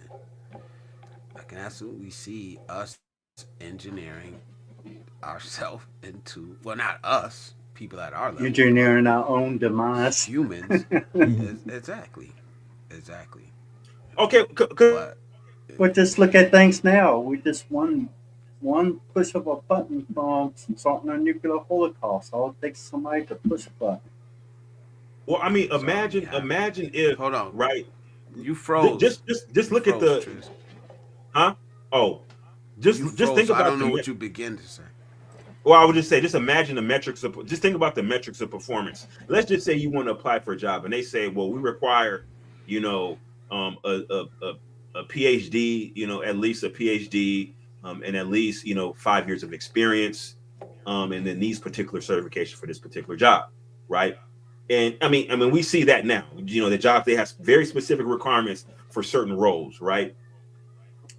But imagine, let's just say that these qualifications were beyond your capability, because for instance, I'll give you an example, right? If you go to a Lamborghini dealership, right, the new Lamborghini that replaced the Huracan, I can't remember what it's called.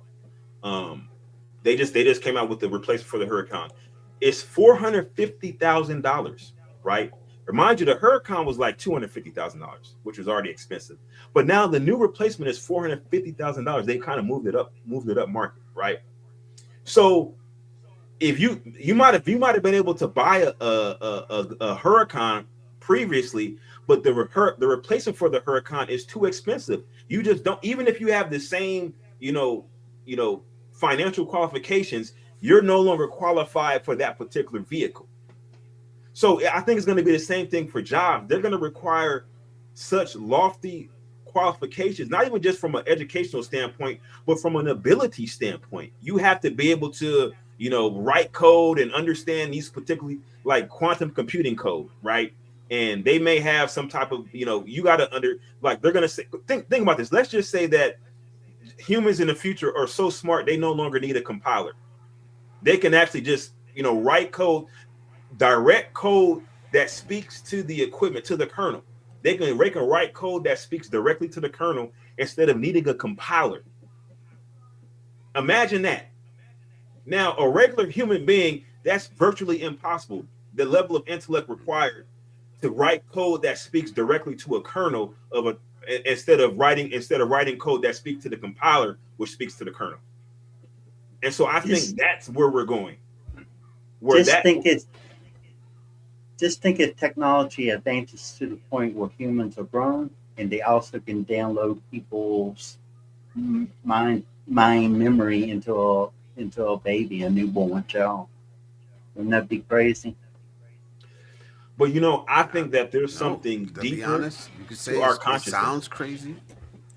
It sounds, It yeah, sounds I don't crazy think, now, but I don't, how many yeah, years in the future, you don't 100 know. years, 1,000 years in the future, it could be a Yeah. possibility. And I also could see the rich taking advantage of it. They are already Yeah. taking advantage of everything else, um, because they can afford to. It was the Well, and college gate where they were just paying for their kids to get. You know what I mean? Like they're gonna do it. Yep. They're gonna do it. You know? well, they've been saying in China that China is trying to create artificial wombs now for people to be grown and born that way instead of being naturally born. Whether it's true, 100% true or not, I couldn't tell you. Is it a possibility?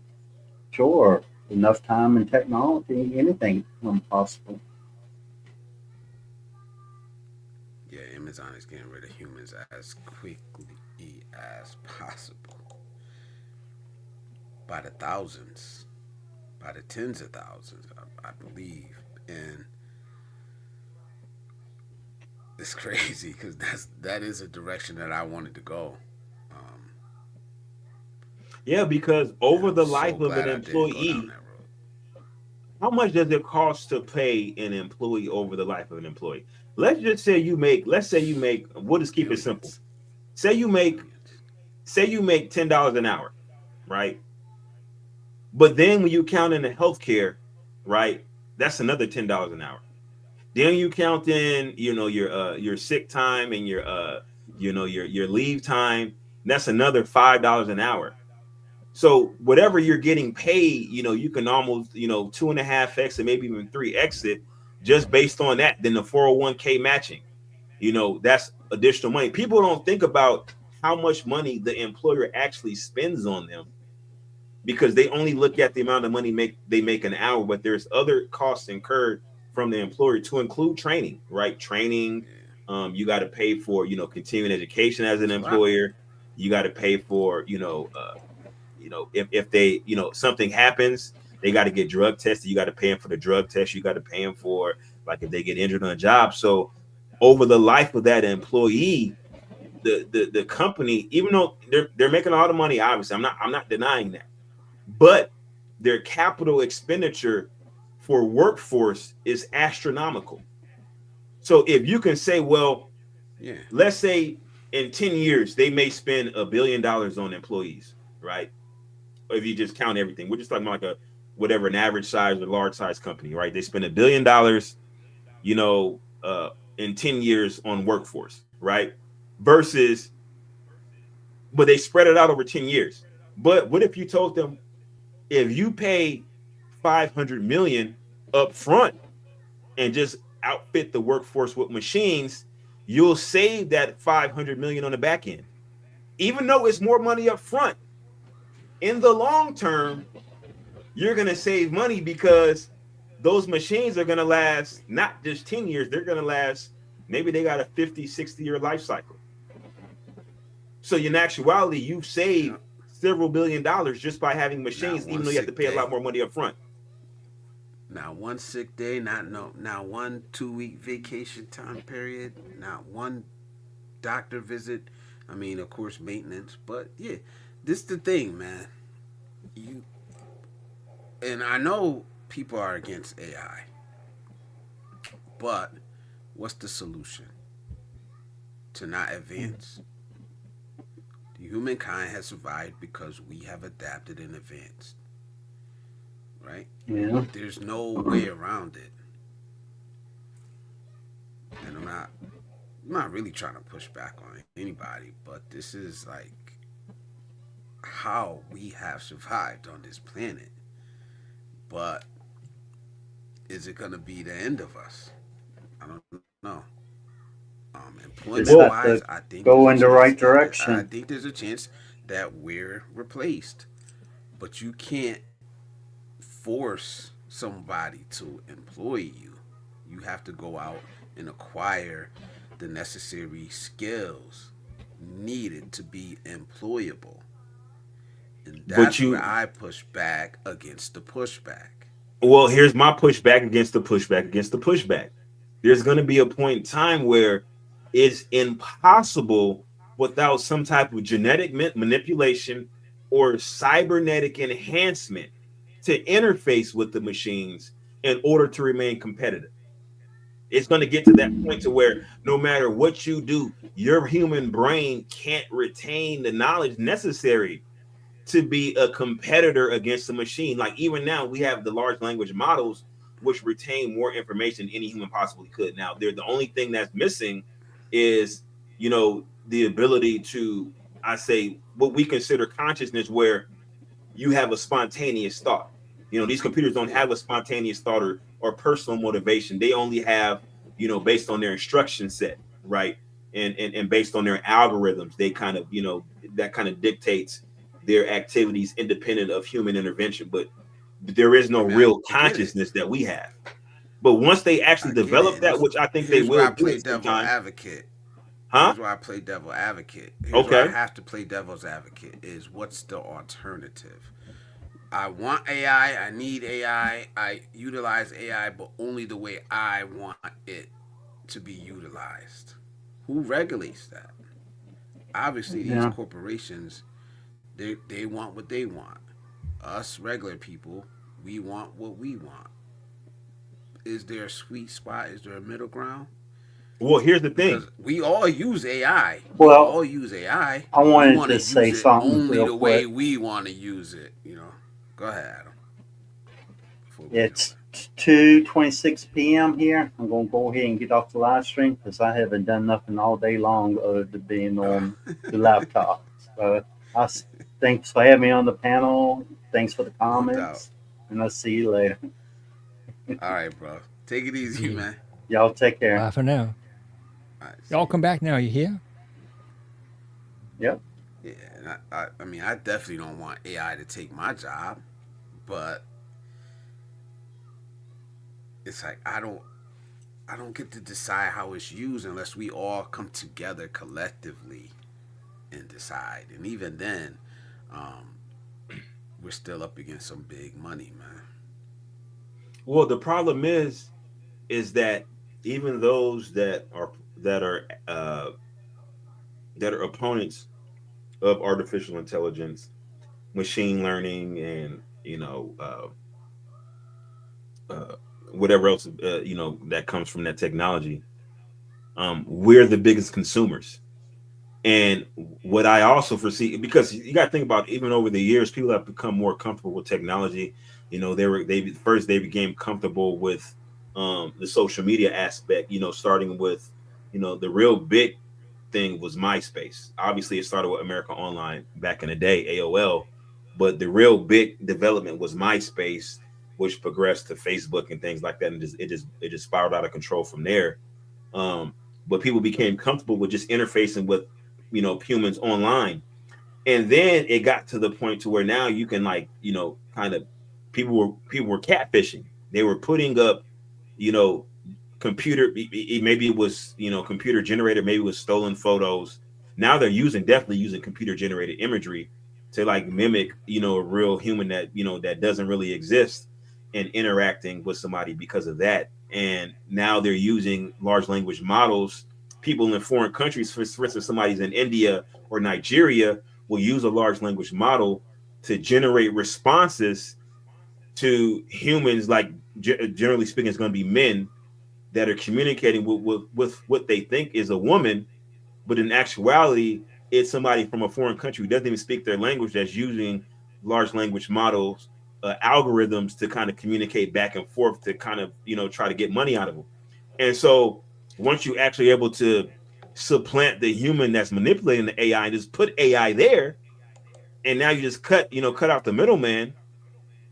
And then when we're able to actually integrate this large language model AIs into an actual standalone machine, a mechanism that resembles like an android, whatever the case may be, then men, I think, what's happening, because that's a large motivation for men, is sex. Let's just be honest, right? But imagine then if, in order to garner attention from a potential partner, and I say partner, I use that term loosely because that could be a woman, it could be a machine that looks. Oh hell no! You no longer have to look a Right. certain way. You no longer have to make a certain amount of You money. froze right at the right time, man. Yeah, I saw You it. Right. froze right at the right time. That's AI. AI trying to AI player hating on me. But imagine then if you don't have to look like anything. Like if what you look like no longer mattered because your potential partner is a computer that could be programmed to display certain uh, to have a certain disposition towards you regardless of what you look like because it's a machine. It's meant to pleasure you. So now Bunch of you no longer expats. care about what you look like. There's a bunch of expats doing that shit right now. So we already see it now. If you got like if you go to a different country, right, and there's a big wealth divide between who you are and what you're pursuing, right? You no longer have to really concern yourself with what you look like to get attention from the women there because it's like, well, they look at you as a meal ticket, whatever, right? But to take that a step further with a machine where you literally could look like anything and the machine is going to act the same way towards you. So then I think you'll have show that was on HBO. what show? It was like in a Wild West setting, and like they were all robots. They would go in there, they would abuse the robots, kill them, fuck them, do all this crazy stuff to them. Oh, yeah. Not Far Cry, not Westworld. There you go. Westworld. Yeah, Westworld. Crazy. And so what happens is that people no longer know how to effectively interact with each other because they're used to being able to interact with a robot that doesn't care how you talk to them, doesn't care how you treat them, doesn't care how you look. So now you your body reflects whatever job you do because you don't work out or do any physical activity outside your work. You just work just enough to make enough money to pay for the robot that you interact with or the robots with an S. We're going down that path. We're going down that path now. We're going down that path already. Like, absolutely. Damn, it's not really, it's not really too far off. You know? Yeah, the original Westworld had Yul Brynner in it, way back in the day. Oh, was it 70s movie? Oh, that was a remake? Yeah. Yeah, there was lots of gratuitous nudity, female nudity in that movie too. The 70s version. Yeah. I watched the show. I watched a couple, I think like 2 seasons, maybe 3. I don't know how many it ended up being. I know it was a series on HBO. And it was kind of weird at first. Then it got interesting, but yeah. Because I kind of get what you're saying about like the AI, because those were robots. And you have people that will go there just to fucking abuse them. You know what I mean? Like, and I couldn't imagine someone growing up and that being normalized. That kind of behavior, treating, being that way, that how they would treat another human being if that's all they knew. Well, like, imagine we have reference points like this is a human. I can't. But what if all like your whole life was all these android or whatever you want to call them? Like it's kind of crazy. And imagine then what somebody's aesthetic would be growing up in an environment where you don't rely on the feedback from somebody who is not or something that is not ingratiated to you.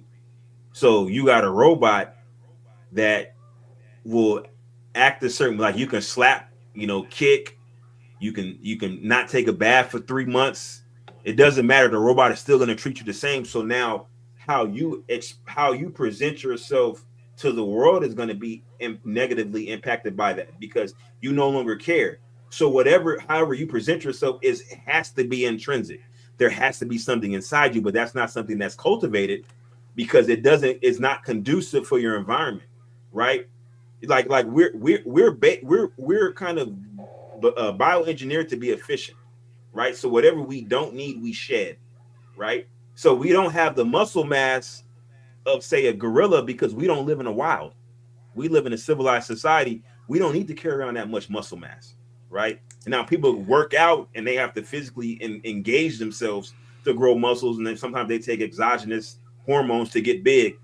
But under normal circumstances, if we never worked out, we would be just regular slim people. And if we ate the appropriate amount of food, we'd just be slim people. We're not meant to be big, because we don't need to be, based on our environment. So imagine in the future where, we no longer need to be attractive, right? What would we look like if we don't have to be attractive to attract the opposite sex, right?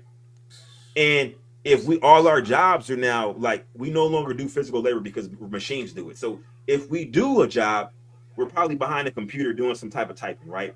So imagine how our posture would be, right? If we spend 16 hours in a chair at a computer. It's getting dark, man. This is getting dark, bro. But I see where you go. Yeah, I see where Russ you going. Look Bro. it. Blame pretty, Russ. Yeah, blame pretty, Russ bro. R5. It's his fault. Or Russ RS. Is Russ RS's fault. He should have never asked me that question. But it's worth this. It's coming, and that's the thing. It's coming. Norma Jacquez Gray says, Chat GPT 5, artificial intelligence. Yeah, it's here. It's here. It's coming. But see, that's the thing. Navigate? Right now, intelligence is artificial. But what I'm concerned about, right, especially now that we have quantum computing, on the horizon, right? How then does that impact how a computer functions? Because right now a computer relies on input, right? We have to give queries, and then based on the queries, the computer performs calculations using their CPU or GPU, and then it produces a response. That's how computers essentially work, right? But imagine if the query was something intrinsic based on the computer's own circuitry. The computer confabulates its own queries. That's what I think is at the crux of sentience and the crux of consciousness, is when I wake up in the morning, right, from my sleep, even if I don't have a dream, I wake up, and soon as I wake up, thoughts flood my consciousness, right? I start thinking about things, right? I don't require input to think about things. It's just something natural. If I wake up in a completely dark room, thoughts are going to flood my mind. I'm going to start planning it for the future and trying to, trying to construct an agenda for the day. That's what happens. And that's, the computer doesn't do that. But he froze, so I'm just going to talk. I said computers don't have that right now. Yeah. And so that's what's the scary part. What would a hyper intelligent computer think about? Quantum computing. What'd you say? You quantum said what? Computing, is that what that is? Well, no. Well, quantum computing essentially is it uses what's called basically quantum physics, where you have what's called a superposition. So basically, a traditional binary computer, even a ternary computer, they use basically a transistor, which has it's basically an on and off switch, right? And so with the on and off switch, you can use which is represented by 0 and 1. That string of zeros and ones can basically represent a letter. It can represent a color. You know, a long string of them can create a picture or a video, right? That's how the binary computers work. But now you have quantum computings, which has you have the on and the off, but you have on and off at the same time too.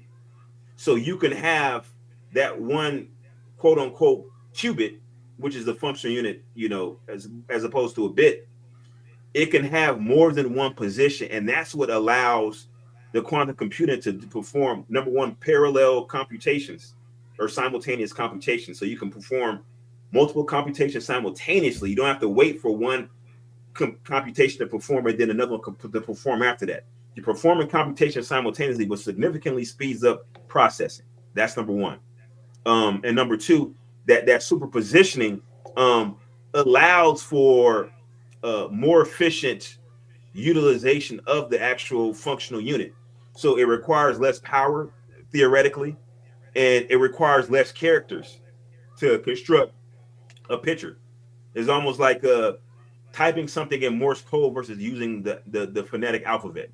You can use less characters with a phonetic alphabet as opposed to Morse code, because Morse code is only like, you know, basically off and on like the beep and the long beep, you know. So similar concept. And so with the quantum computing, the big issue is, you know, right now quantum computers are not really stable, you know, at scale. So they still need a binary computer. So most of the quantum computers are probably going to be some type of binary and quantum computer hybrid. And so you know, that's what's on the horizon. But the concern basically is that the quantum computing, certain types of calculations, the quantum computing can perform it, um, you know, exponentially more efficiently than a binary computer. Some computation, not all, but some things the quantum computing can perform exponentially better than a binary computer, which speeds up the timeline of things, right? So the trajectory of technology which we envision is now unpredictable with quantum computing, because things that we thought were maybe 30 years away, it could be just around the corner with a quantum computing, because we can figure it out using even like, say for instance, things like uh, uh, uh, Bitcoin, right? The algorithms that kind of keep Bitcoin safe, theoretically, a quantum computer can crack those codes. You understand what I'm saying? Because the quantum computer is just far more efficient at certain things like that. And so it just it really changes our outlook on things, because not only does it offer technological advances, it necessitates certain technological advances to protect against quantum computing. So it really just accelerates things, because it allows certain things, but then it compels you to develop certain things to protect against what the quantum computing allows, if that makes any sense. Yeah. What would it take to stop it? It would take government, right? It would take government to put a halt to this or even slow this down. But here's the problem: My China. thing is half of China, of course, That's the problem, it, and because on our end, whatever it's whatever like America our develops, fucking Congress don't even know. Like half of our Congress don't know anything about this fucking shit or well, AI, China how AI works, or China how. reverse engineers and steals like 99% of what we do. So Yeah, you have to continuously develop in order to stay ahead of China, right? And so you're kind of in a rock, between the rock and the hard. The two, like, it's like, you know, the old saying, you can't put toothpaste back in the tube. yeah, That's it. The cat's out the bag. it's Pandora's crap. box is open. Now we just got to manage it the best way that we can. That's it.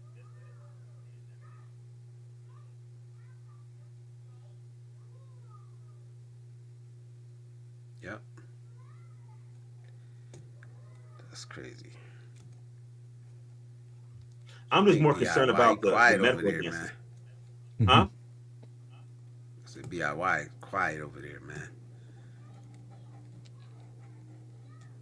Yeah, I'm just It's, listening. it's, it's when you start thinking like that, you're like, this does look pretty bleak.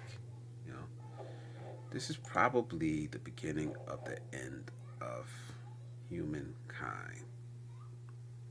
Well, we're going to go into human There's 2.0. always there's always been a maybe there's always been a beginning That was my mic. and an end. You know, I don't know how, but I don't think it'll be the everything end. runs its course, right? I think it will be, um, you No, know, I just if mean we're gonna end sometime. You know, yeah, sometime, but I don't think this is the end. Like if you think about like the different periods of, they have the Jurassic, the Triassic, the Cretaceous period, like different periods, the Ice Age, like you have different periods of biological development on the planet Earth, right? And we'll say, like, let's just say 365 million years ago, you know 100 million years ago, 75 different increments of time represented by, let's just say the dinosaurs that walked the earth, right? And when this particular period ended, it was immediately followed by another period. Life didn't necessarily stop. Even when the asteroid hit, the Chicxulub asteroid, it destroyed, most of organic life on Earth, but it didn't end things. It just allowed for, something else to kind of take over things that were already there that survived the catastrophe, began to multiply, and it just changed the trajectory of biological, entities on the planet. So I think this is kind of like the same thing where this technology will kind of introduce different variables where I think that we'll have a kind of divergence in humanity where you'll have, the quote unquote regular people, humans 1.0, right? Then you'll have the genetically modified people that utilize technology to kind of take their genetics to a different direction, right? And then you'll yeah, have people who will and they're gonna be fucking us regular people up. they're gonna be fucking us over, right? But then you'll have people who decide to utilize, technology and kind of integrate themselves with it. We're talking about like cybernetics, like basically, you know, uh, being able to put chips and interface technology with you directly interface with technology by certain implants, certain modifications that allow you to interface with technology directly. Like imagine being able to upload yourself with certain things, like maybe upload yourself with genetic code to make you more resilient against certain diseases, or maybe upload yourself to make you you know uh you know uh Yes. require less sleep, or maybe even assimilate information through an upload as opposed to Yeah. learning it by reading a book. That's maybe sounds far-fetched, No. but we No. don't know what's Neuralink. possible. Neuralink. Yeah. That's the name of it, right? That Elon Musk fucking shit he has, the Neuralink. Yeah, Well, like that's I already. said, I had did a video some years ago where I pulled up an article, and it was basically like, unless you're like really like paying attention in the scientific circles, looking up scholarly articles and stuff like that, which is really very extremely boring reading. That's why people aren't really abreast of what's going on in the scientific world.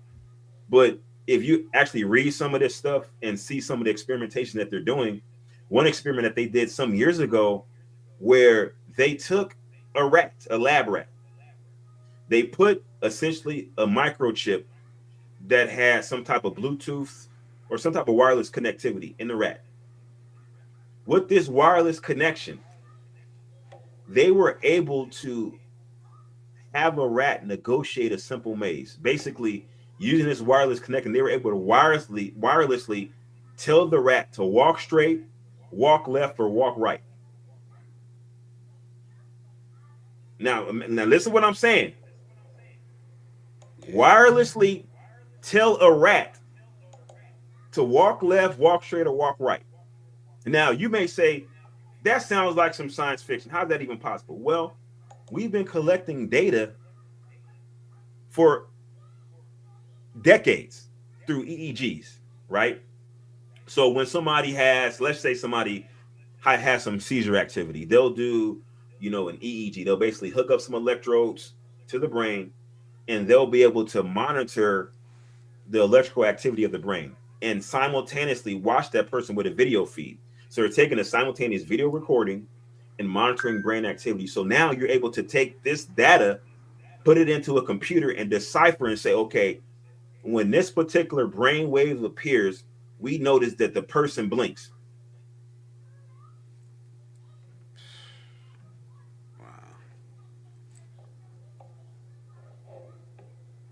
I can say with certainty that when this brainwave appears, there's a blink. So if I can artificially create this brainwave, I can make somebody blink. So imagine that. I can say, okay, well, how do I make this brainwave? Well, you can experiment with certain electrical impulses. And then once you actually find that specific impulse that causes that particular brainwave, then I should see a physiological response of a blink. And so then they test it out. They apply an impulse, they observe the brain wave, and then they observe the person blink. And so they say, okay, now that we've kind of mapped out certain things that we can kind of elucidate, so now we can say, okay, if I can combine certain things, right? So let's say I combine a biceps, or I could combine a bicep flex with the shoulder flex, with the mouth open, and with the swallow. So basically, I can make somebody grab a cup and drink it by combining all those different impulses in sequence, in a proper sequence, and recreate somebody grabbing a cup of water and drinking it. So then you say, okay, well, on a more simplistic level, I can combine these impulses, these electrical impulses, and basically have a chip embedded that has an electrode on it that when I send a certain signal to it, it will produce a low voltage electric shock. And if I put it in the right spot in the brain, I can send electrical impulses to the motor cortex of the brain and make certain movements occur in the rats against his own will. The rat is not wanting to do it, but I can override the rat's own central nervous system with electrical impulses and make it walk a certain way, right? And I can do this wirelessly. So now this is the early stages of a neural link. So now we know that we can interface technology with a mammal brain, and we just got to develop this technology further. So imagine if we take quantum computing and we add that into the mix, and now in, let's say, 15 years, we'll have a rock solid neural link in 15 years. So now somebody can jack into a computer and upload data. And I don't even got to read a book. I want to read a book. I can just plug into a computer and I'll learn the book in 5 minutes, however long it takes me to upload that data. Like Neo, so how can a regular person compete with that? Shit? Huh? When Neo learned all that shit in the Matrix, how can a regular person compete with that? You can't. But we'll just be soldiers. I'll be honest. That like the way my brain works, it's like they'll just. If they can make you do all that, man, they gonna use you. They're gonna make you a soldier. They're gonna make you, like, we all feel like we already are, just disposable. But when it comes to that point, like, you want to get even darker? Check this out. Be true. Nah, I don't. Imagine this. Like, you gotta have all of us on here depressed, man. Imagine this. Say I'm a rich guy or whatever, right? And I see a woman I like. What if I were able to maybe hack her neural link and make her engage in certain activities with me? Even though she doesn't know me, she doesn't even like me. Maybe she thinks I'm repulsive. But I'm like, you know what? Fuck that. That's crazy. I want her. I can jack into her neural link. And then, let's say this, right? So in order to evade criminal charges, after I'm done, I'll make her jump off a bridge. Yeah, that's dark. I mean, but once you start fooling around with neural links and shit like that, there's no telling what's possible.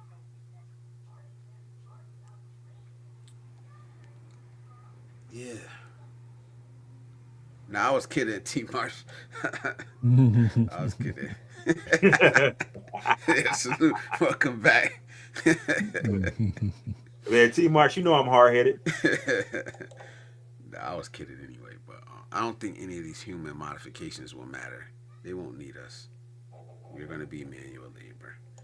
Well, a lot of us feel like that anyway. Except now we have the option, whether we even want to do it or not. You know what I mean? So that's the crazy part, man. Um, but it's coming. It's coming. I don't know if it gets this dark, but it's coming. So I don't Wait a know minute. Whoa, whoa, what whoa, whoa, whoa, whoa, whoa, whoa, whoa. I don't know I what know you you want to didn't do. say you don't know if it gets this dark. It's art. Did you not? Did you not see the Epstein No, files? the jumping off the building part, like the jumping Epstein off the files. bridge part. Yeah. Hold on, Hey, hold on, hold on, hold on, hold on. you right. You right. Think about You this, right. right? They just found out that Jeffrey Epstein had ordered like 300 gallons of sulfuric acid. Why the hell would somebody, a regular person, this is not a lab. I haven't dug into the Epstein files. I'll be honest on that one. I really haven't. Um, so I really Let me just can't ask you discuss this. Let me just ask you this. them in any Why would somebody order way, shape, or form. over 300 gallons of sulfuric acid? I don't know. I don't know. What? Take a wild guess. I don't know. I mean, okay, let me just say, hypothetically speaking, again, this is for entertainment purposes only. This is social satire. Please don't take anything I say seriously. But hypothetically speaking, if somebody were to say want to dispose of organic matter, right? If you were wanting to, some type of corrosive, caustic liquid that ionizes, that ionizes constituent organic molecules, acid would be your go-to. Maybe like a hydro. Personally, I would use hydrofluoric acid if it were me. How many? But How many gallons? over Three 300 hundred. gallons.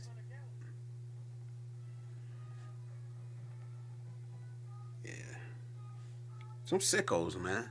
Those are the weirdos, bro. And it's a lot of them out there. So, like I always say, when I say weirdos, that's the type of shit I'm talking about. So if you ever hear me say weirdos, that's what I'm talking about. Yeah. I don't use that word lightly, um, but because you can't even call them what they really are. Yeah. You know, but I could say the N word all I want, but I can't say pedophile. Well, I shouldn't say pedophile. PDF file. Yeah. That's the Adobe crazy PDF part. file. I could say the N word all I want up here. Yep. But I say the other word, and it's like that's who's protecting these people. Um, yeah, I want to dig into the Epstein files. It's not just the Epstein files. I guess it's the Epstein emails, the Epstein calls, the Epstein flight logs, the Epstein all type of shit. To the point now, it's like, is it too much for anybody to fucking ever get through? Well, number one, a lot of it is redacted, so you'll never get the full Hmm. story. Yeah. A lot of it's redacted. So the stuff that's not redacted is wild as hell. Ain't no telling what the redacted shit is. That's crazy. It's probably enough to bring governments down. Well, what it also shows is that there was a concerted effort. There was a concerted effort to create a permanent underclass, and that particular permanent underclass was destined to be African Americans. And I think that from the standpoint, and this is where it gets really dark. I don't care what society that you're in. I don't care what country you're in. I don't care what the ethnic makeup is of your country. In order for a country to function efficiently, there has to be an underclass. There just has to be. You know, and this is the really dark part about it. Um, the underclass, um, if you could designated underclass as opposed to allowing the underclass to create itself naturally, you put the remainder of the population at ease because they know that they'll never have to worry about being an underclass. You see what I'm saying? And then, you know, you create proxies that protect your power because people are fighting for positioning within the economic strata, and it kind of distracts them from the real problems, which is a small group of people, a small group of extremely wealthy and extremely powerful people. A lot of them are from specific families, um, and but they have the money and the means to manipulate media to create propaganda that makes it seem like, oh well, it's because of this particular group of people just inherently hates this other group of people. When in actuality, no, it's people that are wealthy that are looking to preserve their power, and so they create civil unrest to prevent people from actively engaging with politics. Exactly. And we eat that shit up. Eat it up. Eat it up. I speak about it all the time. I try to avoid it, but it's absolutely true. And they've mastered it. They've mastered it to the point to where they don't even really need to do it. Exactly. It's like also on autopilot now, but it's It us is. It's doing 100% on autopilot. 100%. 100%. Now. it.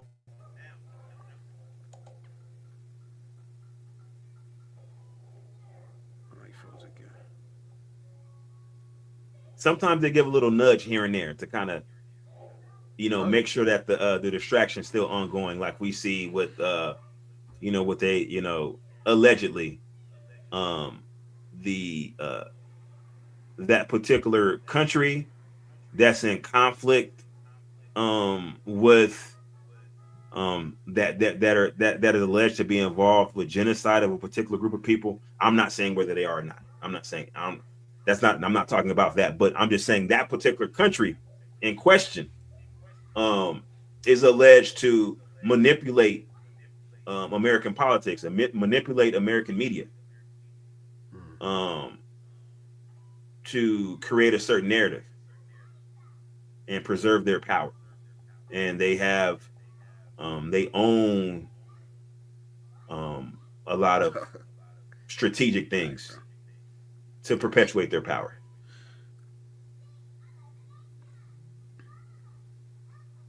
Yeah. And look, T Mark's crazy. I'm doing good, but it's so out. They're so outsized and they're so outnumbered, man. They have to come up with these tactics. That's the Um, key. it's a fear. It's a deep seated fear um, of losing control, and that's why they operate the way they do. You know? Oh, what's that guy's name? BYP, believe in yourself. BIY. Be yeah. So I just now noticed what he was talking about. He was saying earlier that he created almost like a green screen effect where he replaces background with what appears to be the interior of a submarine. Um, and with the red lights is when they're like at war or actively engaged in a conflict. They turn on the red lights in a submarine, and that's what you see in the background. But I was going to mention to him that instead of having a static background, he can also utilize a video loop or a GIF, what's called a GIF, which is basically a type of photograph format, but in actuality, the format has moving pixels, and it creates the illusion that the submarine is active because right now the background is just static. But if you had something to where the lights were flickering on and off, or maybe dimming and more illuminating, or like maybe some of the computer screens were having data go across them, it'll give the impression that the actual background is live as opposed to being static. think he did it before where it was live. I'm not sure though. Yeah, I used to Oh, he's back. back when I used to stream, I used to have a background that was a GIF. I used the GIF format GIF, and I had this code software where I basically took like my face. This is like the early stages of AI where I could take my face and I made myself into a Terminator. I had like half my face with the other half being metal, and but it was in motion. It wasn't a static photo. It was almost like I was breathing, and like the like ash was coming down from like an explosion, and it was dope. It was dope. T-Mar's funny. T-Mar said, nah, you need your own show, bro. But he had his own channel, man. I just don't have the motivation to do Yeah, that I hear anymore. myself echoing. I hear myself echoing. But it's interesting though. I like having you come up, man. It's interesting. Like I said, I like listening to people who make sense, who talk about things I don't know about that I can learn from. I thought I was a talker. I'm still waiting for you to come up here, T Marsh, man. I'm still waiting, man. I gotta get to the point to where I'm doing. See, he just changed it now. He's got that background right there. That looks pretty cool. Um, I think as we go forward, I'll get more into like I'm really starting to want to do interviews and one-on-ones and really start to get to know some of y'all and let y'all really come up here and share y'all stories. Um, Probably this year, definitely before the end of this year, I'm definitely gonna start doing that. I think the first one I honestly would want to do would be Sunshine Shoulders because he's been here since the beginning. But we'll see. That is pretty cool, DIY. And is that what mini cams? That's what that mini cams thing is. You got a couple that do it. Yeah, Manicam does it as well as OBS has. OBS does that.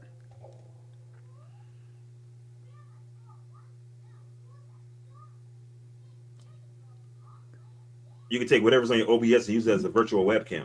Ooh. So it's a plug-in for OBS called DroidCam. Okay. Well, actually, what am I doing? Oh, I see what I'm doing. Wow. Okay. That looks pretty It good. doesn't cover the whole thing, but T-Mar says, I'll do it one of these days. Yeah, man. No doubt. And I'm not gonna pressure you to do it, but you see me. If you got something to say, I'm gonna let you say it. Like that's how I am, man. But definitely want to chop it up, pick some of y'all's brains, especially some of these expats or people that have done things that I haven't done, things that I want to do. Cause I'm coming behind y'all. I'm telling y'all. But salute. I'm not gonna be up here too much longer. Probably another 20 minutes or so. Shoot for 5.5 hours. But like I said, man, if y'all the numbers getting a little low, which don't really matter, but as long as the interaction is here, I'll stay up. I'm probably gonna shoot for 5.5 hours, which would be around 3:30 a.m. here. But T. Marsh says I talk a lot, but I'm kind of shy at heart. And I don't know, man. I've been like lately. I just come out of my shell a lot easier than before. Before you couldn't get me talking, man. So now it's kind of like it's just so fucking easy. Even in real life, a lot easier. Drop the link for Russ. Russ is coming up. There we go. Bring your ass up here, Russ.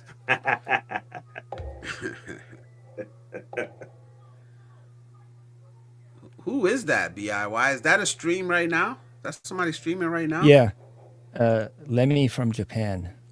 Lemmy Let from me. Japan. Okay, I actually started following her. Yeah, I'm usually in the comments of a lot of her All videos. right, Russ. Oh shit! All right, let me bring Russ up. Salute, Russ. Welcome All to right, guys, how's the it going? How's it stage. going? Good, good. Don't try to come up here and bring a whole lot of energy. You see me winding down now. Nah, I'm joking.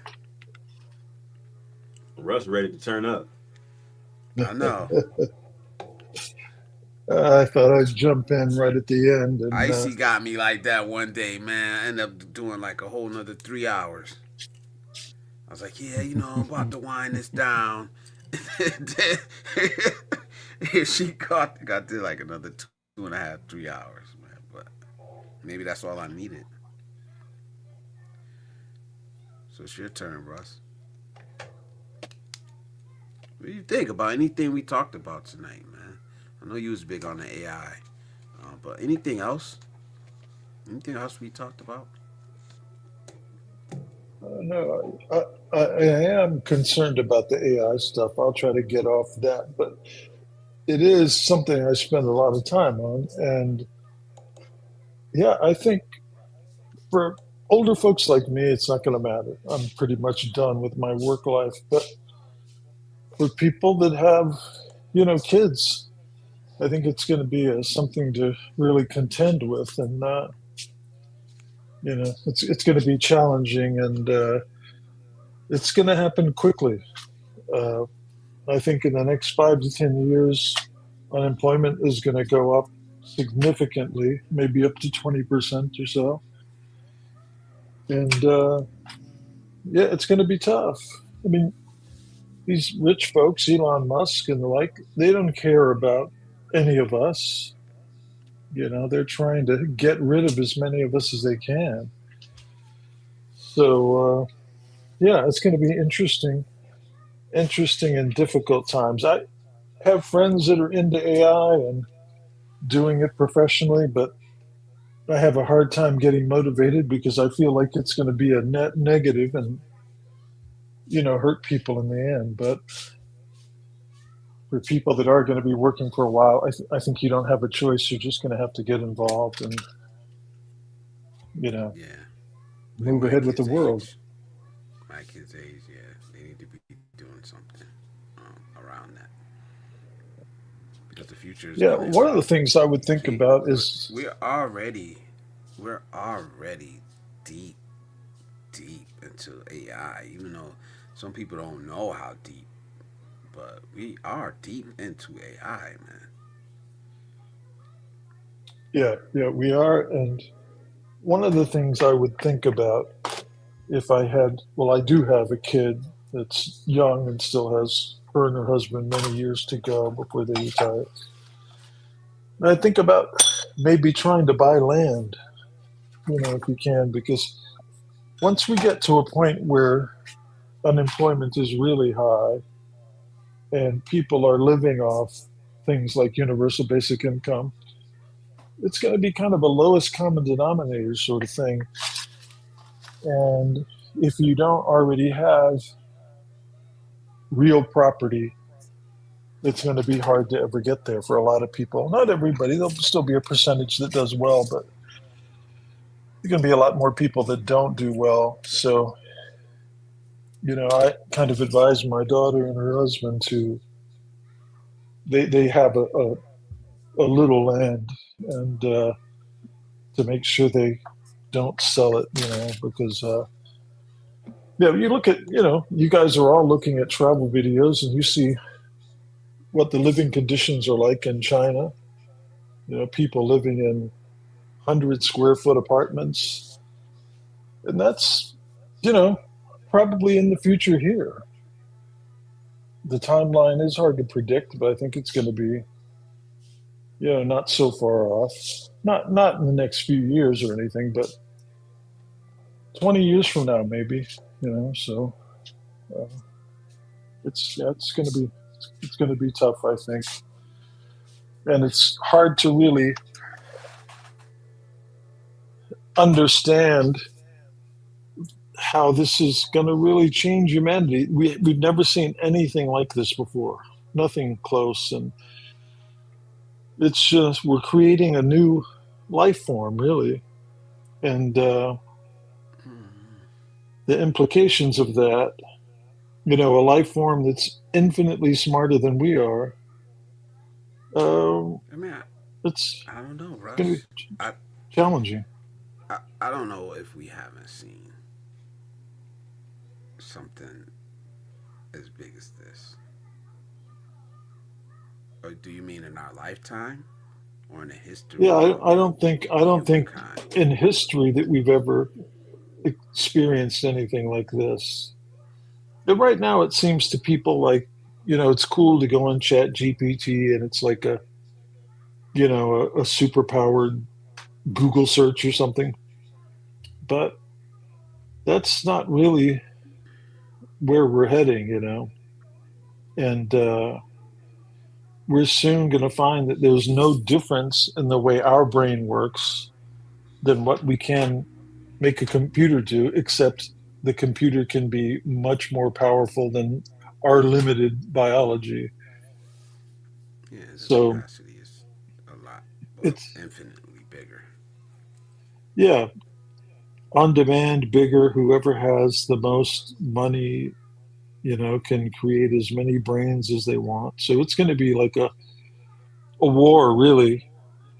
And I'm sure there will be wars fought over this technology, and So do we stop it? I don't think we can. I think you would have to, change human nature, and we got the nuclear weapons, and that was enough to prevent a lot of wars, but we still continue to develop them, and I think it will be the same with AI. Just the problem with AI is just we'll all become obsolete, so uh, it's just going to be very challenging to figure out how to keep everybody employed and with the things they need. And if you give people too much, then you get more and more people. You give people too little, and it's a depressing existence. So I'm usually very optimistic. I know it doesn't sound like it right now, but that's why I started really participating in these things, is because everybody was so positive, and but yeah, this is something else. I mean, I spent my career doing engineering and computer science. That's what my background is, and studied a bit of biology and chemistry as well. But so this stuff interests me, but yeah, it is very worrisome. I mentioned, if you go out and watch some of these videos of the CEO of Anthropic, which is one of the big AI companies, he's very worried too. And our government right now is trying to force them to do things they don't want to do because they're trying to be an ethical company. Yeah, it's a All the battle. We're other battling it companies, like, out. yeah, and all the other companies are going along with the government. Hey, whatever you want, we'll do that. But this one company's trying to do the right thing, and they'll probably get crushed because of it. I mean, it was in the news today. But it's interesting times. But, you know, Terminator doesn't seem so crazy anymore. It doesn't seem like science fiction anymore. It seems like a potential outcome, of the future. I hope not, but there could be opportunities for an extraordinarily beautiful future, but we'd really have to You, see a lot of changes in the way you the wealthy think. think you, you think they would turn us all into robots. I don't know. I mean, like you said, um, we created the nuclear bomb. There hasn't been one used. The Well, we technology. used a couple, but you know, Well, yeah. I mean, after that, but I know what you mean. I after know what those, you mean. after those Yeah, two, there yeah, hasn't been one used. So that the guardrails are there.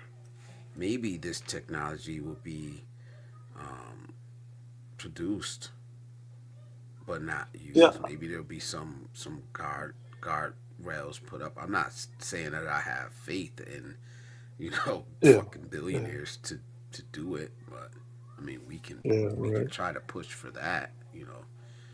But let me read these real quick from T Marsh. He's got four down here.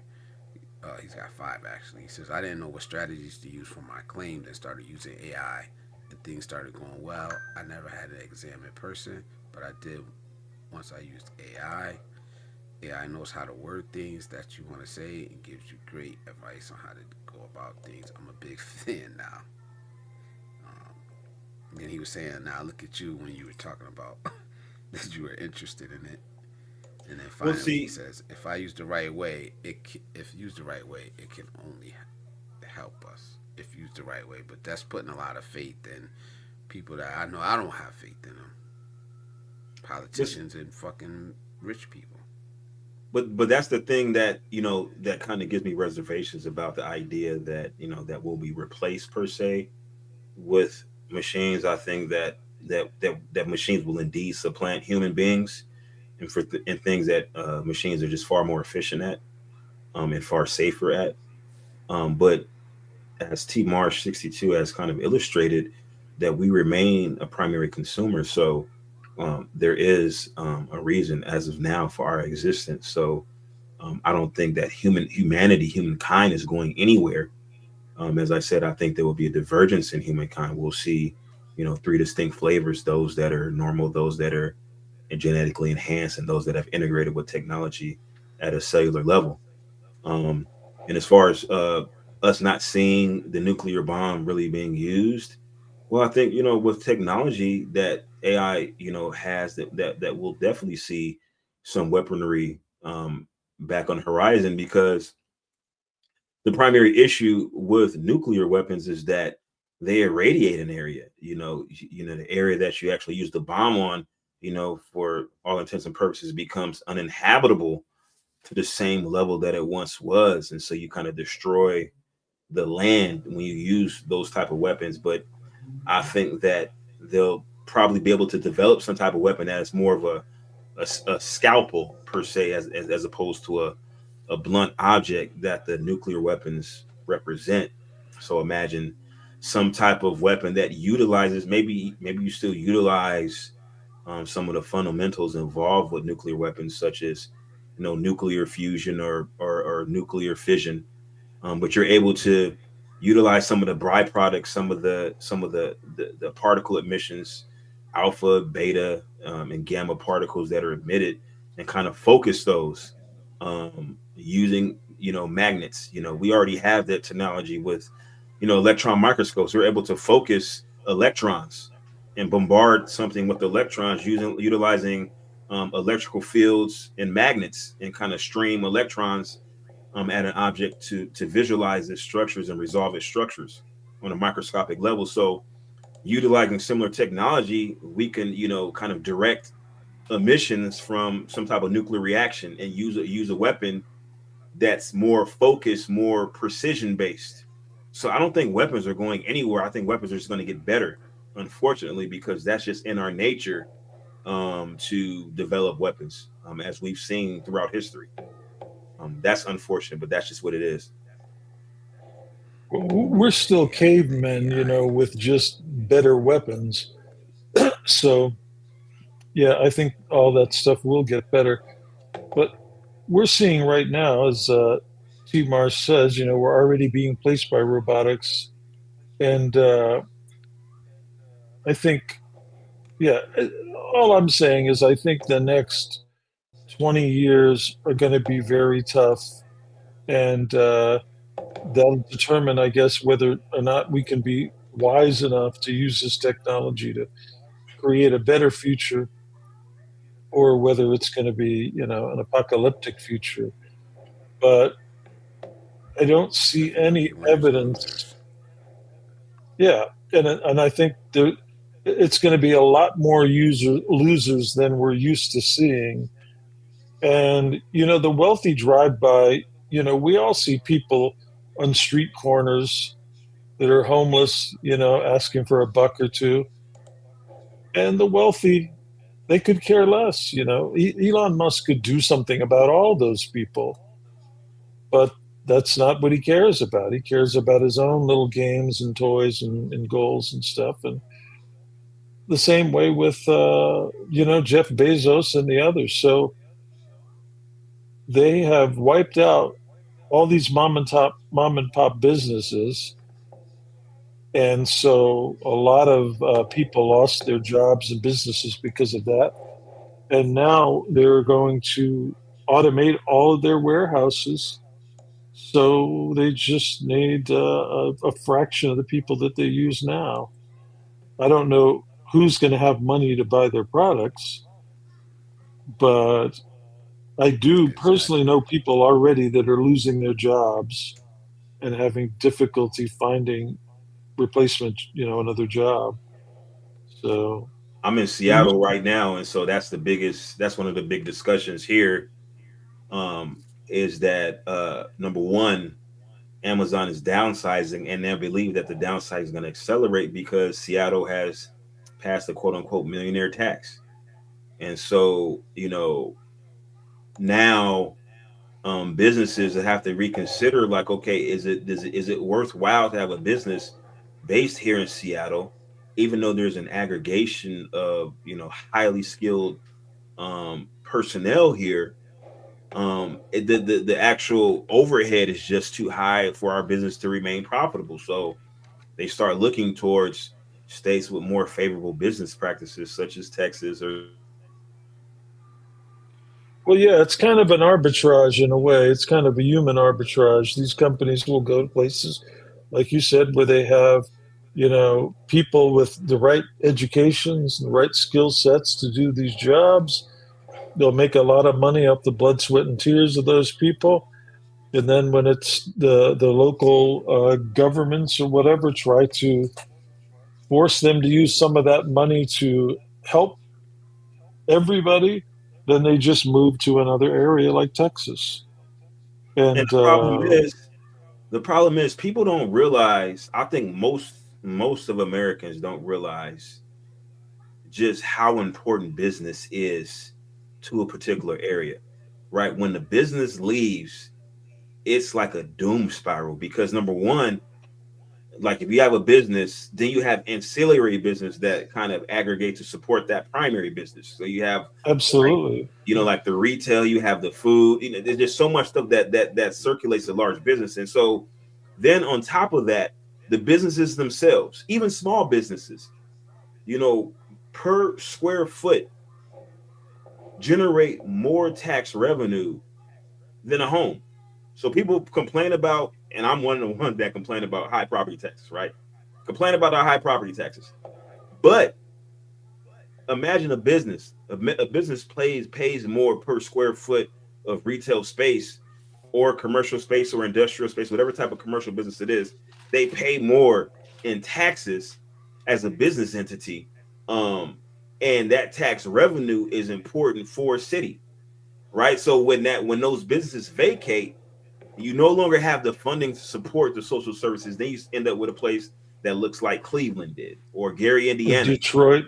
Yeah, Detroit, right? These are prime examples. Detroit's making a comeback, but My city. it's a long and slow, arduous process to recover once people have made capital flight. People in businesses they leave, and so I think that's really something to really consider with how this technology is progressing. And I think one of the things that we're going to see is that people, the technology, like these big companies, big corporations, they're going to utilize AI because they're going to be able, they want to actually pursue resources for number one, right?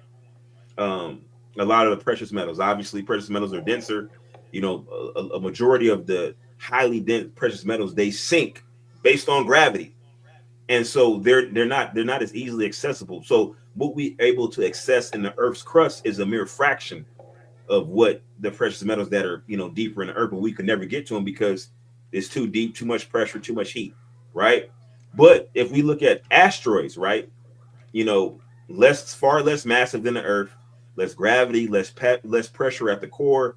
They're not nearly as deep, and you can easily access the precious metals. So, like some of these asteroids are estimated to be worth $400 trillion, which is far more than the entire net worth of the planet Earth.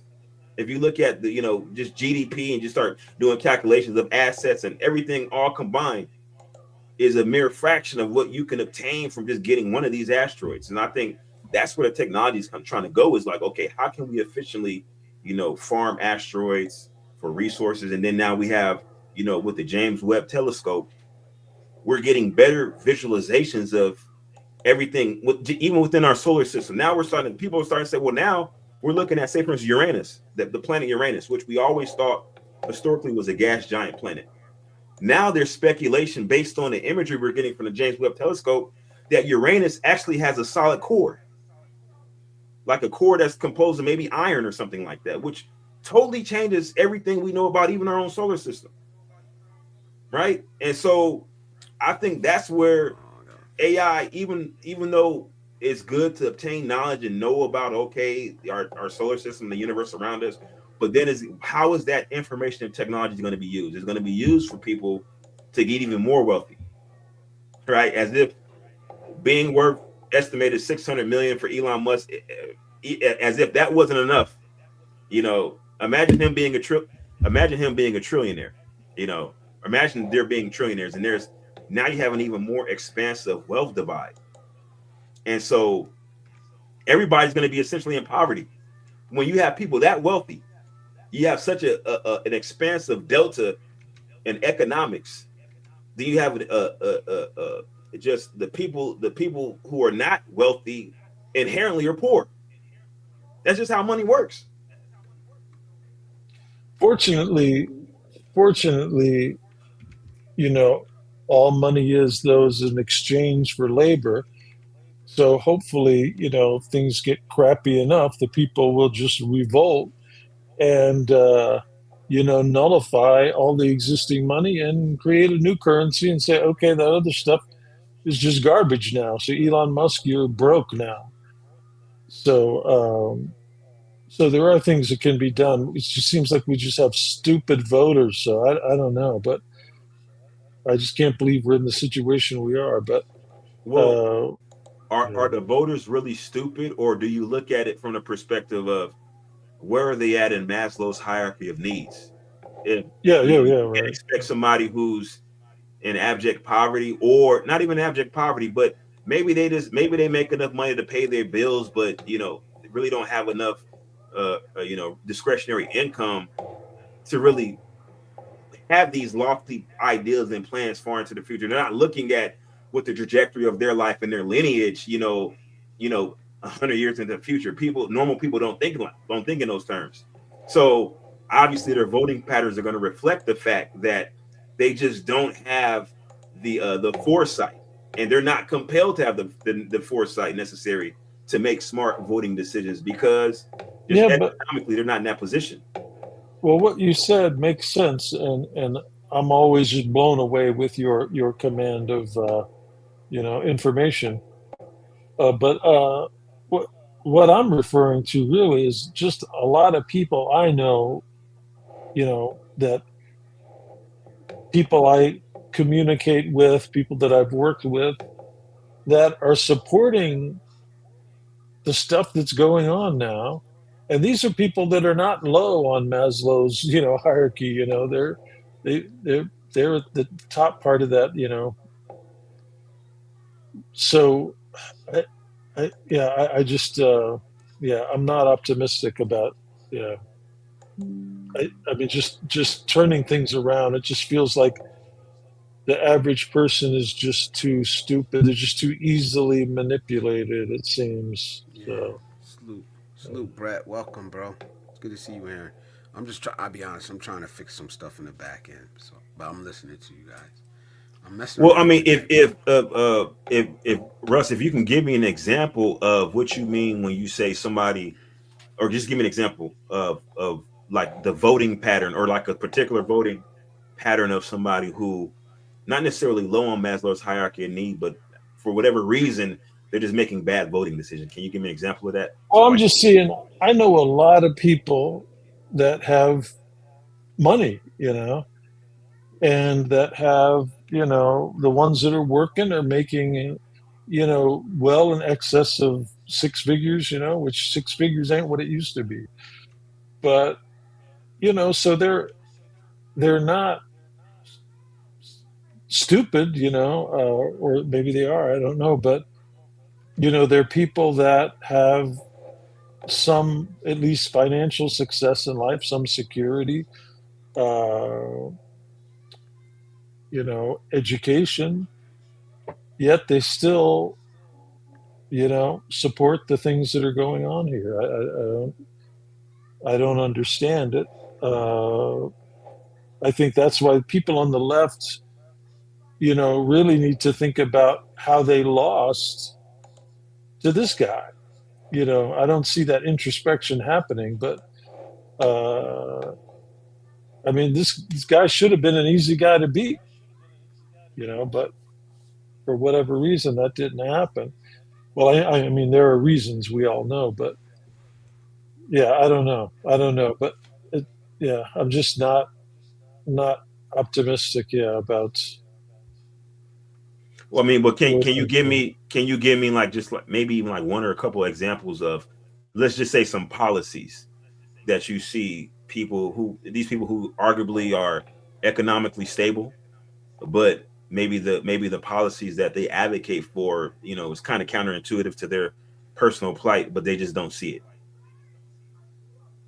Well, I think just I think even just voting for the current president, I think that's I don't think going to help the people monetarily that, these people that I'm talking about.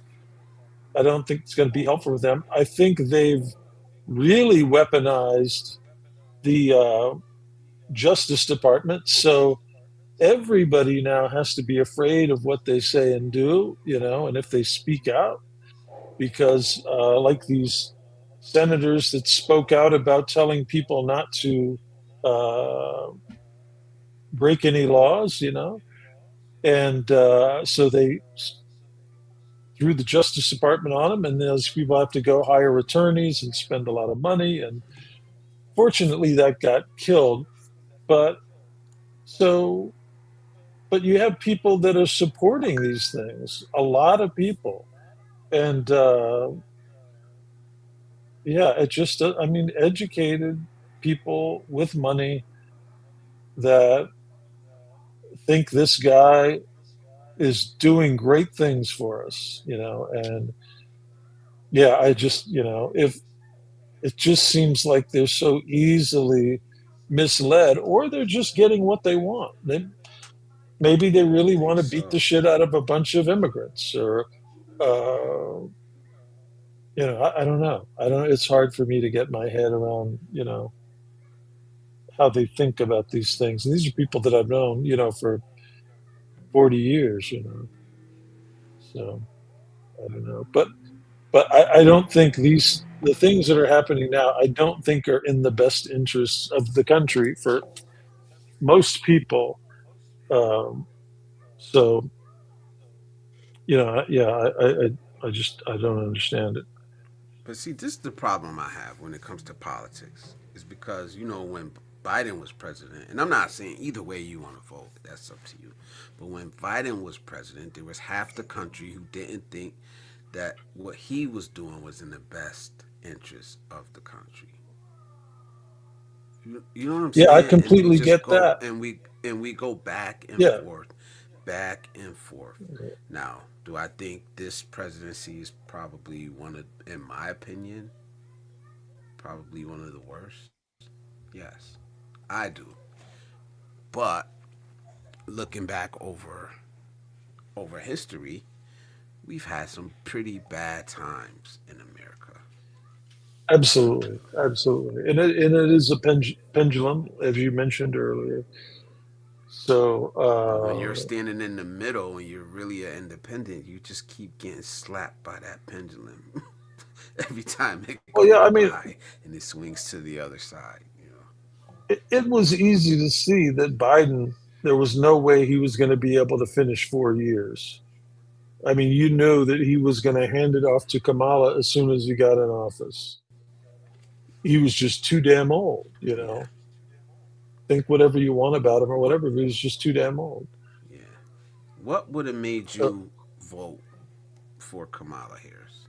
I'm just curious. I don't. I I would have voted if it would have come down to it. I would have voted for her over Trump, but I wouldn't have felt good about it. You know, Obama's the first. It's the first guy I ever voted for. You know, I started voting when he ran. Seemed like a very smart guy, well adjusted, been an activist his whole life. You know, I know people have problems with him, and that's fine. I think no matter who's president, he's going to do a lot of stuff to piss a lot of people off. So no matter who it is, people are going to have legitimate problems. Yeah, yeah. Hold on, But give me one second. Give me here's one a second. guy. Ryan, Yeah. give me 1 second. Let me salute Ryan, man. Thank you, Oh brother, yeah, yeah. for the 199 super sticker, man. I appreciate it, man. Every cent. I appreciate it. But thank you, brother. For you, I'm gonna do this TJ.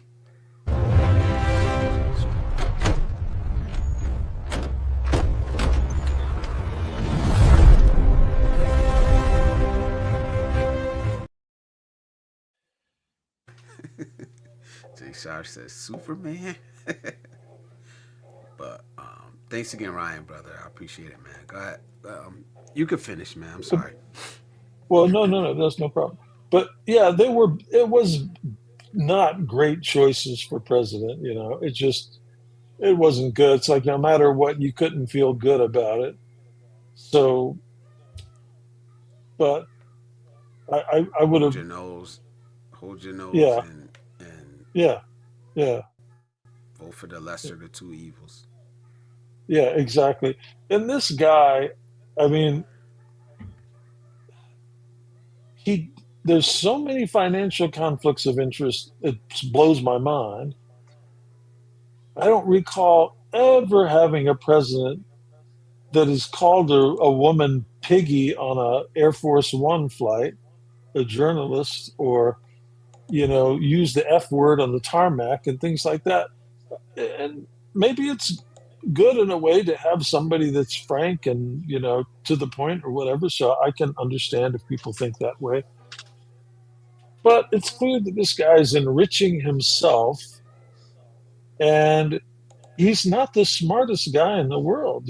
I mean, talking about injecting bleach into our bloodstream to deal with COVID and stuff like that. He said a lot of stupid shit.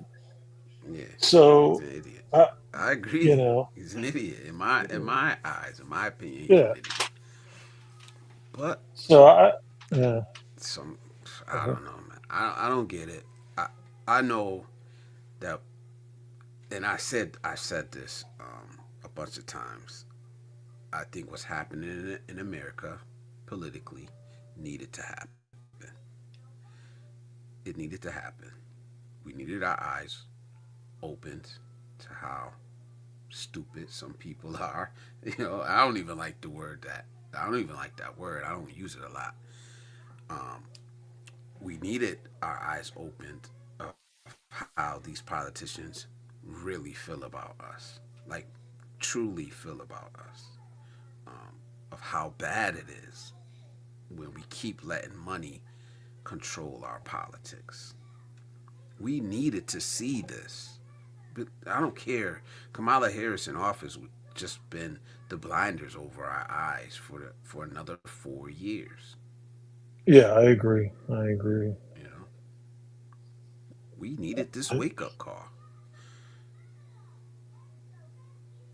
yeah, It's I sad guess. that Yeah, I mean, if we I survived saw a this lot of four other years, people that were running that I think would have done a much better job. if they would have made it there, yeah. So If they were given the chance on the Democrat side, they just anointed her. You know, and I think yeah, that yeah. they got a lot of pushback from that. And I don't even have a problem voting for a Republican, although I tend to feel like historically they've been the party of the rich, you know.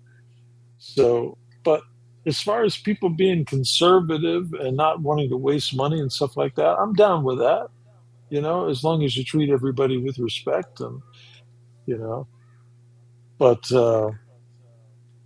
yeah, I mean, I never voted for a Republican, but, you know, Mitt Romney, that guy, he didn't seem too terrible, you know. I think if he hadn't put his dog on the roof of his car, he might have won. I don't know, but I think that did him in. But yeah, there are people out there that Yeah. yeah, I would think would be fine, you know. But I mean, this guy tried to overthrow the government. You know, they're breaking into the Capitol building, and he's just sitting there watching, not doing anything about it. That's insane. They came up with all these fake electors that they were trying to substitute for the actual electors, and it's like, what the hell? I mean, it was also insane. And then they had years of trying to fight in the court saying they lost, but they could not ever produce any evidence that they lost. Hmm. It's just all insane, but it is what it is. That's where we are. So yeah, you know, now adding the AI stuff into the mix, it's yeah, it just seems like I said, my work life is over, but you know, I have a home, I'll survive or whatever. When I think about these kids that are, you know, younger, 20 years old or whatever, you know, 15 or whatever, you know, close to starting their work life and trying to have a home and build a family and all that stuff, I think it's Oh going to yeah. be a lot tougher. You know? Well, that's kind of the Not conversation that not I only had a couple AI, they years got ago. to fight with grown adults still that want to do those jobs now too. You know, fuck. Yeah, yeah. What were you saying, Um, Triz? I said I had this conversation some years ago. I had a little stream and I was talking about. Actually, I was on somebody else's stream. Matter of fact, and um, we're talking about real estate, and I was mentioning this was before I bought this property I'm at now, right? So I have this is a fourplex, so there's like four apartments, and I live in one. Uh, this is this apartment is 3 bedrooms, a 3 bedroom apartment, 2 stories, upstairs and downstairs. I'm in Seattle, in the city. I'm right actually by the Boeing Seattle campus, um, and um, near public transportation. I don't even have to have a car. I can survive even though I have a car. I don't need a car because of based on where I lived at. So it was a very strategic purchase. And I say that because just buying a Salute, peace of house in life. the future, I don't think will be enough because with the rising costs of, let's say, even property taxes, we have talks of even including an income tax here in Washington State, because we don't have state income tax, but they're talking about adding income tax, right? Because revenue, when you have capital flight, then the cities have to find a way to bolster their coffers. They got to have a way to bring in tax revenue, so they start having ways to kind of tax the regular citizens when the businesses leave. And so because of that, if you have a house and you don't have a way to sustain the house, you don't have ancillary income, the house itself is a liability, unless that house brings in revenue. So this particular piece of real estate, it's a liability inherently because it's real estate and there's maintenance costs associated with it, and there's bills and things like that, property taxes, whatever the case may be. But it's an asset because there's additional units that generate revenue. So it kind of pays for itself, is what I'm saying.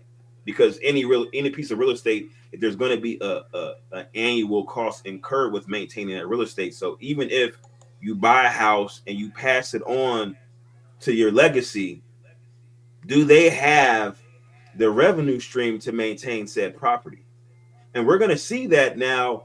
I think because we have a majority of the wealth is aggregated in this particular generation, and this generation is nearing the end of their life cycle. They're like in their 70s now, right? So a lot of them are dying off at an accelerated rate.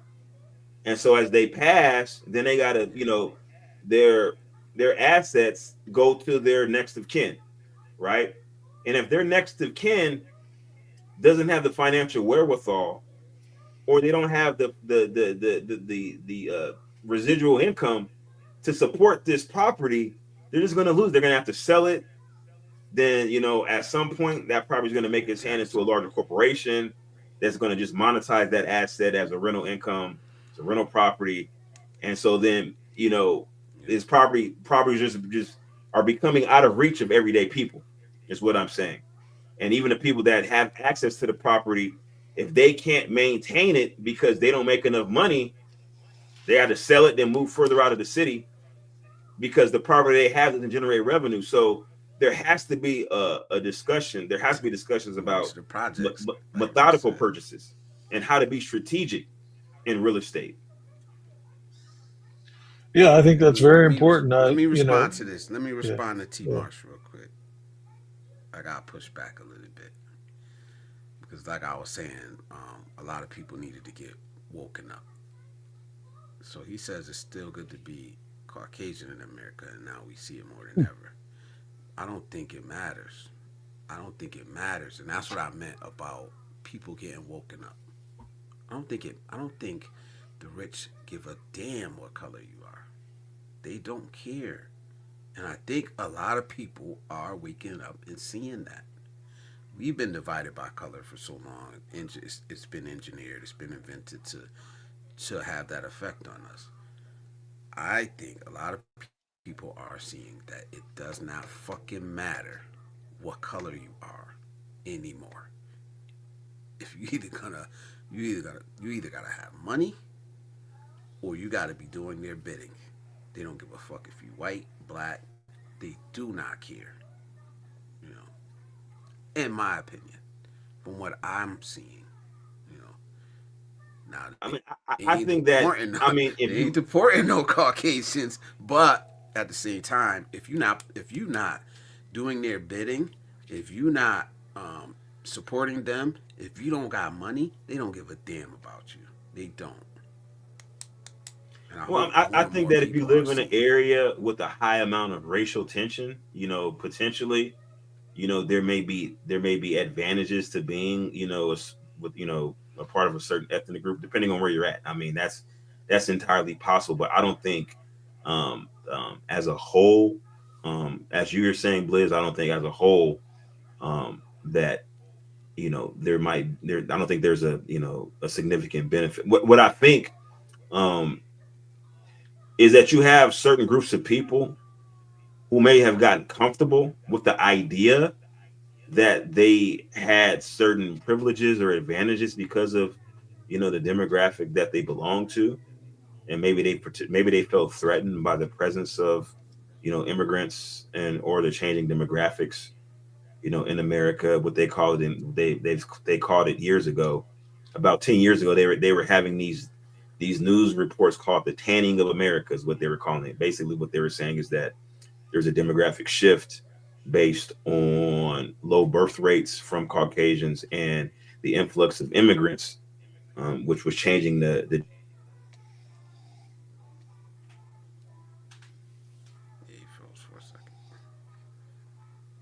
Well, maybe I think there are benefits to be a white person. Okay. I think they might not be the benefits that people talk about, but I think just I agree with Thomas in this.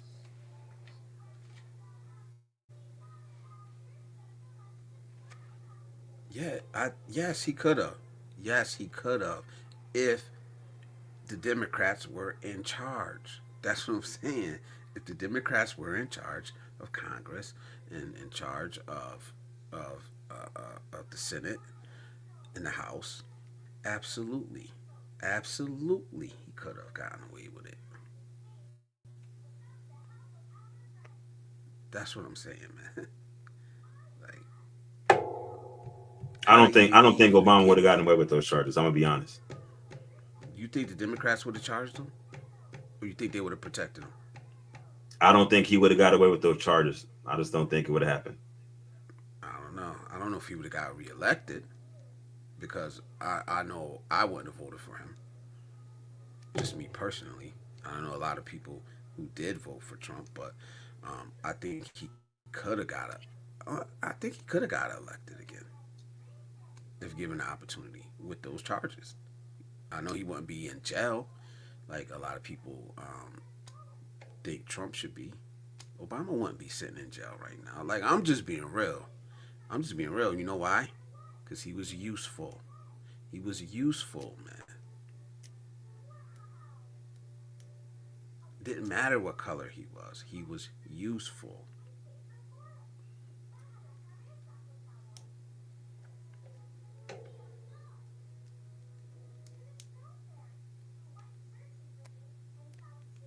They should have been Democrats put Democrats in jail. Not if they're useful. I'm telling you right now, man. I'm telling you right now. What happened to Russ? Oh, I don't know. He's still there. His mic is muted. I think his sound went on or something.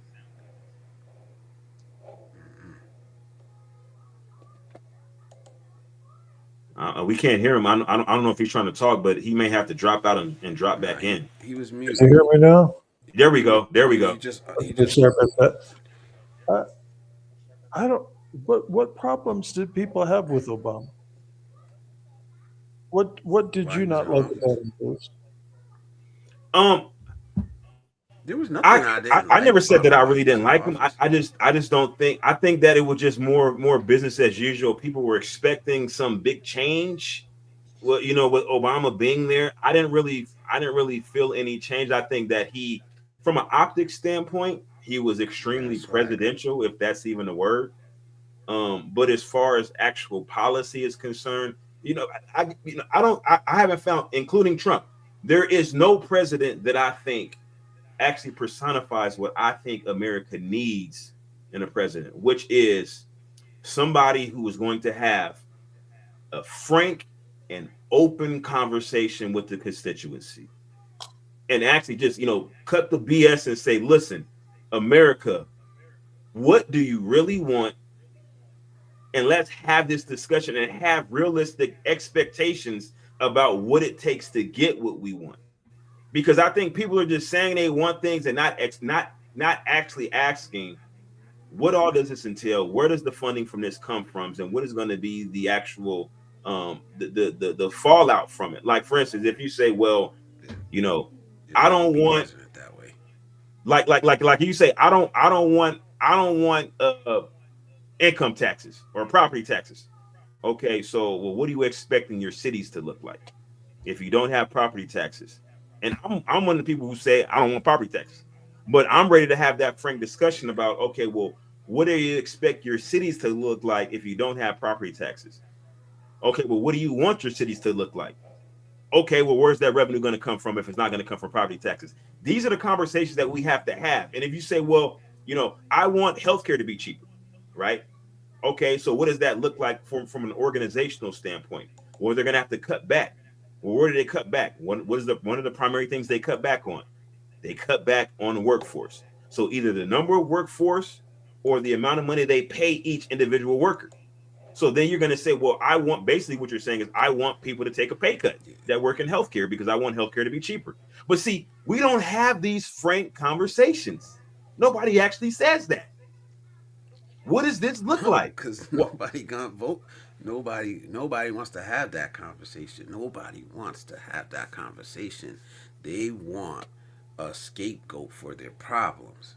That's what the regular fucking person wants. Oh, it's this person's fault that my health care is so high. It's this person's fault that I gotta pay taxes like that. It's this Well, person's fault that I can't get a job. This person's coming here taking my job. Now I need to upskill. I need to do better, or I need to do without this. If I gotta give this, if I want this, this is the problem. And those are the people that you can affect emotionally and get charged up, put the battery in their back. Not rational minded people. You can't put a battery in my fucking back. But somebody who's not thinking rationally, is not willing to have that conversation, you can absolutely put a battery in their back. Well, I mean, just think about this. Brett Glasgow says the average cost is over $500 a month for Obamacare. But then we got to ask ourselves, why is Obamacare over $500 a month? Well, because number one, if you're having a healthcare policy that's not subsidized by your employer, that's how much it's going to cost. Because we take for granted our healthcare policies that our employer contributes half of the money necessary. At 500 is cheap.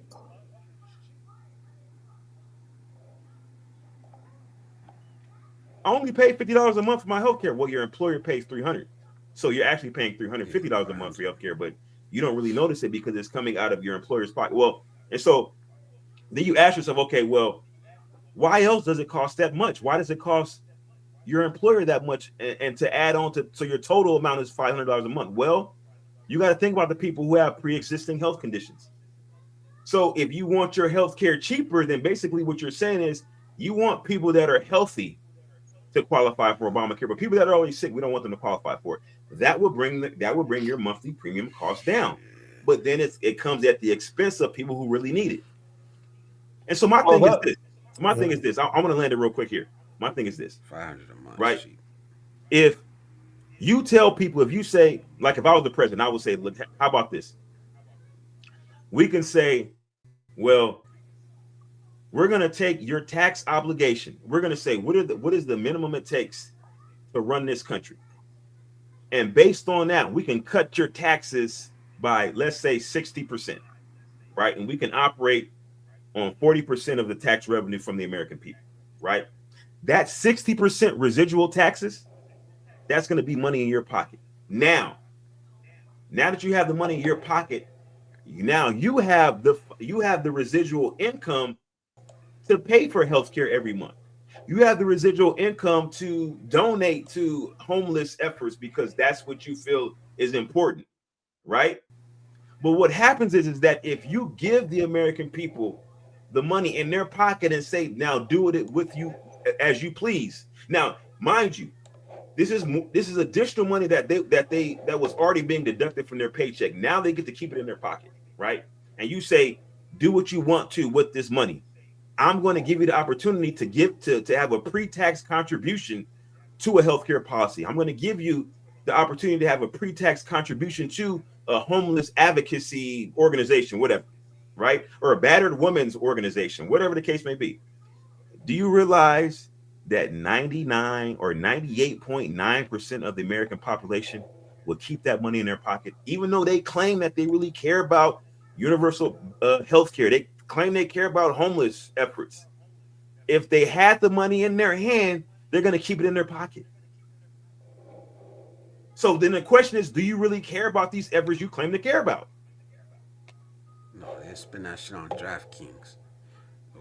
So that's what I'm saying. But nobody's having these frank conversations and saying, listen, if you really want America to be free, you have to accept the freedom to fail. That's what freedom really is. Freedom doesn't guarantee success. Freedom means that I'm putting it all on the line. I could possibly fail, even though I have the opportunity. That's what freedom is.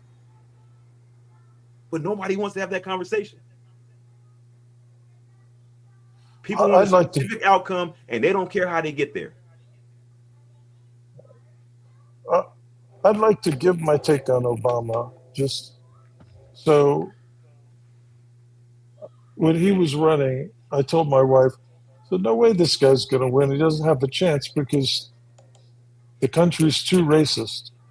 Just not going to happen." Then he gets elected president, and I'm shocked.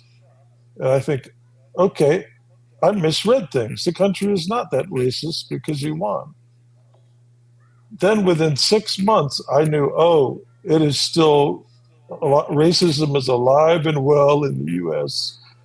And I was just a little off.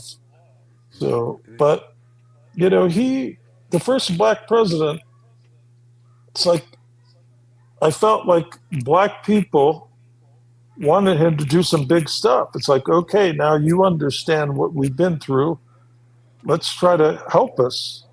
At the same time, he's got to deal with Congress and can't go big just trying to do certain things because he's got to deal with them. So the first black president, he's just got to do a decent job so there can be more black presidents and people can become less racist and, all those things. So I think he had a really hard job to try to figure out how to thread that needle.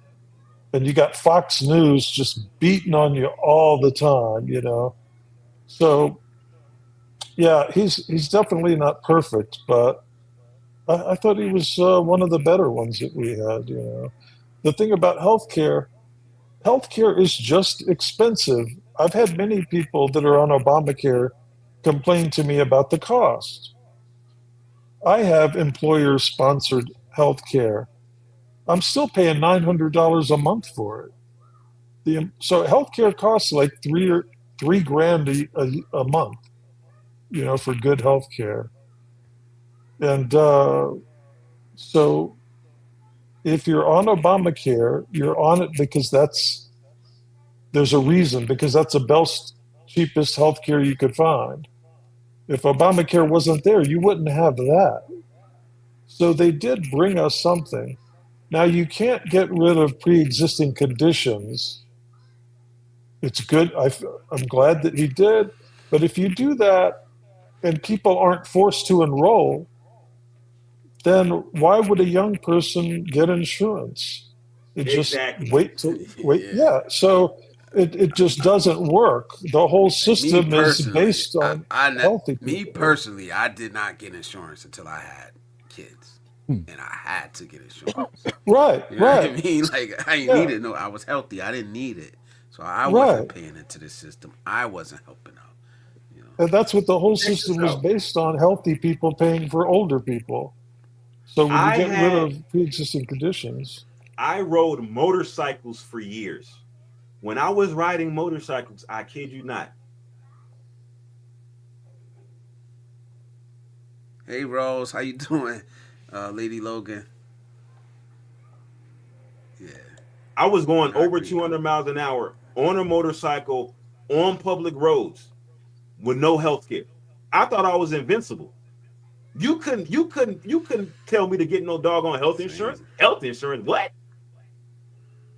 I didn't care about no health. You know what I did though?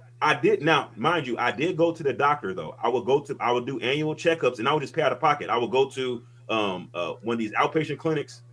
I would see a doctor. I would pay like $300 and I would do that like once a year. But I wasn't going to pay monthly to go for a healthcare premium. Not when I was in my 20s, even when I was in my 30s. No. It wasn't I was maybe like 35. Yeah, it's a very, very tough problem to fix, healthcare. And you have, it's so damn expensive. And all the insurance companies, when I was growing up, for decades, insurance companies. Mr. Tate, welcome. Insurance companies always found some way to get out of paying using some kind of pre-existing condition. And it was a big problem. So people that didn't have those experiences for decades probably don't realize what a big deal that was. But it is a big deal.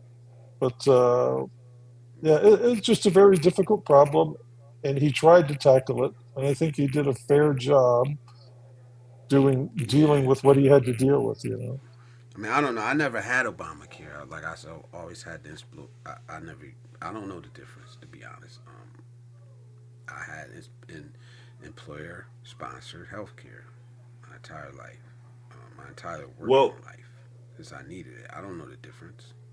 well, you What's the have to difference? realize that the quote unquote Obamacare, it was more than just health insurance. There's a whole slew of things, and I actually studied this in school extensively. I have to actually go and look up the actual some of the Senate bills associated with this, right?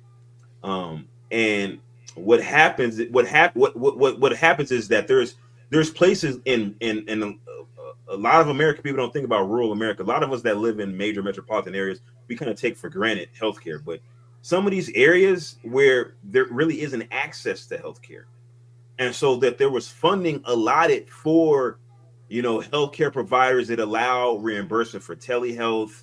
It kind of gave additional provisions for licensed independent practitioners that weren't physicians, like nurse physician practitioners, physician assistants, nurse assistants, and things yeah, like that. right.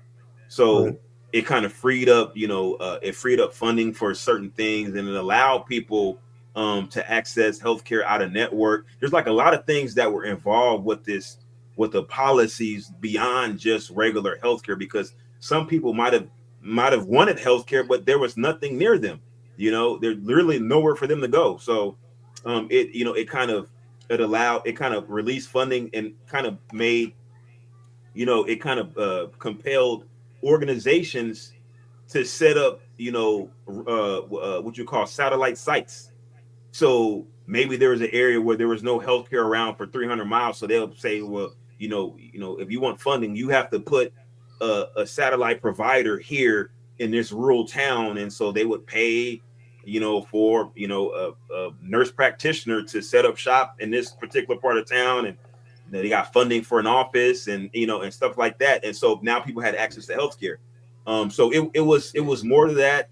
But the thing about it is that, like Russ was saying, you have to have buy-in from a large percent of the population, not just the people that are sick. It requires healthy people, just like any insurance policy, any insurance agency. They need people who don't get in car accidents in order Yep. for it to make business sense to offer you those premiums at that price and still remain profitable. And bear in mind that these companies are publicly traded.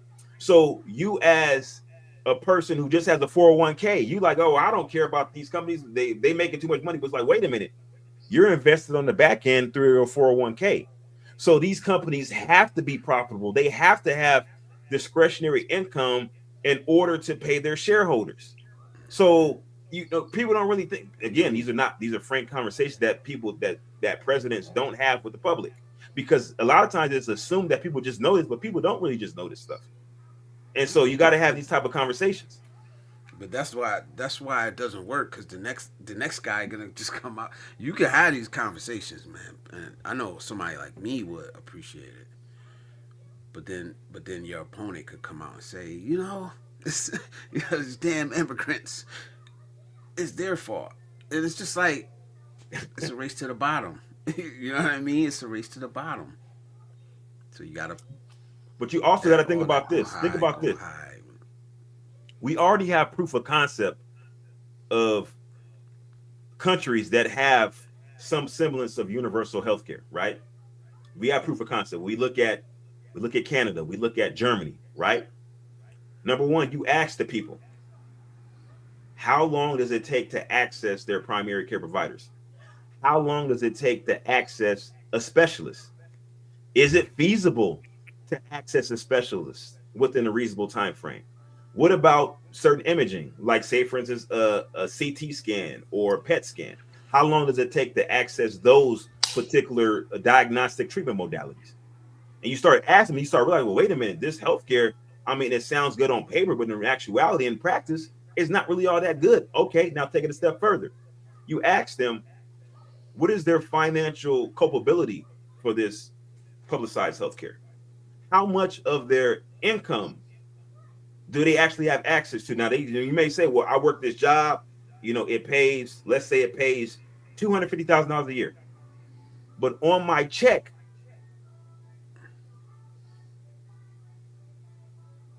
Oh, he froze again. All right, why you frozen? Let me read yeah, this comment I from. don't know why my camera keeps freezing. I think it's my Let internet. me I'm let having me. something with my router.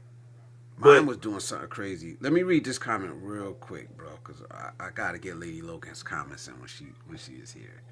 Um, she says, as a self-employed person paying for health insurance for both my hubby and me, I pay under $300. If I pay for the same plan without Obamacare, I'd be paying $1,600. We're required by law in Mass. Um, required by law in Mass. So I'll leave it at that one. I just had to get her comment in there, bro. Um, but yeah, that's essentially my point is that you know, you yeah, I definitely would in any third world country. Um yeah, any third world country you can't drive crazy because it's just the roads is too unstable and traffic is crazy. I was telling somebody the other day when I went to Ethiopia, um it's people that drive on the opposite side of the road. Like, just don't even care. I'm trying to get to where I gotta go. I'm just gonna drive on the opposite side of the road, going against traffic, and you just gotta move the hell out the way. Just lawlessness. yeah.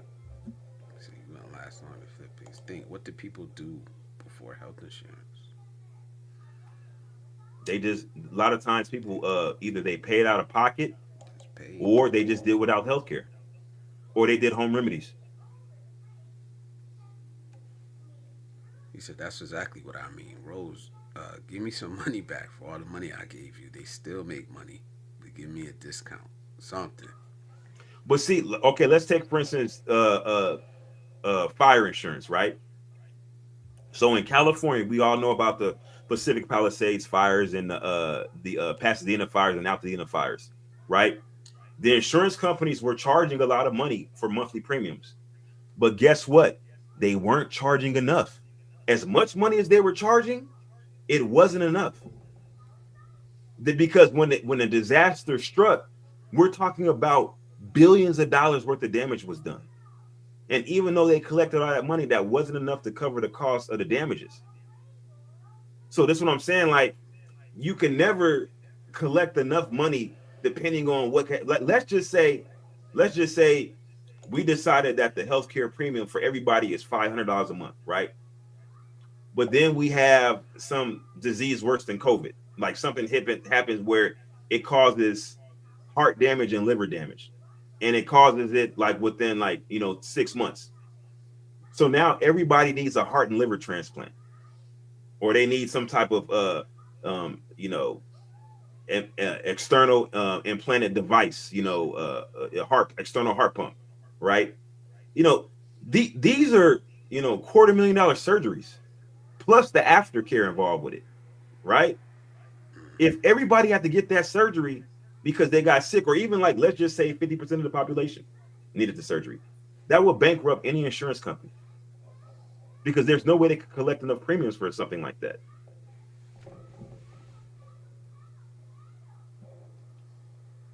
Yeah, Rose says, a lot of people think that Obamacare is this or that based on drafts and rumors, but we need to read the actual past Affordable Health Care Act to know what it Yeah, actually I is. read the It's not. Affordable Health Care Act extensively because I did research on it when I was in school, and I actually wrote some papers on it, several papers on the Affordable Health Care Act, because I didn't really know what it was. I mean, I just figured that it was just basically just some type of universal insurance. But then when I actually start reading about it and how the funding was, and what the funding was used for, there was a lot of other stuff involved with it, like access, for remote areas for satellite providers. Damn. When I had my accident falling down 15 steps, top to bottom in Maine, out of network, I was charged only $50. Insurance paid for everything else. When they took the eight staples from my head, $18. Wow. Yeah, Okay. with Obamacare, it sounds like everybody that has it is pissed off because it costs so much. but before it existed, they couldn't find anything better. The reason they're on it is even us because that it is have the health best deal they insurance, can find. they're complaining about it, and I'm like, damn, that's cheap. Like, what the? As Yeah. long as you get the same So level of care, I don't know. they're pissed off because the government isn't giving them Made them. more. Well, the government made them get insurance when maybe a lot of them wouldn't want to have insurance. But You know what I'm they saying? don't have to I don't have it. know. I don't know. But you know So what? it's not mandated anymore. I don't think so. I don't know. All I know is like I know a lot of the states that didn't want it once their constituents um, got it, they loved it, and then the states wanted it. Right? Am I wrong about that? But Yeah, you the know what? people wanted Like it, but the I think Alabama was like one of them. yeah, they didn't want to give a black president a win in Alabama. But you know what? It's the same concept as state-sponsored property insurance in Florida and Texas. As we know, California has the fires, Florida has the hurricanes, right? And so people are often dropped from their primary insurance carrier because they're too much of a liability. And so then those people are forced to look for, a different insurance provider. And so sometimes they can't find an insurance provider. Sometimes there is no insurance provider that will provide coverage.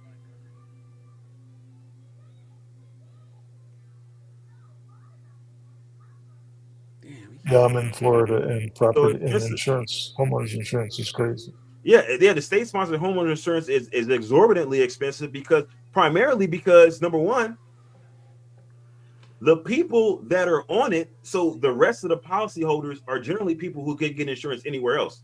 So everybody on that policy is high risk. So there is no amortization of risk that you normally see with a regular insurance provider. Like with a regular insurance provider, they amortize the risk across an entirety of a population. So you have people who are very low risk, people who are medium risk, people are high risk, a couple of people that are high risk. So, but it balances out, right? Because most people are low risk. When you have state sponsored insurance, these are people who couldn't get insurance anywhere else. They're all high risk. So there is no balancing it out. Just you're gonna have a sky high insurance premium, and you're gonna have Salute, brother lackluster coverage. Cal. Brother Cal is in the building. Salute, man. Yeah, we going. Yeah, I tried to tap out. They wouldn't let me. They wouldn't let me. We still in here. Probably gonna go for 7. If I hit 7, that'll be my all-time record. What time is 7? 7 hours. That's 38 more minutes. Yeah. So I'm pretty sure I got some 8 hour streams, under my yeah, belt. yeah. I think I did like 6:57, 6 hours 57 minutes, and then I stopped. So Like a Jerry Lewis telethon. yes, sir. You say yeah. Wow, y'all still going. I think we've touched a lot of different topics tonight, which is good. Which is good. And if anybody else got anything they want to talk about, put it in the chat, man. Oh, I got one. Look, check this out, Blizz. I got one a stream I did. It was 7 hours and 59 minutes. I'm trying to figure out the date that was. It doesn't have the date. It was 7 years ago. I know that. 7 hours and That's 59 minutes. yeah. I don't know. I mean, I could do it. It's just do I want to? Like even now, I know I got it. I can't stretch it that much longer past 7 hours because I gotta get over my grandson. You know what I mean? And save it for the future. Yeah, it's coming, man. It's coming, man. Once everything goes back to normal, you know.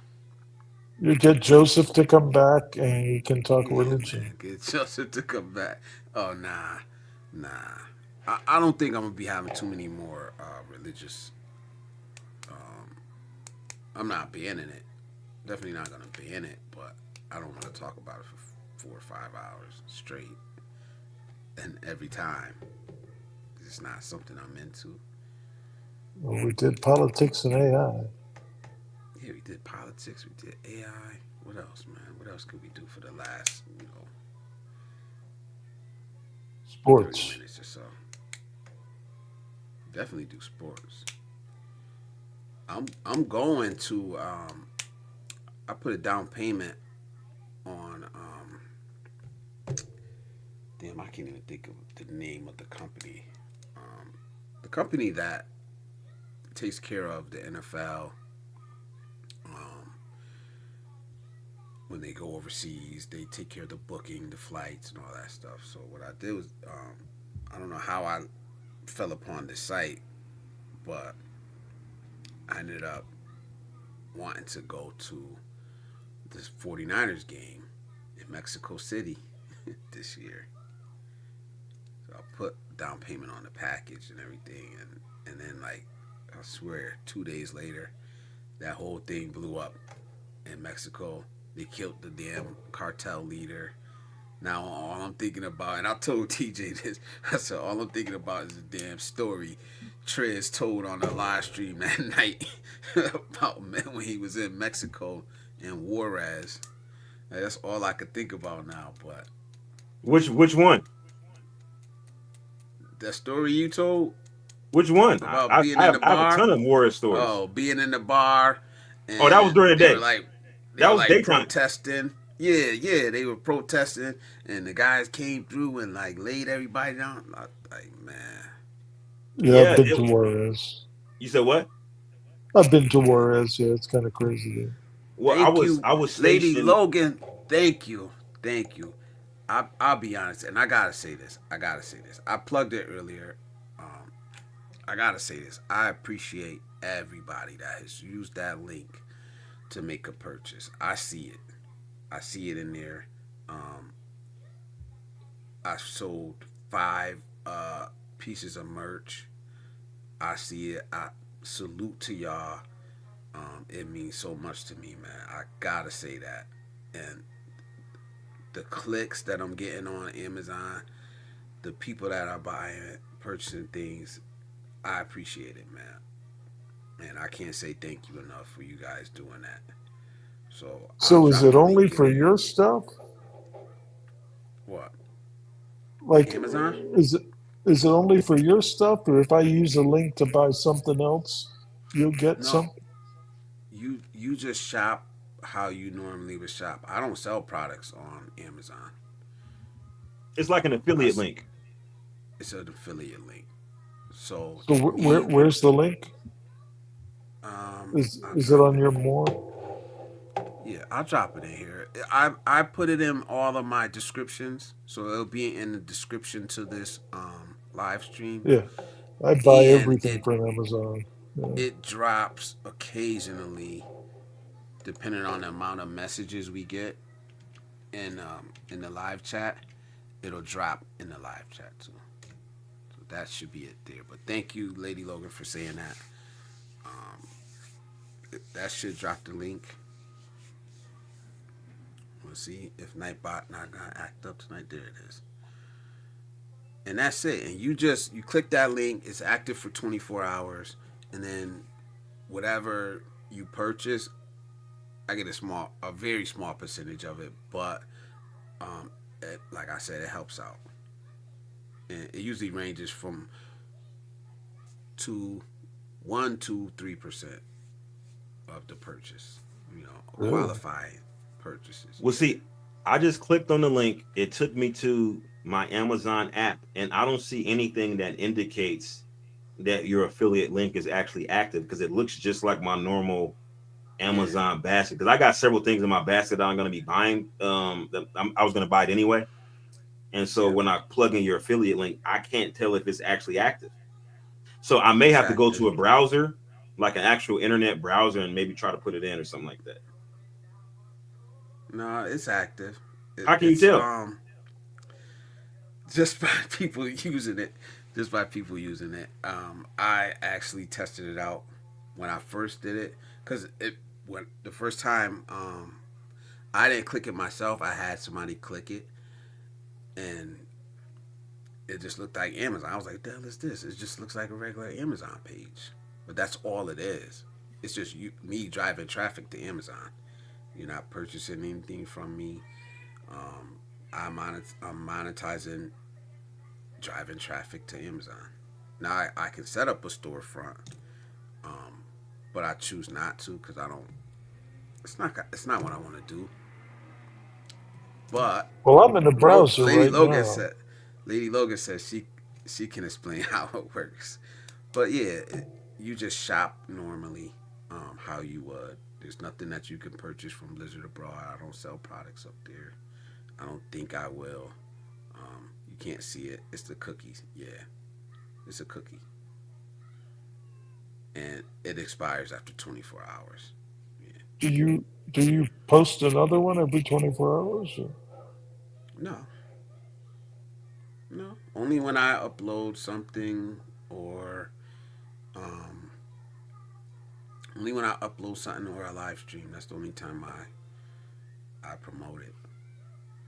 Man, I'm What I buying stuff did from have, Amazon all the time. honestly, what I did have my family do. My family, I did have them. I sent. What I did was I sent them it in a text message group, so they're able to just paste it, and anytime they want to use it, they can use it. Yeah, you should automate that somehow. I don't know, man. I mean, I'm buying It's the like, same link. It's never, yeah, and it's never. I'm reading what Rose said. It's never a different link. It's the same every time. So if you wanted to, I don't know, favorite that page, I don't know how you would do it. If there's a way that you can paste that link, but it's the same every time. so yeah, so okay, well, Yeah. I'll give it a shot. Salute. Brett, thank you, brother. Thank you, man. I appreciate you, man, with the 99 cent. Thank you, man. And you get the TJ.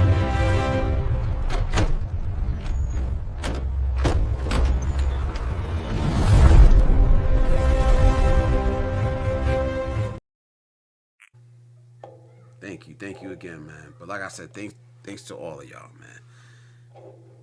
He said it doesn't matter what you buy. Same link. If you want to purchase through Blizz, you need to click on the link first. The day you want to purchase, I keep it bookmarked on my laptop. Thank you. And I see it.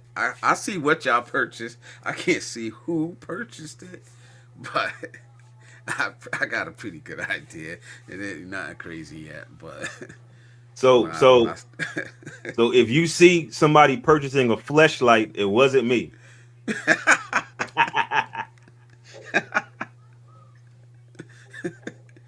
oh man, yeah. It just says like this. It says what it is, the amount, and then the well shit. Somebody bought a subscription. I was like, damn, through my link. So I like it this way.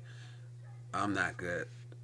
I feel weird like promoting it. I do it. You guys see me do it, but I'm still not real comfortable with that. Like, You're hey, providing a service. hit the super chat or hey, so I like being able to say, hey, look, just shop the way you guys shop, and you can support me that way, and I appreciate it, man. I really do. But selling 5 pieces of merch is like that shit is amazing. That's amazing to me. And Russ, I did see your I just checked your email. So I Okay, see you, bro. I see you. Yeah, okay. it went to the spam box. I don't know why. Cause I was like, damn, Russ didn't hit me up. So salute. I'm gonna give it to somebody else. I'm gonna give it to the next Well, I person. just I Which would just did be it before this because I knew you were going to say something. So I yeah, you figured knew I'll email you real quick. how you knew I was gonna be like, Russ, what's going on, Yeah, man? trying to keep from getting in trouble. so yeah, salute. So I'll give it to honestly, I'll give it to the number 2 tonight. You know what I'm saying? So, yes, I did, Lady Logan. Yep, I seen it. that was you. Oh man, yeah, I seen that one. I want to know who bought the subscription from Amazon. I don't know. Like I said, I couldn't see what it was, but Well, I'm spending like I $500 a month from them, so you'll be seeing stuff all the time. oh wow, me too. And that's the crazy part. Like I buy so much from Amazon, man. Sometimes I feel bad, Convenient. but it just is what it is, man. There's no more mom and pop stores around here anyway. Um, so it's Well, either that's the thing. Amazon I or got Walmart mom and or pop Target stores, or but my biggest aggravation is like I'm very particular, right? Like when you're gonna see when I purchase some shit, Blizz, you're gonna see some fly ass shit. But because I spend a lot on Amazon too. I probably spend probably at least $500 a month, probably, sometimes a lot more, you know. But yeah. so like for instance, I bought these webcams. I bought this YOLO cam from Amazon as well. And I bought this is a Lumix S9. This is a full frame camera, Lumix S9. I bought that from Amazon as well. Um, and so yeah, I spent a lot of money um on the website. But my question to you is, when you buy stuff yourself, do you get a kickback using your own No, affiliate link? no, you can't. I can't use my own Oh, okay. affiliate link, or and they caution against anybody in the house really using it. Oh wow. It might end up being the same IP address and you get flagged. So Well, Thomas Marshall says if you see a vibrator, it's definitely him. yeah, yeah, yeah, right. It doesn't work in the Philippines though. I haven't opened it yet, um, internationally, which I should do it. I be procrastinating on certain things when I gotta go digging into something. I ain't gonna lie. So I gotta open that up soon. But I know a lot of. I think a lot. Like somebody was telling me that they keep their Amazon America thing open. Like they still use it. I don't know how that works, but he said thanks, Rush. And Lady Logan says, I wish Um, I had known the link in early November for Christmas shopping because I got so much from Amazon. And yeah, we kill it. We love some Amazon, man. Just convenient. It's just convenient. I know they don't do next day anymore like they used to. Yeah, they do. Some They do things, same some day. things, some things they th- do. they do some stuff in 1 hour. Yeah. Yeah. I mean, I've seen same day pop up, but it's never like a lot of. It seems like before when I first started using Amazon, like you get a lot the next day, and now it's just certain things. It's got to be Well, stuff like Or maybe I don't live paper close enough to. towels, toilet paper. Yeah. they kind of rotate stuff out. They try to stock the stuff that's like more popular. Um, Yeah. I would and say probably so, by region, by your but region or something. They probably got it. but then you got to think about it, like, to be an Amazon seller, there's like different tiers. Um, and then the amount of money that Amazon takes, you know, to actually, post it, because they get a kickback. Like if you sell something, then Amazon probably takes like 20-30% of your revenue. So you got to price your product accordingly, or you got to scale your operations to where the kickback doesn't matter to your bottom line. So and so like some of the bigger companies, they just move more product, and they're able to get the same day delivery type stuff, or delivery within 1 hour. um and so you can filter your search to include 1 hour deliveries, or same day deliveries, or overnight or next day deliveries, or even 2 day deliveries. But sometimes you Yeah. miss out on really good stuff. Sometimes it's some nice stuff that you just got to wait for. Yeah. But I think we've gotten so I coddled, want and it. we're I want it so now. we want stuff right away. Yeah. Most of the stuff I order, it's not available. Definitely not same day. Most of the time, not next day. So it's like 2 or 3 days. Like I just got some Tims off of there. Like it's been like a week and a half. It just is what it is, man. I want those, so I gotta wait. Somebody said they wear lugs Tims in Connecticut. They don't even wear the real Tims in Connecticut. That's just what I heard. What the hell is Lugs Tims? What the hell? I ain't gonna ever. I'm not gonna say I never had a pair of lugs though. I definitely had. Way No, I back. be seeing these little beams on Facebook where they make fun of people, Lugs and they'll Tims. say based on what part of New York City you from, your Tim's gonna look like this. So they'll have like Harlem Tim's that be like the fly, extra, what Oh, I seen that. you know what I'm talking about? Yeah. I seen that. Yeah. And Yeah. I they seen that always meme. do they'll do like Staten Island, or they'll do the Bronx. They do Staten Island and the Bronx dirty every Dirty. time. Yeah. She said there's a dude who lives in the upstairs apartment. What you? Oh, BIY. What's that, man? Oh Oh, you well, wanna I'm gonna tell you. salute BIY, man? Yeah, I'm heading Have out. a good one, brother. I appreciate you, man. I appreciate you. Bye, everybody. Peace out. He said he He love said Yeah, there's a nice dude who lives in the submarine. upstairs apartment who buys all his groceries the same day, like a month's worth. And I think the reason why is because like the same day delivery. So Amazon has like a deal with like HelloFresh or what's the other? There's like another store, Whole Foods or something like that. And what happens is that you have to buy a certain amount to get free shipping if you want it the same day. yeah. And so with the groceries at least. And so that's why you got to buy like a certain amount, because I did that. I bought some groceries from out. I only did it one time. I don't know. It's available. I don't even know if it's You're like available. I halfway don't there to get free shipping. And so know. I had to get like a certain amount of money's worth of groceries to have them delivered the same day free.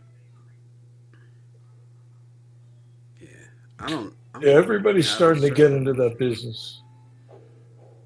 Yeah. Walmart now delivers Yeah. Walmart 12 delivers. bucks a month, no I've ordered tips. off of Walmart. Yeah. Amazon does not have a direct retail site in the Philippines. Okay. And there it is. Right. Look. Right. I didn't drop it right there. But no. Thanks, Brett, because you actually put up the Nightbot too. Rose says, I need to find something like that, some affiliate link that can be used globally because we aren't making any money on our channel yet. I need to offset my annual license cost and gear costs. Yeah. This one, I would say sign up for it. Or you might have to sell some merch. Rose colored glasses. Logan. Um, Yeah, Lady Logan. where is he located at? She's in Mass. Where? Massachusetts? Yeah. She said it on the stream, so that's the only reason I ain't trying to dox nobody. Mm. Yeah, she's in Mass. But yeah, this one I like, and I suggest it. And like I said, as long as you're cool with promoting it, then why not? Why not?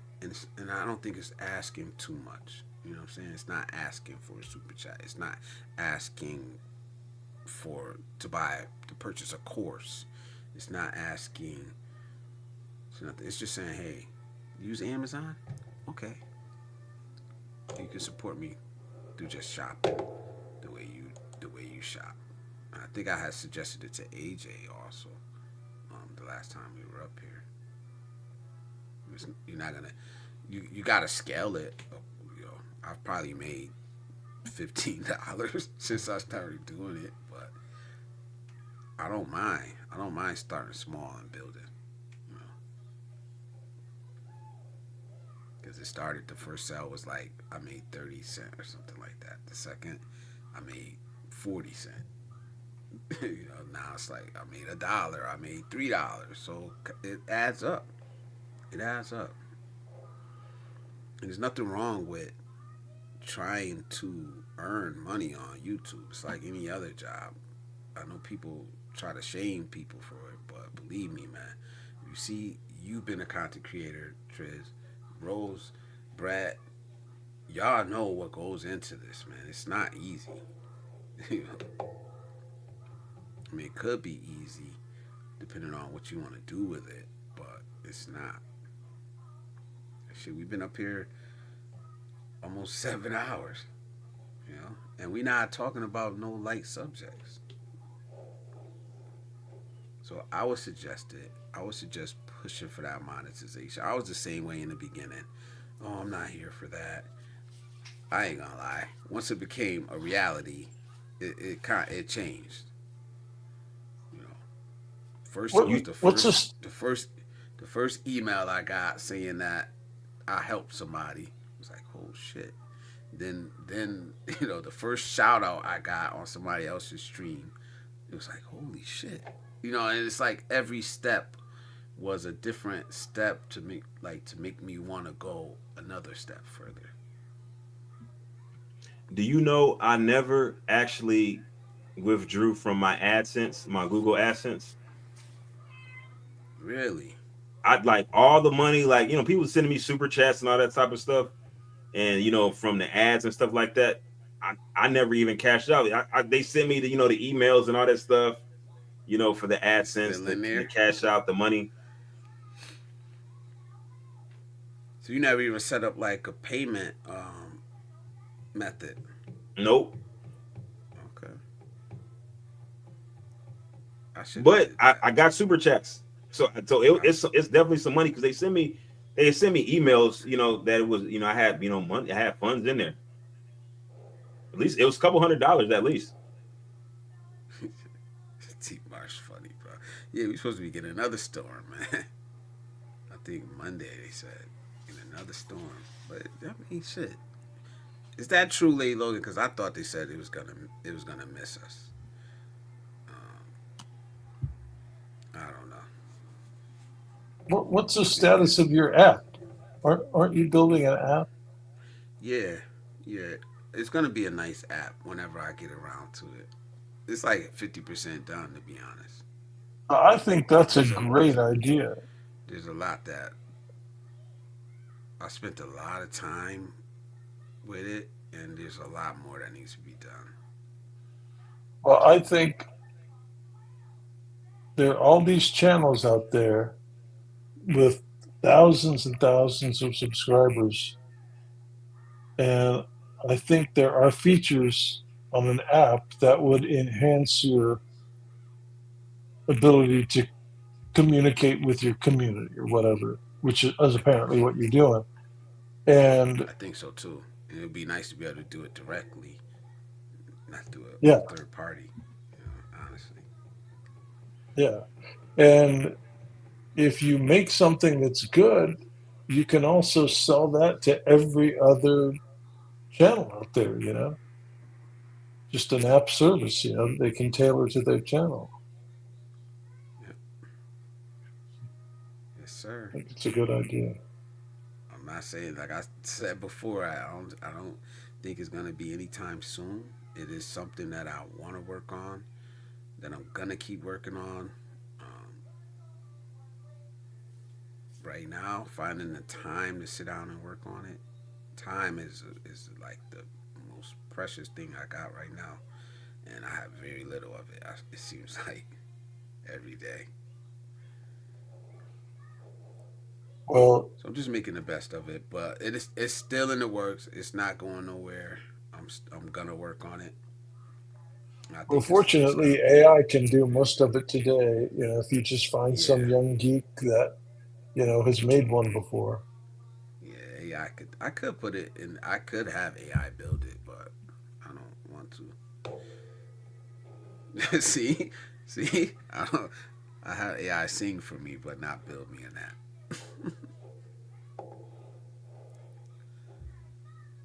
He said I thought Loves was extinct. I don't know. I haven't seen them in a minute.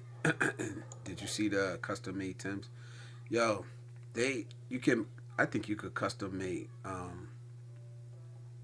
I don't know if you mean somebody buying the actual Tim and doing it, but I know on the website you can basically design. I did it with Nikes. Like you go up there and you design your own shoe. And you basically pick the colors that you want. I do it with Nikes all the time. That's the site. Yeah, because I like the Euro hikers. So you go up there and you design and you pick the colorways you want. I like it. I like it. No, But no, what no. night? What's These are that? the I can't This see is it. the Lugs website. Oh, Logs. I thought that was Tim's. See, that's what I'm talking about. See, you know why you thought it was Tim's? Because these are the ones you be buying. Because the phone's so little. Those are the ones you be buying right there. Oh man, you don't forget you in Washington, man. Hey, you know what? I don't even wear Tim's. I don't even wear Tim's. You know, I used to wear Tim's back in the day, but I'm a little bit older, Me so too. I wear loafers and sport coats and shit like that. So Yeah, I still like Tim's, I'm on a different vibe. but I like the Euro hikers. I don't really like the. I ain't rocking no wheats right now. Let's just say that. But what Nike started doing was taking the designs that people made and selling them and using them to design um, their shoes, which is Yep, fucked Nike up, U. bro. Yeah, Yeah, it's I actually crazy, man. ordered several Nikes that I kind of designed on my own on the website. Um, but now I don't even wear Nikes no more, man. Like now I got to the point now, man. Like I wear like I'm gonna be honest, Blizz, man. I gotta be fly everywhere I go. I'll be wearing Valentinos and freaking Gucci and shit to the gym. Yeah, I don't do that. Yeah, man. Well, I know Hey, it is I'm what it way out is, of my man. league in this conversation. You said what? I'm out of. I ain't wearing no Gucci to the fucking. I ain't wearing no Well, I'm Gucci just to the saying gym. I'm an old man, so I'm out there rocking the dad New Balance tennis shoes. I'm not making any fashion statements, that's for sure. Yeah, me neither. I like Nikes. I don't go New crazy. Balances is nice, man. I like New Balance. All right. I haven't wore a pair of New Balances in 40 years.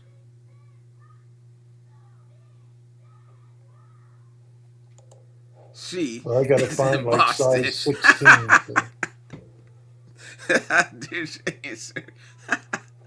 I didn't see that. I'm behind. That's funny, No, it's fine. I don't want to do Amazon because we're in the same circle, Blizz. I want you to get that. I want. No, don't even worry about me. Like for real, it don't matter because honestly, I would shop off of your link. As much as I buy from Amazon, like I buy so much off of Amazon, I just get it delivered to my job. It don't even come to my house. It goes to my job. Blizz, your cat need to be fed, man. Go feed your cat, Blizz. I don't got no cat. That's Russ. Yeah, that's Blizz's cat. That's Blizz's Nah, cat. I don't Quiet even that like cat down, cats, man. Blizz. No way. Damn, No Blizz. way. I hate cats. Whose cat is that?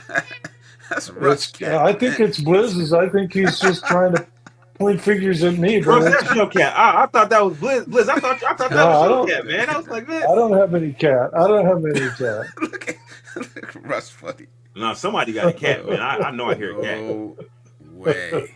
No way. A cat would not survive in this house, man. I All hate right, all cats. right. It might be mine. Getting out of the house to have a cold beer. I'll see you again next time. Salute, T Marsh. Thank you for stopping by. Thank you, brother. I appreciate you, man. Enjoy your beer. I heard another storm was coming, but local forecast looks good for the next few days. So maybe it isn't missing us, hopefully. Nika is back. Salute, Nika. What? Oh, you on two different? You on both? You're in both streams. All right, all right. glad to hear that you wouldn't build with AI. Not a big fan here, but as an artist, writer, creator, I want to do the creative work. I think you heard my thoughts about this. Yep, absolutely. Yep, and I agree for the most part. I only wear Skechers slip-ons. Good night. Good night, Ryan, brother. We all caught up. Look, 6:50, 6 hours, 54 minutes. Yeah, we gonna hit 7. Comfort over style. I got a lot of things where I choose comfort over style, but there's some things I just like.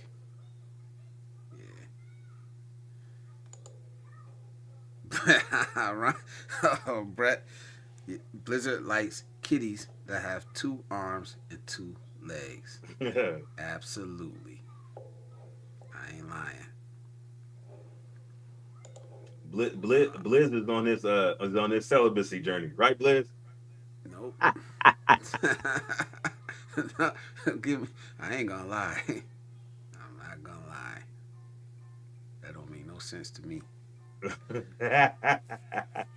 My license is with artists, and it frustrates me that they, artless, and it frustrates me that they focus so much on AI now. Thankfully, they still have music, stock footage, etc. for human creators too.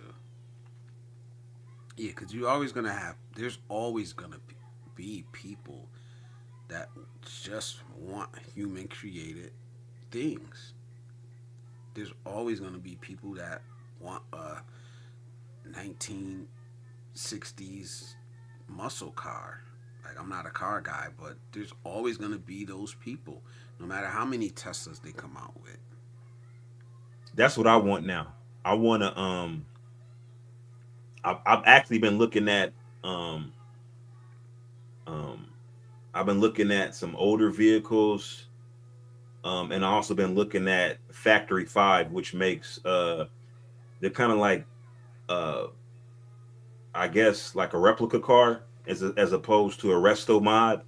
Because my issue with the older cars is that um a lot of them are unreliable um as far as their drivetrains are concerned because of the age. And then additionally, suspension wise, they're not quite as safe. So you end up wanting to do a resto mod where you take basically an older car, you basically break it down to the shell, and then take that shell and put it on a newer drivetrain that has, fuel injection, that has modern suspension, independent rear suspension, AC, things like that just make the vehicle, a lot more feasible for daily driving. So that's kind of what I'm looking for now, because I like the aesthetic of an older vehicle, but um I want the reliability and consistency of a newer drivetrain, if that makes any sense. Uh, yeah, but it takes a lot out of it, though, man. Like, you want it as a daily driver or a weekend driver. No, I want it a daily driver. So I want to be able to drive it every day. But this is what I want though. Nah, you I get you a want a Toyota big Camry to. I want a big V8 manual transmission. And when I say big V8, I'm talking about a big block. I probably want something at least 9 liter, at least a 9 liters of displacement. So anywhere between 9 and maybe even 11 liter V8. So you're talking about a big block, Yeah, with a yo, manual Aura, what transmission, up, bro? huh? What up, Or a Aura, drip. bro? It's been a minute. Yeah, it's been a minute, bro. It's good to see you, man. Salute, bro. Last time you was in Bali, I think. Salute to you, bro. Where you at now?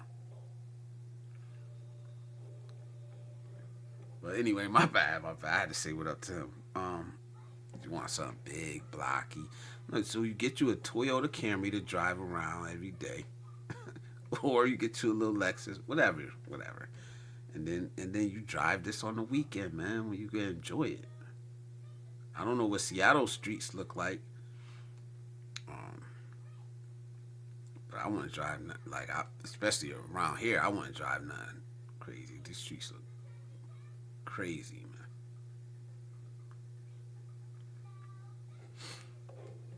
But teach his own, man. All right, I'm about to get ready to get up out of here, man. Trez, always a pleasure, bro. Always a pleasure, man. You be dropping so much knowledge up here, man. You like, honestly, you like Yes, encyclopedia, man. You like yes. encyclopedia, bro. You know what I mean? Russ, salute, salute. I got you, bro. And honestly, let me know whenever you're ready. Just reach out to me. You got my email. Um, All right, man. Thanks. yeah, no problem, man. But thank y'all. I'm about to sign off. I'm gonna close it out. Before I do, let me see something, man. Let me see something. I think I gotta go through the YouTube to see what this is. Top top fans today. Super Trez at number 1. Believe in yourself at number 2. So there you go, bro. You just wanted the merch of your choice. Like, if you want it, let me know. Email me. We could get in contact. I'll ship it. I could ship it to FedEx or whatever, the FedEx store or whatever you want. UPS store. I'll ship it to your crib. Just let me know the size. Go look on this on the in my merch store. Let me know which item you want, the size, where to ship it, and I'll ship it. DIY. Same with you, brother. When you watch this back, or I'll let you know the next time I see you, brother. Since Russ wanted to pass his on to the next person, and number 2 is BIY. So that's the same thing goes for him, man. Again, I tell you thank you what. guys, I tell you man. what, Blizz. What's up? I'm a look on your merch site. I'm gonna buy some merch, and you could take the merch that you was gonna give to me and give it to somebody else. I'll buy the merch. You ain't got All to right, send it to I'll me do for that. free. No doubt, no doubt. I'll do that with the on the next stream. Then on the next stream, I'll do the number 1 and the number 2 again, and I'll send it. And I think Where's I'll your merch find a link way to at? randomize this as I Where's go. your merch at? Um, Is it in your description? it Yes. should be in my description. Yeah, yeah, it should be in there. Like I said, I like this shirt, man. I don't know why I like it. It's the man up shirt. Like I like it. I don't see Saying it. man up. You don't see the. I see your affiliate link, but I don't see anything about your merch. Did I Well, add it it? seems like Triz would be rocking the hoodie. Yeah, the black hoodie. Oh shit! I ain't even Hey, do add me a it. favor. Just drop it in the chat. Just drop it in the chat real quick. Drop it in the live chat. I gotta pull it up. Yeah, I will. Let me pull it up real quick.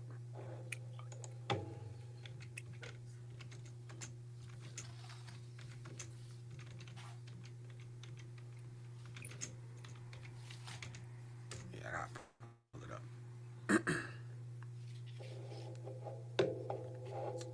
How did I do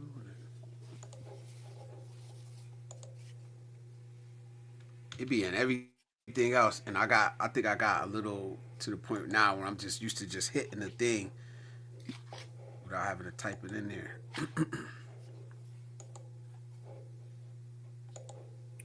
Yeah, let me pull this up, man. Give me a second.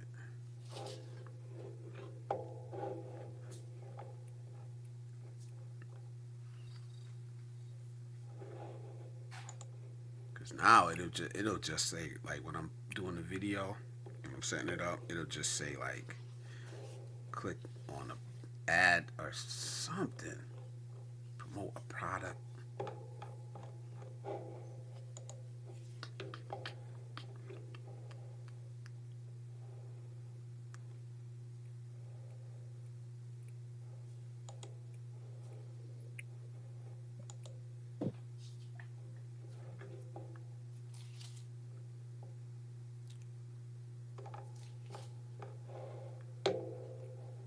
Man, I'm struggling, bro.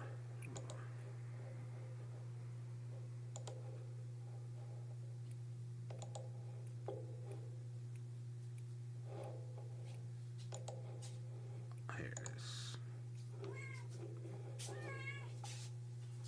Damn cat again.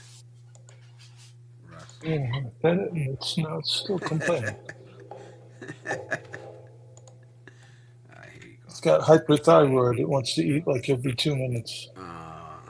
Okay, okay. Okay, I got it now, Blizz. I see it. All right, all right. Took a minute, man. He said, "Yeah, it's been a little minute. I'm You back ain't out you here ain't got trying no to you ain't got no lugs merch make on out here? checking things out. Nope, No we lugs don't do merch? that, man. That's that West Coast shit." No, Oh, wait, no, don't let hold on, sis hold go on, hold hear on. that. Ain't isn't Funkmaster Flex originally from Connecticut? Nah, I don't think so. Yeah, I think either he from Connecticut If or he he got a is, I house don't in know Connecticut. where. He probably got a Funkmaster house out Flex, and he was the main the main Lugs guy. He had that deal with Lugs. Funkmaster Flex. Yeah, but you know what?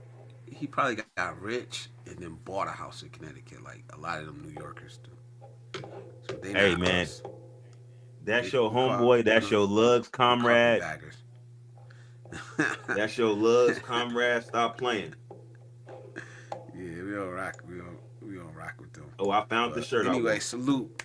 Thank you, man. Okay, word. I'm getting Which the one? I'm so fly shirt. Ah, yeah, yeah. I like those shirts, man. That's the one. Yes, sir. Appreciate it, man. I love that. I love that one, man. I like this one. Like I said, the message on it. That one, like walking through the airport with that shirt on, man. It was something different, man. But anyway, man, it's been a pleasure. I might go this weekend. I might go Sunday night, just because I know what's coming up, and I want to connect with y'all um, before I really get on this grind. Because I know it's gonna be the next couple months is gonna be real tough. So I might need to come up here. See, Funkmaster Flex is from the Bronx, man. But he live See in Connecticut. He got a house in Connecticut. what? They're not around me. He probably where they live at is different. Yeah, where they live at is real different, man. It's like Beverly Hills out there where them people live at. Fairfield County, Greenwich, I think Greenwich they said is like one of the top 3 zip codes in the country. That's where all the investment bankers from Wall Street live at. Crazy. All right, if you go to 5:10, you got to stay till 6. So you better get out now. No, no, yeah, I better get out now, huh? Let me get up out of here, bro. Salute. So, listen, we did have a topic. Y'all could drop down if y'all want, or y'all could stay up here with me, whatever one. The only area of CT I know is Foxwoods, LOL. Salute, Lady Logan. I did have a topic tonight, and the topic was I'm away, walking away from toxicity, negativity, doom strolling. I'm walking away from gender wars, shaming, blaming. I'm walking away from, you know, societal pressures, trying to force me to do shit I don't want to do. I'm walking away from religious culture that try to force me to do the things that don't align with the person that I want to be in life. That's what I'm walking away from, man. I'm not running away from my responsibilities. I'm walking away from things that do not align with the person that I say that I want to be in life. That's what I'm walking away from, man. Salute. I'm walking towards this path, towards this community, towards this life I want to live. That's what I'm doing, man. You know what I'm saying? So yeah, but or we talk the first like hour and a half, 2 hours is always about the topic. After that, we just kick it. We just barbershop talk about whatever comes up. So salute. Fire topic. I have to run it back. Yes, walk away from anything that prevents you from being true to you. Absolutely. So with that being said, man, we gonna run it back. Listen, if I say it, I gotta do it. So join me right back here Sunday night in the U.S. Join me right back here. We'll chop it up. We'll kick it. I'll come with another topic, and we'll chop it up and we'll talk about it, man. So salute Trez again. Thank you, my brother. And with that being said, we are out of here. If I could find the industry.